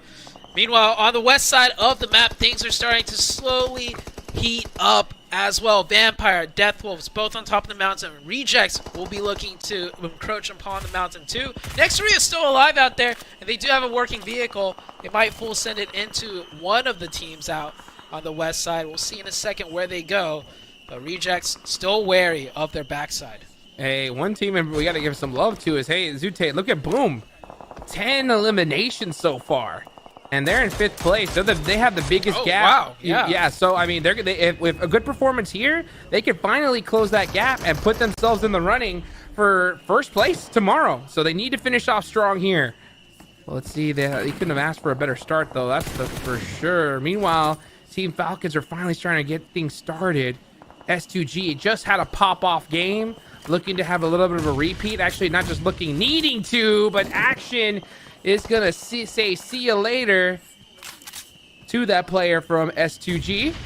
Let's see what happens. Who's gonna get this next knock? Team Falcons. STG's in big trouble here. Here comes the red zone from Falcons. Yeah, man, Falcons are surrounding them every which way. Kelsey goes down. He really needed to hold that top side, but with the top side going down, they are getting fully surrounded. They did return fire. Not just one, but two. 2 of Falcons. No, 3 from Falcons go down. Actually, Royals of War. I just caught that kind of third partying from distance. That's what's causing the downfall of the Falcons. And luckily for S2G, Royals of War managed to find some sightlines, and here's the next big fight. Vampire engaged with Death Wolves. Rejects hear this, and now Rejects are going to come in for a huge third-party timing. They steal 1 point away. Newsy goes down. Rejects are going to continue the aggression, and with Vampire really feeling the pressure, they go straight in. Obscure catches them both. Obscure shutting down Vampire. The Death Wolves making some noise here. Another Brazilian squad. You know, the hometown team is pretty excited about that one. Tony K going to be the final player, I believe. Yep, final player up for Vampire. But here comes Reject, licking their lips. They saw Alpha 7 go out, And you know what? They've already passed up the Brazilian brothers of Alpha 7, and they're looking to continue to make that lead even bigger here. And they have the high ground to their advantage. So all they got to do is play this smart, and these should be some easy elimination points for them. The next zone does center up, so they're still in the circle. Yeah. They have time to work with now. Rejects taking their time. And I can't tell if Rejects is playing a little bit slower than usual, or if this terrain is just really difficult to navigate. I hope they're not slowing down their pace, because they've been winning pretty much almost every fight they've taken, especially when they have 4 up. I'm just worried that they slow it down too much, and then the circle closes and the circle shifts, and they have less time to work with. And, oh man, Duelo runs up by himself. Rejects. Maybe being in first place is a curse. They're no longer the kind of underdogs, and the pressure's getting to them, and they're making some mistakes. Well, like I said, you know, once you're on top, all these teams, literally from 4th place on down, are going to be looking to knock you out as fast as they can. And Reject cannot let off the gas. Meanwhile, we're going to watch Smoke Gaming take down the high fives. I definitely want to stay on Reject, though. Let's see what they're going to end up doing with this high ground. Because, like you said, Zute, you know, teams, once they really get in a good position on top and they see Alpha 7 go down, they just think, okay, all we gotta do is stay alive, and they start going passive. But that is not the Rejects game. Their game is full-fledged non-stop violence, and they have to continue that. And they need to keep shooting loot boxes too, because that's been working for them. They do catch out Tony K, and Divine wins a huge 1v1 up there, by the way. Next Rio's still alive. I don't know how. Wait, how did Frozen even get here? This man has been just sneaking his way through little by little by little. S2G is still alive. Boom has 11 eliminations, so they sneak up another point. You can just see the desperation from all these squads. They know what's at stake. They know they want to make it into the top 3, and they only have a few games left to do it. Sara firing off shots, needing to reload the UMP and running out of ammo in the other weapon as well. You can see how desperate everybody is for points. Even when they're in first place, they really need to get more. Firing off shots left and right. Rejects with 3 eliminations and a great circle for Rejects. They get even more time to work up on this hilltop now, as the next circle does not hard shift away from them. Let's see what happens. Yeah, they get this circle once again, which is so critical. Now they just got to creep up and work together. I think they lost a player pretty unnecessarily there. They could have had all 4 up, but they're going to have to get it done with 3. And you can see the crowd is going nuts as Smoke Gaming's at the bottom. This one's going to go all the way down to the last circle with how this zone is. This is going to be a huge game for Boom, because look at Boom's positioning. They have the center locked down. All of the opposition is pretty much stuck on one another on the west side. Boom just kind of needs to worry about Royals of War, but even then, for the Royal team coming down from the north, they're going to come into sidelines of S2G. Boom kind of has this game in the bag almost. And you did call it out. They're already up to 11. This could be one of those, 15, 16 elimination chicken dinners that it could be all more. These teams need from 5th downwards. Yeah, it could be more considering their position, and if that zone locks onto them, this next circle, I mean, they are a shoo-in to win this match with a ton of eliminations. And look, see, there goes Rivas from Royals of War. Here comes S2G trying to make it happen. IHC from the corner, now catching one of the players. But Boom, I'm telling you, Boom is going to just soak up so many eliminations. This is getting intense. Oh, there's another one. Razy catches Rogue. Yeah, that was a knock, and that was a point confirmation. Zayol, last one up. 0 eliminations for the IHC team right now. Smoke with all 4 up, just trying to stay alive at this little divot. Zayol, can he do anything? Meanwhile, elsewhere, Rejects. I really want to see what's going on there, because they're getting really close to Frozen. I think that should definitely be the fight to really look at. Rejects is getting that revive onto their 3rd player that got knocked by IHC. Zayol crawling, slowly crawling. I think he's going. Oh, no. Is that a nade? Oh, that looks good. Oh, that was a perfect nade. what a nade there, throwing it up the mountain, and here comes Flyboy, ready to soak up some even more points. Will we see a PMGO Finals record right here? It is totally possible. Boom. And I'll tell you what, this couldn't have been at a better time, considering that they have such a point gap. Most of the teams are out, but Reject are still up. It's only down to the top 2. You can just see that, you can hear the fans starting to get excited because they need Reject to go out early if they want their favorite squad, Alpha 7, to have a chance at passing them up. Yeah, Divine realizes the opposition from the north side is too much from S2G, so he ran elsewhere looking to maybe steal a couple points away, or maybe strike at the right opportune time. He's waiting. Divine, can he pull it off? Oh, he sees all 3. He has 1 grenade. Is he going to use the grenade first? He pulls it. It's cooking. He can get 1 here. See ya. He definitely gets 1. Oh, he doesn't even get 1. The Spidey senses out of S2G, too good. We are in a 4-way fight. S2G, Smoke Gaming, Rejects, and of course, Boom. Boom is just going to eat up these points like crazy. So Boom is going to win this game. There's no doubt about it. It's just how many eliminations are they going to get. Now they decide to strike onto S2G. Frenzy putting in some work. Divine still up from Reject, though, just trying to get more placement points. Every single moment that they're alive is going to be worse and worse for Alpha 7. And then look at this. Here comes the blue zone. S2G is getting punished. It's only Razy up, and he has the blue to his back. And finally, there goes Reject. It's down to the top 3. Yeah, Rejects out in 4th. Alpha 7's fans are happy about that, but still, Rejects will nab up more points. Boom. Can they close this out? 2 of S2G, I believe, are down. The other player of Boom pretty much handling all of Smoke Gaming from their superior positioning.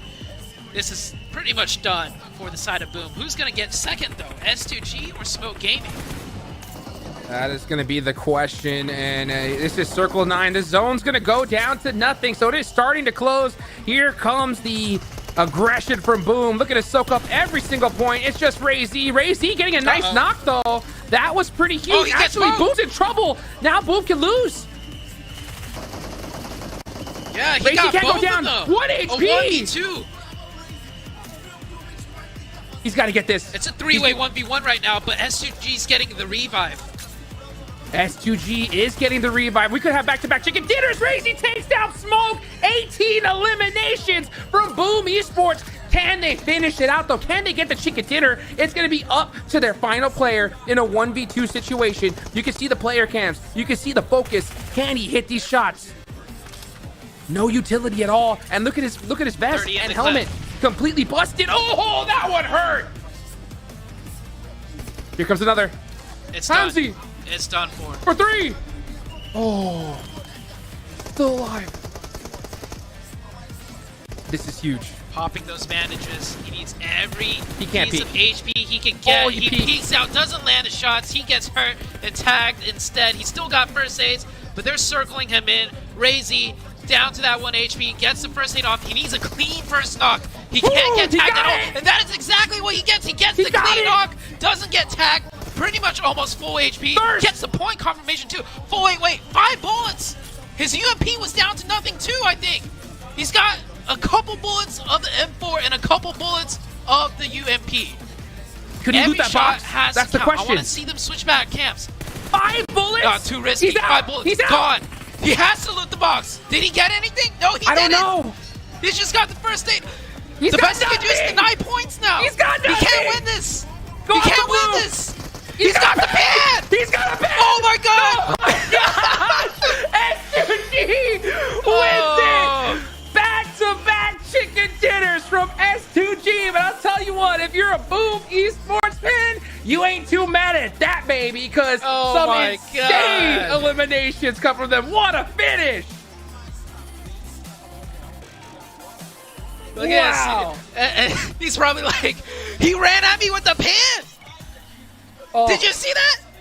He's like, this madman ran at me with the pan. Oh man. My god. If you would have gotten that pan finish, his name would have been etched in esports PUBG Mobile history forever. They would have put a monument of this man in the game. Yeah. What a way to end the game, though. And honestly, a massive one for S2G and for Boom.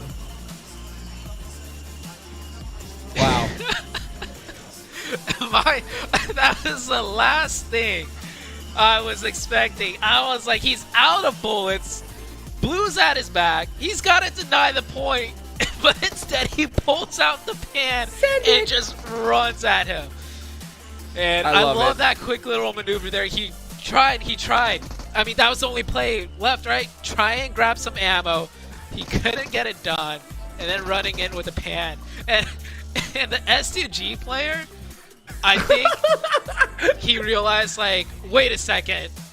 He backed up. I love that out of S2G also. A man runs at you with the pan. The only way that goes wrong is if you run at him shooting and you miss and he hits you in the head with the pan.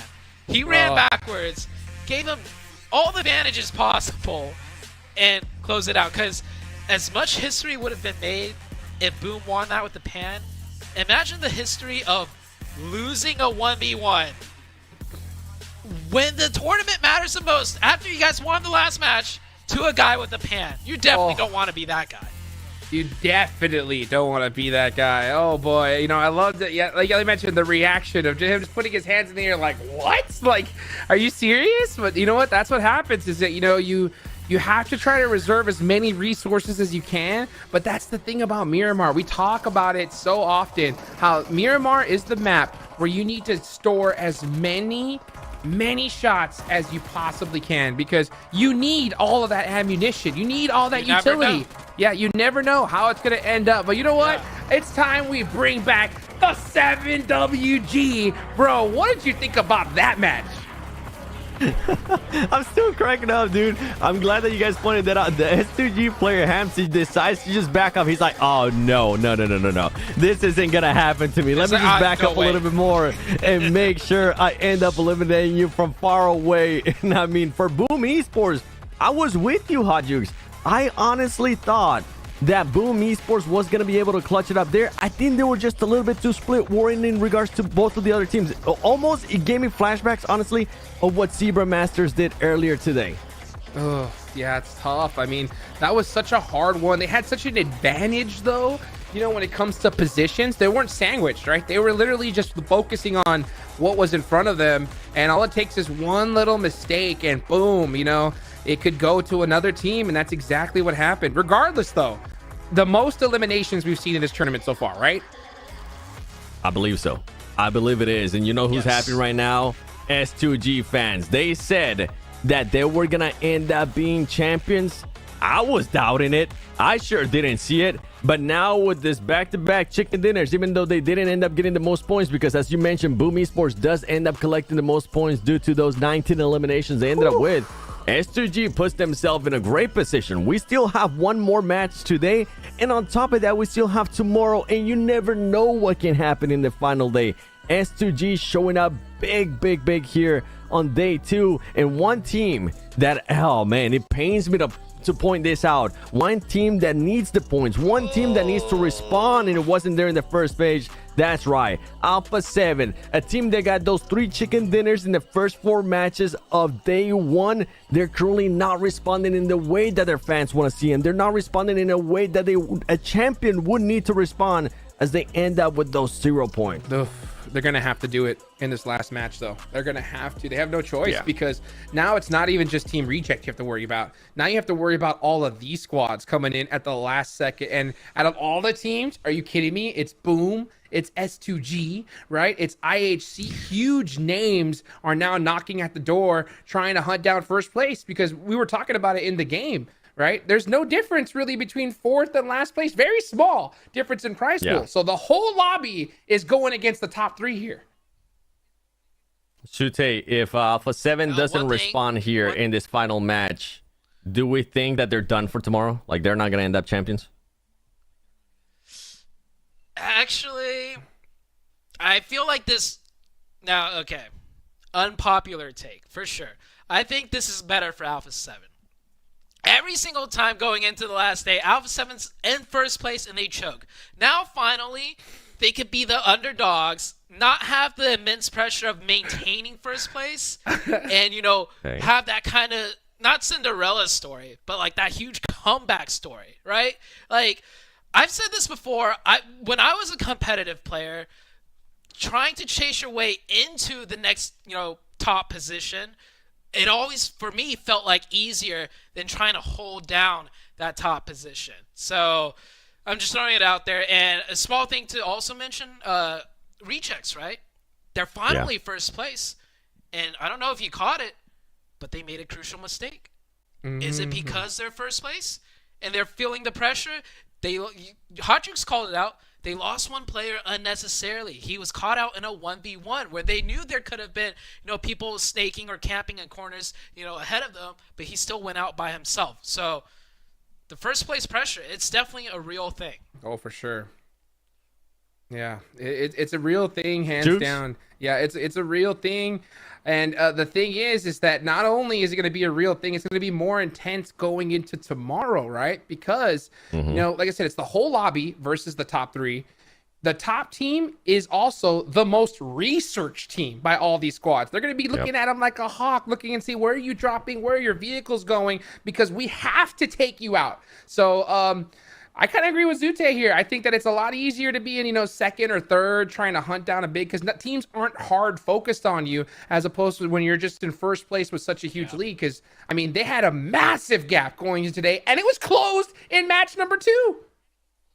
Yeah, and I would usually agree with you 100% with what you were saying there, Zute, because we even brought it up yesterday whenever they got those 3 chickens. Like, this is a little bit scary for us, right? This would be the perfect scenario. But I feel like they need to find a break in this last match to the awful performance that they have been having so far today. Besides the first game.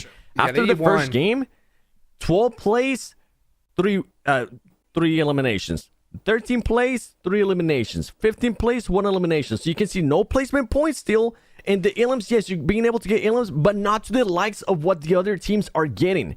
They need to find something to break that bad momentum currently going their way and hopefully change their mentality to going into tomorrow, because these players, I seen them before. I seen it live where I just look at Revo and he's just looking down and he's like, man, how are we going to be able to come back from this one?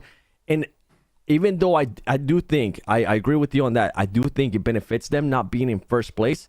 They need to end up with a good game here, because if they have just a bad scratch here, as much as you have the audience there, as much as you have maybe family members looking at you, that pressure is going to keep building. I just don't know how these players are going to be reacting to that kind of pressure on the final day in their home country with everything on the line.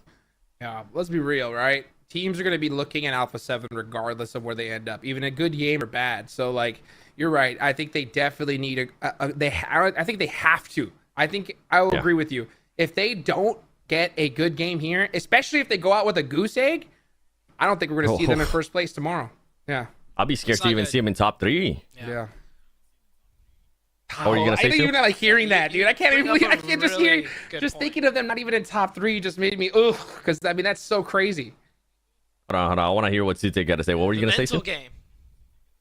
Yeah. I was going to say the mental game. You bring up a really good point. Sure, being first place is a lot of pressure, but you brought up how they've been performing the past couple of games.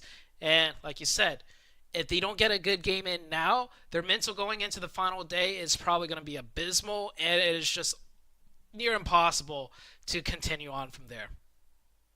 Yeah, well, you know what? We'll have to wait and find out. By the way, don't forget about the Realme 12 Pro Plus. It elevates your photography experience with 120 times super zoom and performance in games. And don't forget to try out the new PUBG Mobile 6th anniversary. The new modes, Treasure lies where fun begins. The 6th anniversary now available. Enjoy the sky-high spectacle. How to be a portrait master.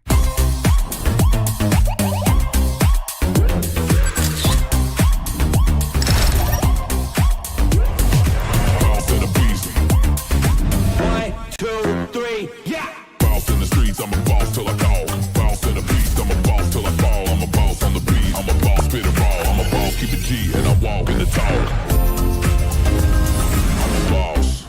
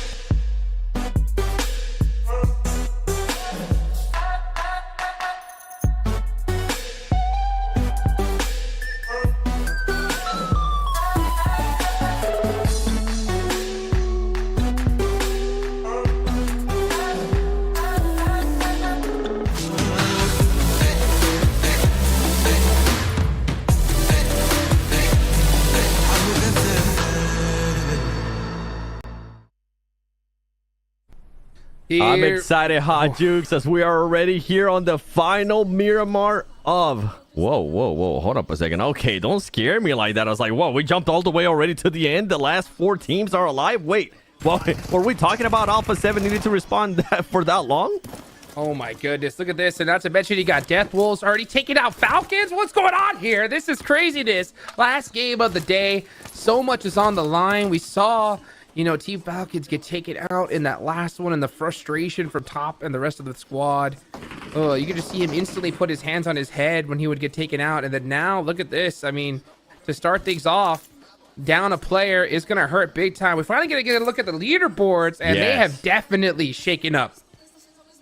A big lead there from Rejects on Alpha 7. Now, I kind of want to talk a little bit more about that until we end up seeing some actual fighting here from some of these teams. Reject now with a 14-point lead on Alpha 7, and this is kind of the downstretch that I was talking about Alpha 7 of how they need to snap out of it, because at one point, what was it, Juice? 20-point lead Alpha 7 had, and for that much of a switch, and now look how close 3rd place, 4th place, 5th place, 6th place is to them.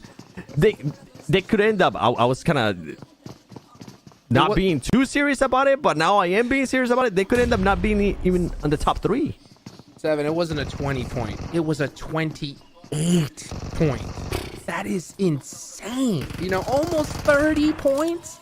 Losing that has got to hurt so bad, especially since that gap was gained in like 2 matches. And really, it was 1 match, right? 1 big match is all it took.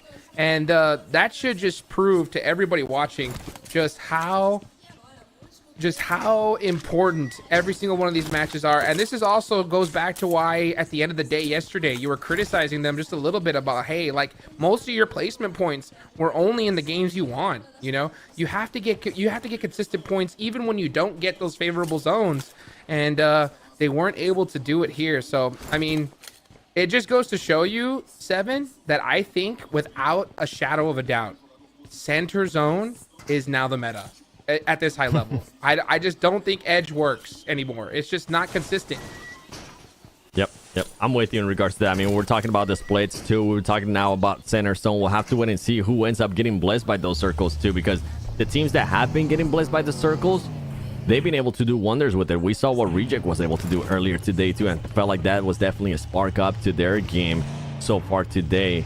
I'm going to be looking at some of the other teams. Team Falcons, man, not this start that you wanted to see there out of Team Falcons. Ends up losing 3 players. They're a team that's currently sitting at 67 points. And I mean, in 7th place, I'm sure they wanted to finish off the day in a much better way where they could actually try to fight for some extra points.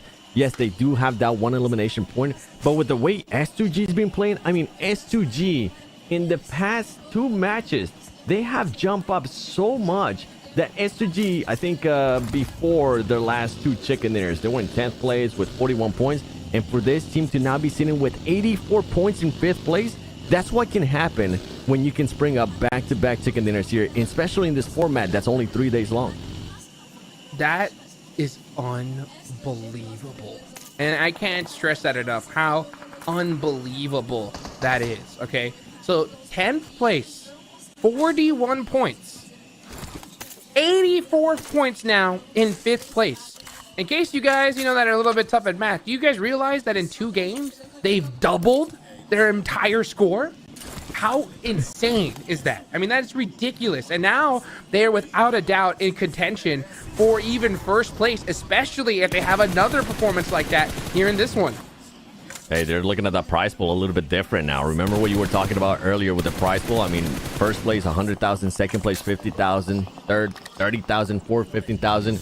If they would have stayed in the position where they were earlier, it would have been 14,000. But now they can challenge for even more. Now they can possibly end up challenging for that championship. So we're hearing some of their players wanting to do. A team that definitely needs to snap out of it too. The bad streak that they've been on, it's Nova, because Nova is far away. But I mean, we know Nova can put up points as well. We know what Paraboy is able to do at times with being able to put up a lot of eliminations for his team. It just comes down, can this team do it? Because at the end of day 2, if there was ever a team that I thought was going to actually end up responding in a good way here on the 2nd day, I thought it was going to be Nova, and it's been an absolute disappointment here on day 2. I mean, yeah, straight up, if Nova doesn't get a chicken dinner here, I'm going to almost stop talking about them. That's how bad it is.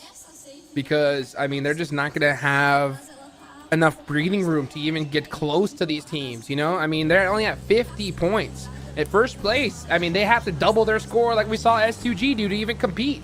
And Reject, Alpha 7, these squads, they're not going to stop. They're not just going to let up off the gas here, you know? So, yeah, Nova needs a double-digit chicken dinner here and now if they even want an opportunity tomorrow. It's possible, but we need to see it. Yeah. We need to wait and see how this team is going to respond, because there's a lot of other teams started to respond. We saw Reject, what they're able to do. Today, another team that we haven't really gotten a chance to talk about with all the what-ifs, and maybe they will be able to clutch this up. IHC, we really haven't gotten a chance to talk about those. Do see Vampire Esports taking on some shots there to Regnum Karya. They're going to be able to eliminate that player, turn him into a point. Vampire Esports looking to put themselves in a great position come tomorrow when they can possibly challenge for that championship. But going back to IHC, I mean, so far today, this team, yes, they did end up with a great match earlier in the day. Third place, 16 eliminations.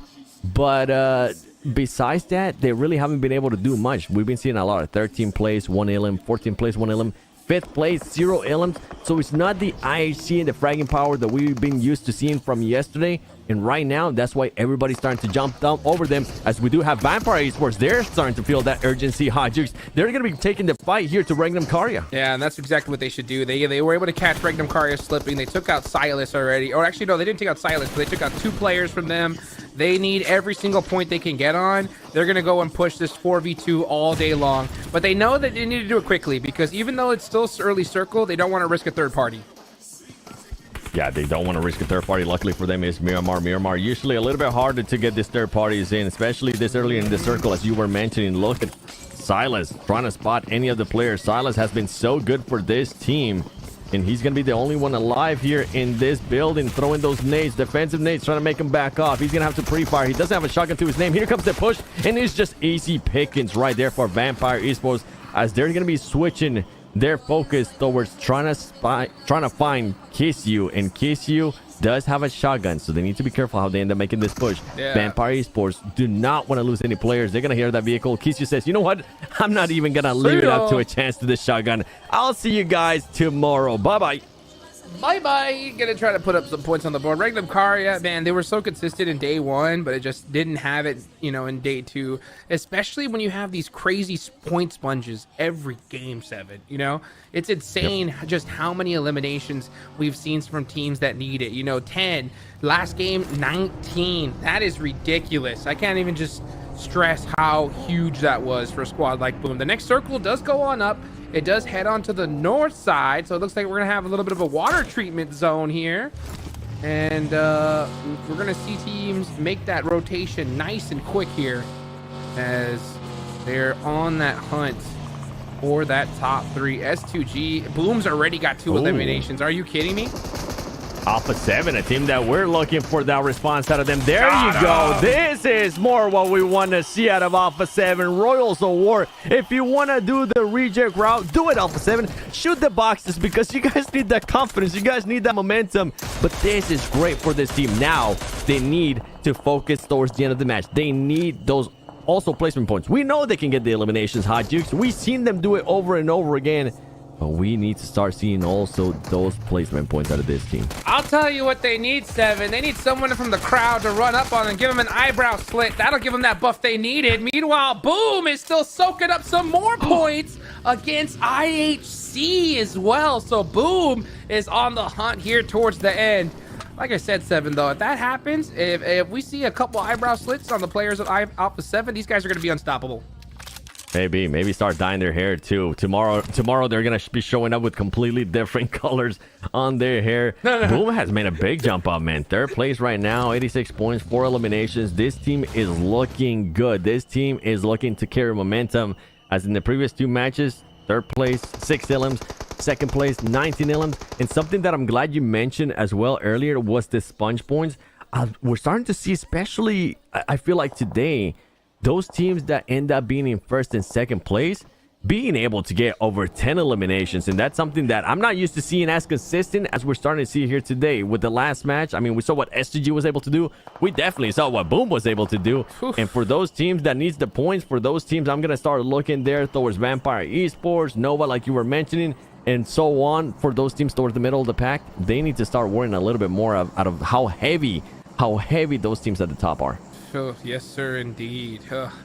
Imagine real quick if Alpha 7 coming tomorrow, like the way the Falcons did at PMWI. You remember that? Imagine. Just come in straight bald. Dude, that would be a crazy play. Nah, that's not going to happen, though. But you know what? I'll tell you what. Just for them to start off with 4 eliminations here, I think was just huge for their mental. They needed it. They needed just one good fight under their belt to kind of change the pace, you know? Like you mentioned, I think that they realize it, everybody realizes it, how important it is for them to be able to finish strong here. Boom had the same amount of eliminations. They're going to catch them if they're not careful. So Alpha 7, we do not want to even see them close to outside of top 3. Their fans don't. Everybody expected them to be continually on top of how after they performed on day number 1. But this team right here is creeping up on them. And honestly, I can't think of bigger rivals for Alpha 7 lately than SGG. Oh yeah, we saw what SGG was able to do to Alpha 7 when they were in their home country. I'm pretty sure at some point Alpha 7 is going to be looking to return the favor. We go over to Hi-Fi's now, the last place team, a team that was confident coming into this, and I'm sure they're looking to create some highlights at this point because it's going to be way too far out of their reach to even challenge for a top 3 situation with the way the points are looking like and with the performances that we have seen out of this team. But anything is possible coming to tomorrow. I mean, they could get 2 chicken dinners, add more highlights to their tally, and who knows, we might end up seeing some of this players getting split up, but in different orgs. It always ends up happening, especially after global events. And with what you were talking about with Alpha 7, I kind of want to echo that a little bit more too. If they can just get some good points here, if they can still be within those top 3, right? That's going to be a big confidence booster for the team going to tomorrow. But if they do end up jumping out of those top 3 and they get jump, oh man, that mental state's just going to be completely on the floor. And for that team, I feel like it'll be just tough, man, to snap out of it. They don't want to be playing catch up tomorrow. That is for sure. So they definitely want to continue strong here. They have a great position. The zone is now centered up. Well, they're pretty much in the center of the circle. If the zone centers up again, they're going to be in a good spot. So we'll see where it ends up going. Boom is still on a tear, though, man. That's the one squad I think is going to have that X factor. Monkey, what are you even doing shooting at that? You got no business. Honestly, like, that's something that I hope that this team learns. Like, shooting from that far distance, why? Why? You're not going to get the knock. Even if you do get the knock, you're not going to get the thirst. So you're just wasting ammo, you're wasting util, and you're wasting armor as well. So just focus on where you're going to go after the circle. There's no point even shooting. And giving out your position even more to some of the other players too. Keep in mind, these players are pros for a reason. They'll be able to recognize what sound some of those guns are making. We're talking about Alpha 7 earlier. Look at them. They're going to be finding themselves in a good position here already within this circle. But earlier you were talking about the meta is going to be towards the center of the circle. And a team... Let me just rub my eyes real quick. Is that right? Yeah, S2G is currently towards that center of the circle, Hot Jukes, as Nova Esports is losing players to none other than Zebra Masters. Man, everything is just going the wrong way here for Nova Esports. And honestly, Nova in this like water treatment area, this is usually their circle. I've seen them dominate from positions like this so many times before. Long is just pushing. What is going on here? Long and Paraboy looking to just head straight into Vampire Esports.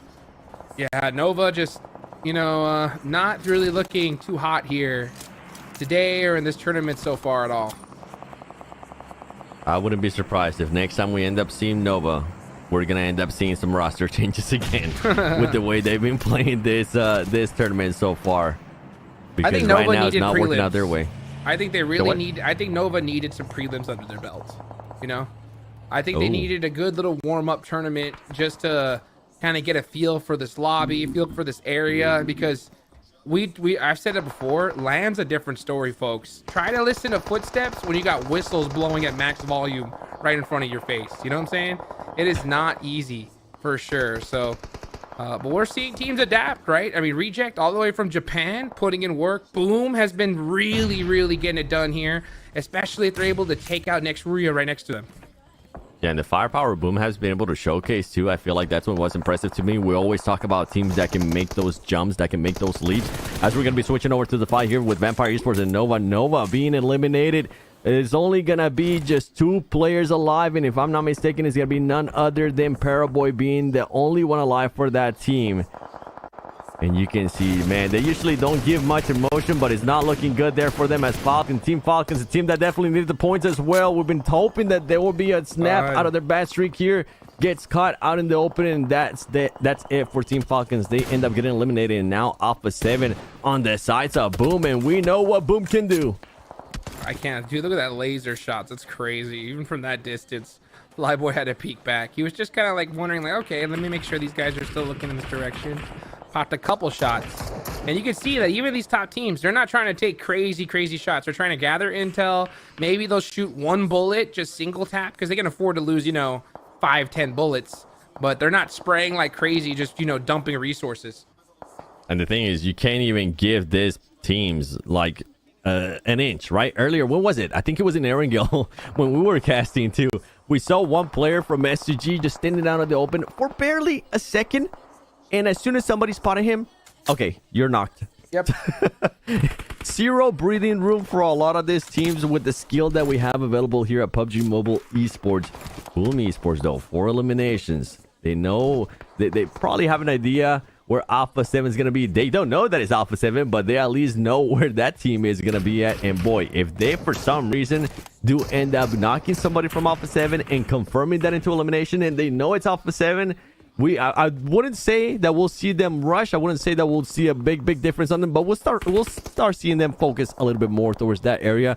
Focus on seeing if they can maybe get another angle on a different player and harm their rotation a little bit more. Let's see what's gonna happen here as the next zone is gonna start creeping up. This is that planning phase, folks. This is gonna start getting intense in the next few minutes. Boom, looking to hold down next Ruya a little bit longer. Paraboy gets a knock on a doozy. And here comes the rest of Tony K, the rest of Vampire Esports. Tony K looking to punish him.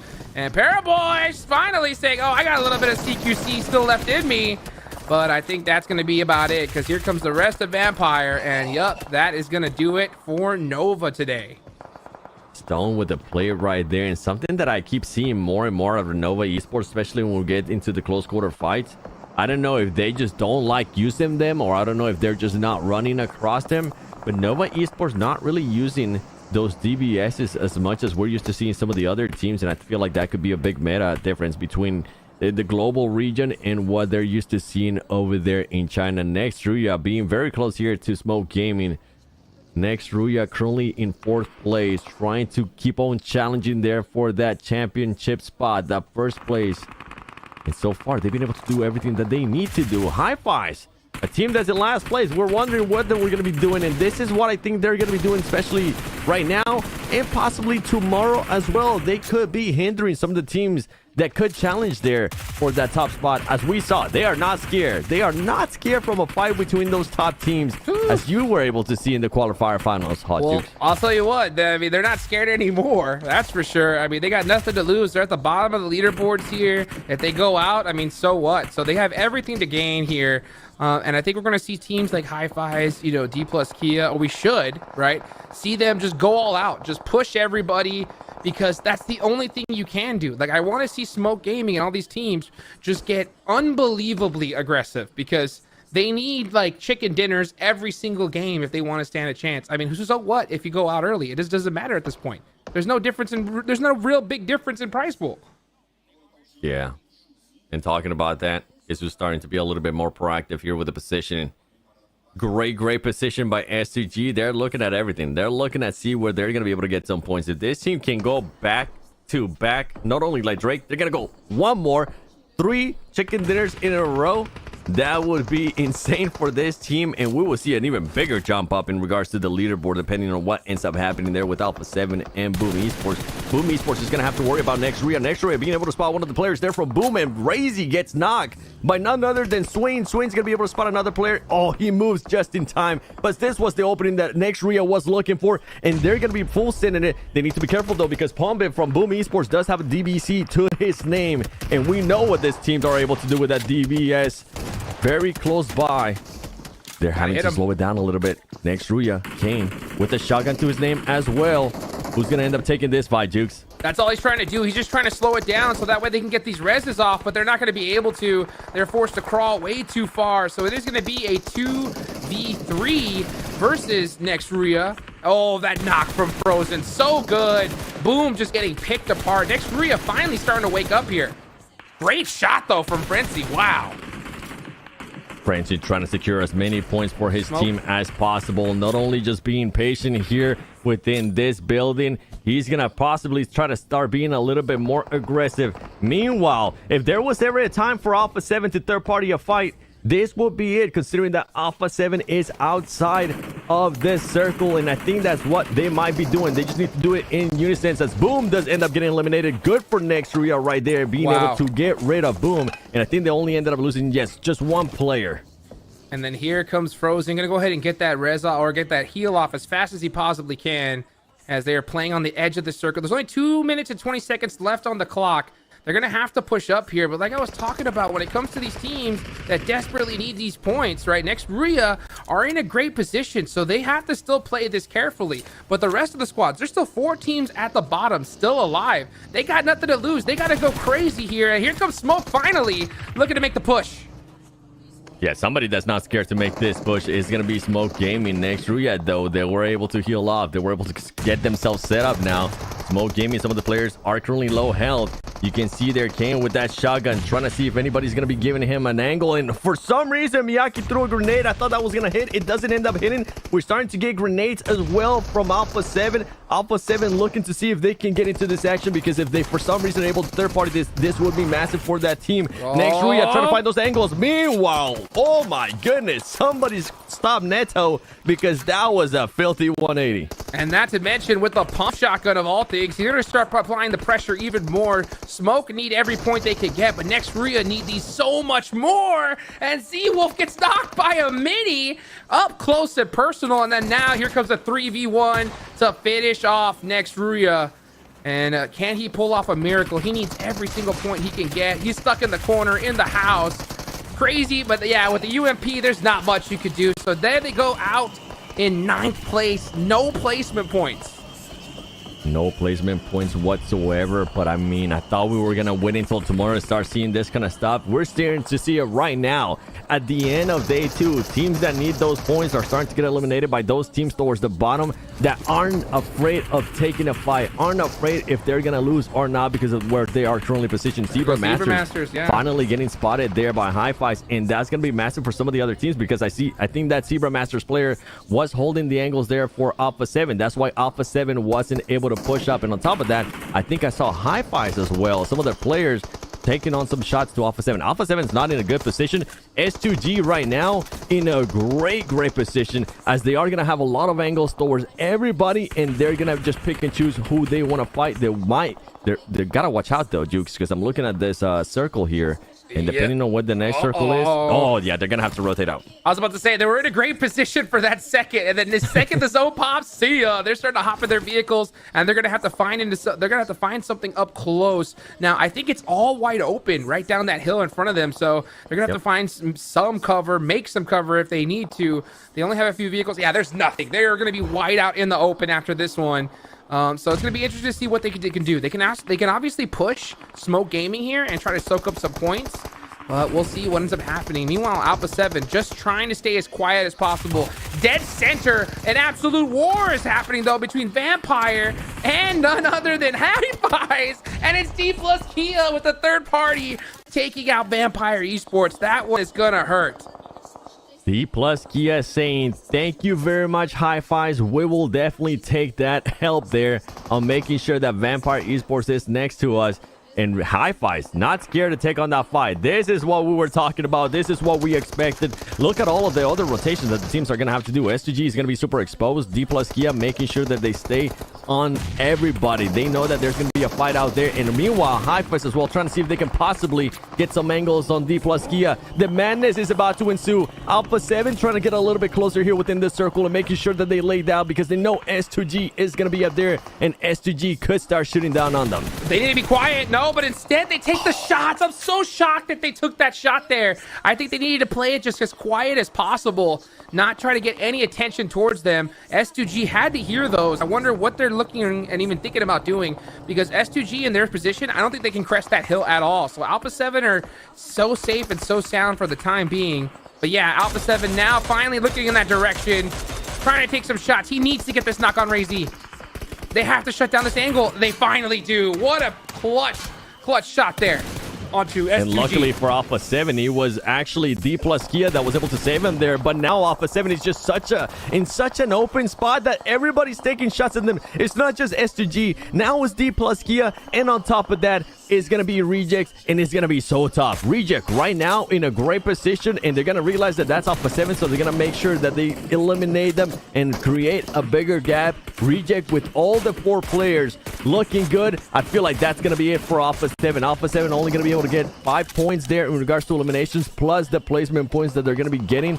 Right now, though, D plus Kia in a great position here, but Reject, you can never give up on Reject. All these teams are truly on a high momentum when we talk about Reject and S2G. Which one is the one that's going to come out on top? That's going to be the question, and that's why I was so shocked that Alpha 7 took that shot. I mean, I think at the same time, he was hoping to get that initial knock so they could push on the D plus Kia, but at the same time, they weren't even looking in that direction. So I think Alpha 7 should have just tried right then and there to just go for the drive. You know, crash on the compound, you know, see if you could take it, because you're going to go out no matter what if you stay there. But you know what? You still have Revel still alive, so he's outside of this zone. He's just trying to get as many points as he can. It really is up to S2G and to Reject to make it happen. But then now they're out of circle, so we can see a win from the 2 bottom teams here. Oh, Rebel being able to get himself there within this zone. All these teams are distracted. There you go. S2G is not distracted. Causey said, I see you, buddy. Slow down. Get back to the lobby, as you're only going to end up being in the top 5 situation. Now we're going to have Rejects here versus S2G. And meanwhile, S2G is going to have to be fully exposed to D plus Kia as well. All these teams, this is just such a tough fight here for S2G and for Reject. Meanwhile, Hi-Fi's too is going to be over there next to D plus Kia. Any of these teams can take it when it comes to Hi-Fi and D plus Kia. They're just letting this fight play out, as they're also trying third party. You can see there on the elimination feed, D plus Kia taking on some shots to players from Reject, being able to knock players from Reject as well, and making it easier for S2G. Making it easier for everybody in the lobby, because all the teams 4th on down need to take out these teams of Reject and S2G. Reject's done for. It's just S2G up left. See you later gets the none other than the MG3. So he's going to be stacked. Finds an easy knock. What were you doing there? That off angle taken away. They should be able to get this res, because they have a little bit of an Alamo situation here with those broken walls. S2G, they got that initial knock. They're going to try to do that drive up, but they know they need at least one more in order to get there even somewhat safely. CEO with a filthy angle there on that D plus player. And guess what? We are on your favorite circle, Hajux. Circle number 9. Everything's going to start closing in. These teams are going to be forced to fight. Hi-Fi's, meanwhile, with a bunch of smoke all over their place on their area, but they're not really going to be able to do much at the moment. I don't know who's going to end up winning this. I honestly, if I was to, if you were to ask me if my life was on the line, I wouldn't know. I wouldn't be able to pick anybody. If mine was, I'm betting Hi-Fi's. I think their position is just too strong, considering how this zone is closing. S2G is hard focused on D plus Kia here. And with this zone starting to press, D plus Kia actually might push on the Hi-Fi's. If they do, S2G could be at a big advantage. But oh, that nade from Robs was just so brutal. Let's see what happens. Hi-Fi's now finally starting to get aggressive, doing what they need to do. And it's all theirs to win here in this final game of day number 2. And it might not just be it, because S2G still has 3 players alive. We've seen what they've been able to do. There isn't what ifs. There isn't what could happen. This team has showcased it. Hi-Fi's, as you mentioned, does have the advantage in regards to positioning here. D plus Kia is going to be out. S2G, all they need to find is just an opening to knock a player. They're going to be running around. I don't think they're able to spot the player there on the roof. As Hi-Fi's being able to surprise all these teams, comes out with the win. Hot Jukes gets to keep his life, and I'm over there up in the clouds, baby. Let's go. Hi-Fi's, I think, are a little bit of a cloud right here. It's not going to be too high up in the air because they did win the game, but they are so far down on the leaderboard. Yep. Regardless, winning a chicken dinner in a global open like this is a major achievement if you're a team that came all the way from the qualifiers here, Seven. Yeah, and if I'm one of those teams like S2G, like Rejects, looking for those extra points, this is not what I want to see here. That's maybe the least thing I want to see here. The team that was in last place being able to get a chicken dinner, being able to get some eliminations as well, because that's just going to give them confidence. Yep. That's going to give them more confidence than they already came in with. And we've been saying it. They got nothing to lose. You got absolutely nothing to lose. So if you are going to be taking all those points away from the teams at the top, I'm kind of happy, because that means maybe at the top we'll get a bit closer and closer, and it'll come down to a scenario where possibly at the end of the day tomorrow, anybody that's within the top 5 could become a champion. Yeah, I will say something that I really, really like from Hi-Fi's is what they did in the qualifiers, right? The last game of the day, they knew what the strategy was. We had to drop on Falcons and we have to put up some points. That's exactly what they did. You can see the excitement, the fact that they won this game in the finals. So the thing is you're right. This is worst case scenario for the teams above them, especially for this squad, because if they're confident and they say tomorrow, hey, you know what? We still got a chance, boys. We can do this, you know? All we got to do is hot drop the top squads, take them out, and then frag out. And if they do that, it's going to disrupt everything for these top teams. I'm all for it, man. I'm all for it. Let the madness begin tomorrow, because with the way today ended, I don't know what's going to be happening tomorrow. And I mean, Alpha 7 in a way, even though they didn't end up getting the points that we wanted them to, they did end up with some good eliminations. S2G as well, being able to play second place here, almost 3 chicken dinners in a row. That's what you want to see, 2 out of those challenging teams. And then not only that, we saw Boom being able to get some elims. We saw Reject being able to get some elims. Sute, I don't know who's going to end up winning tomorrow with the way everything is currently playing out. I mean, every finals time, there's always so much going into the last day, and I love the way it plays out. It's always like day one, you have your leading superstar, right? And you think that's going to be the storyline, and there's like maybe 2 teams, 3 teams that you're like, oh, they're going to have a chance. It's probably going to be these 4 teams we watch out for, right? But no, day number 2.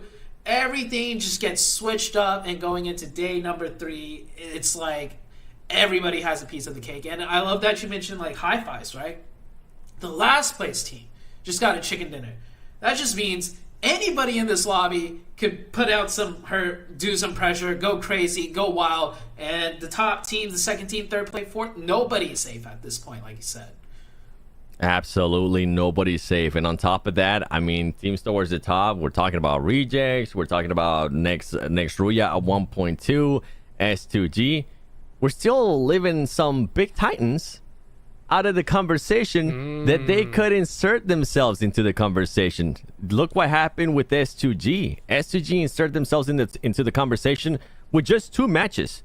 And I was the one nitpicking at them. I was saying, where's this championship team? Where's the team that we saw, even though the roster's a little bit different? I know, everybody calm down. From PMGC when they ended up winning, they're starting to show up.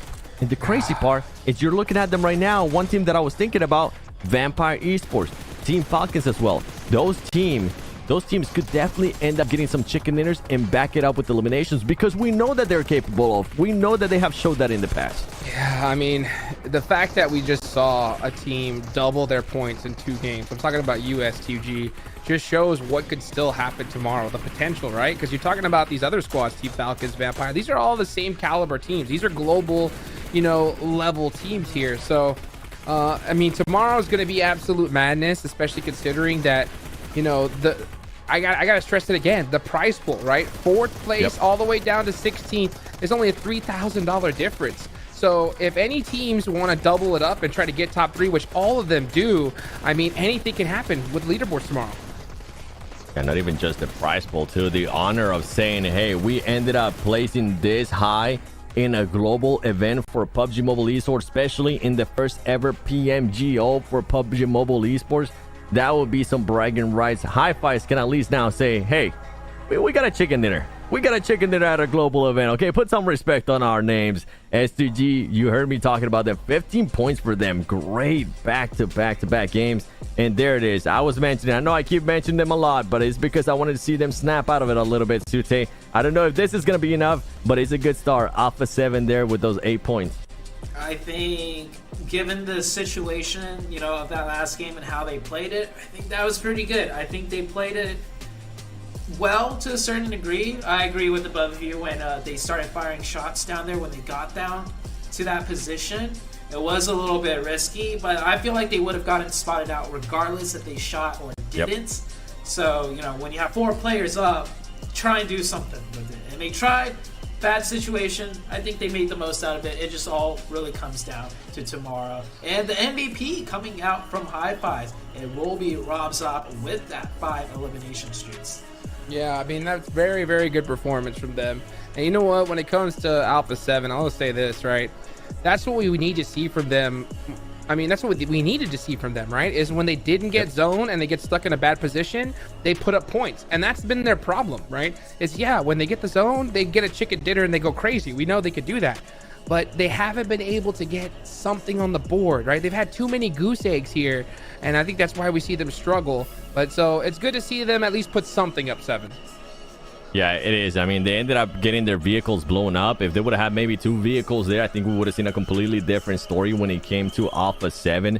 And the push that we were hoping, I know you were mentioning at one point, Hodges, maybe they'll end up just crashing those the vehicle into D plus Kia. It didn't end up working out for them. You know what? It is what it is. At least you finally break that bad streak that you had. You got some placement points. On top of that, you got some eliminations. Good to see a team that didn't get those placement points, a team that didn't get those elimination points. IHC, man, we were so hyped up on this team that today I felt like it was just a completely different IHC from what we saw yesterday. I won't count them out, though. I won't count them out. For sure. The only reason why I'm not counting them out is, and I'm not saying that you even assume that. I mean, the thing is just they could not get a final circle. They weren't getting blessed at all today. So the fact that they were still putting up points and having some pop-off games without that happening makes me very, like, look at them like this, because it could happen like tomorrow. If they get circles tomorrow, they could soak up a ridiculous amount of points. Like, their ceiling is so high. It's just about getting in that good position. Yeah. And the good thing, too, for IHC, I feel like Sute, and something that might go in their favor with how everything today went, too, that it wasn't Alpha 7 just getting the chicken dinners. It wasn't those teams that were closer to them. Now it was teams like S2G being able to soak up some of those points, stopping them from getting those points. And you mentioned it, too, Hodges. Everything is going to be close. So with that said, do we possibly... I'm sorry, boys. I'm going to put you on the spot here. Okay, do we think we'll see an IHC of what we saw in day 1 in regards to points, or do you think it might be we're not going to be seeing that out of them?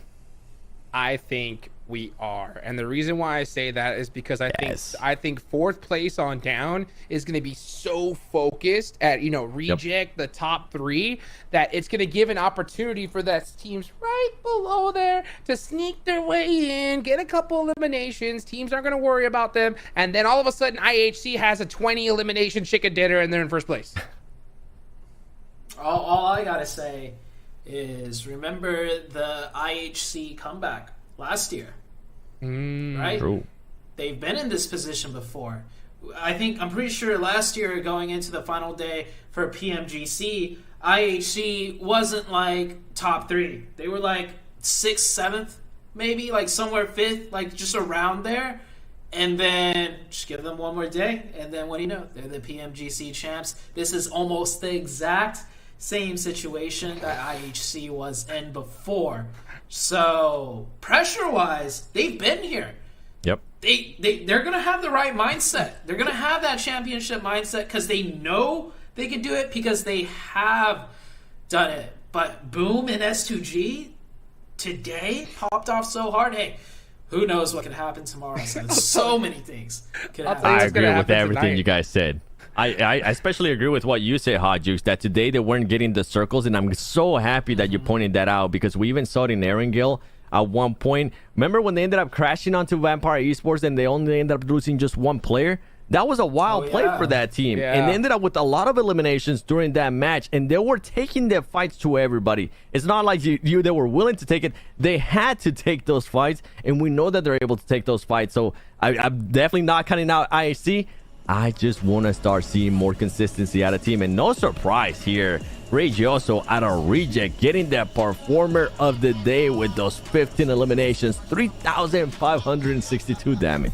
Oof, what a performance from Regioso here. I mean, these guys have just gone crazy so far. So let's take it to this main stage. PMGO Brazil, and I'm here with Heijio CEO, so we can talk a little bit of the fact that he's the best player of the day. He played really, really well. Congratulations, you played amazing. Congratulations. And I want to ask you, basically, if you're satisfied with your personal performance today. 一番いい選手だった今日と言ってたけど、自分のプログレスについてどう思いますか？まあ特に今日は運が良かったなっていう一日でした。Hoje foi bom dia para ele. Ele está satisfeito com. He's satisfied with his day today and his progress. It was a nice day for him today. Thank you. And also want to ask you, because Reject has been playing really, really well. You had a chicken dinner yesterday. Today you had two. So what's the key point so you can have such a consistent performance here? 昨日はチキンのディナーがあったけど、今日もよくしました。そのキーポイントはどうなりますか？何をしなきゃならないでしょう？敵が見えたらただ倒すだけなんで、ムーブとか特に深く考えず、本当やりたいことをやるのが一番かなと。They want to think better their strategy about the movement and how they're going to do the game later. Perfect. And also I want to ask you, how do you plan to spend the rest of your day so you can come tomorrow in your best level? 今日の一日どうしますか？どのように休みます？その明日元気で来るようにどうしますか？帰ったらすぐに寝て、たくさん寝て、とりあえず明日なんか遊びの気持ちでやれたらいいかなと思います。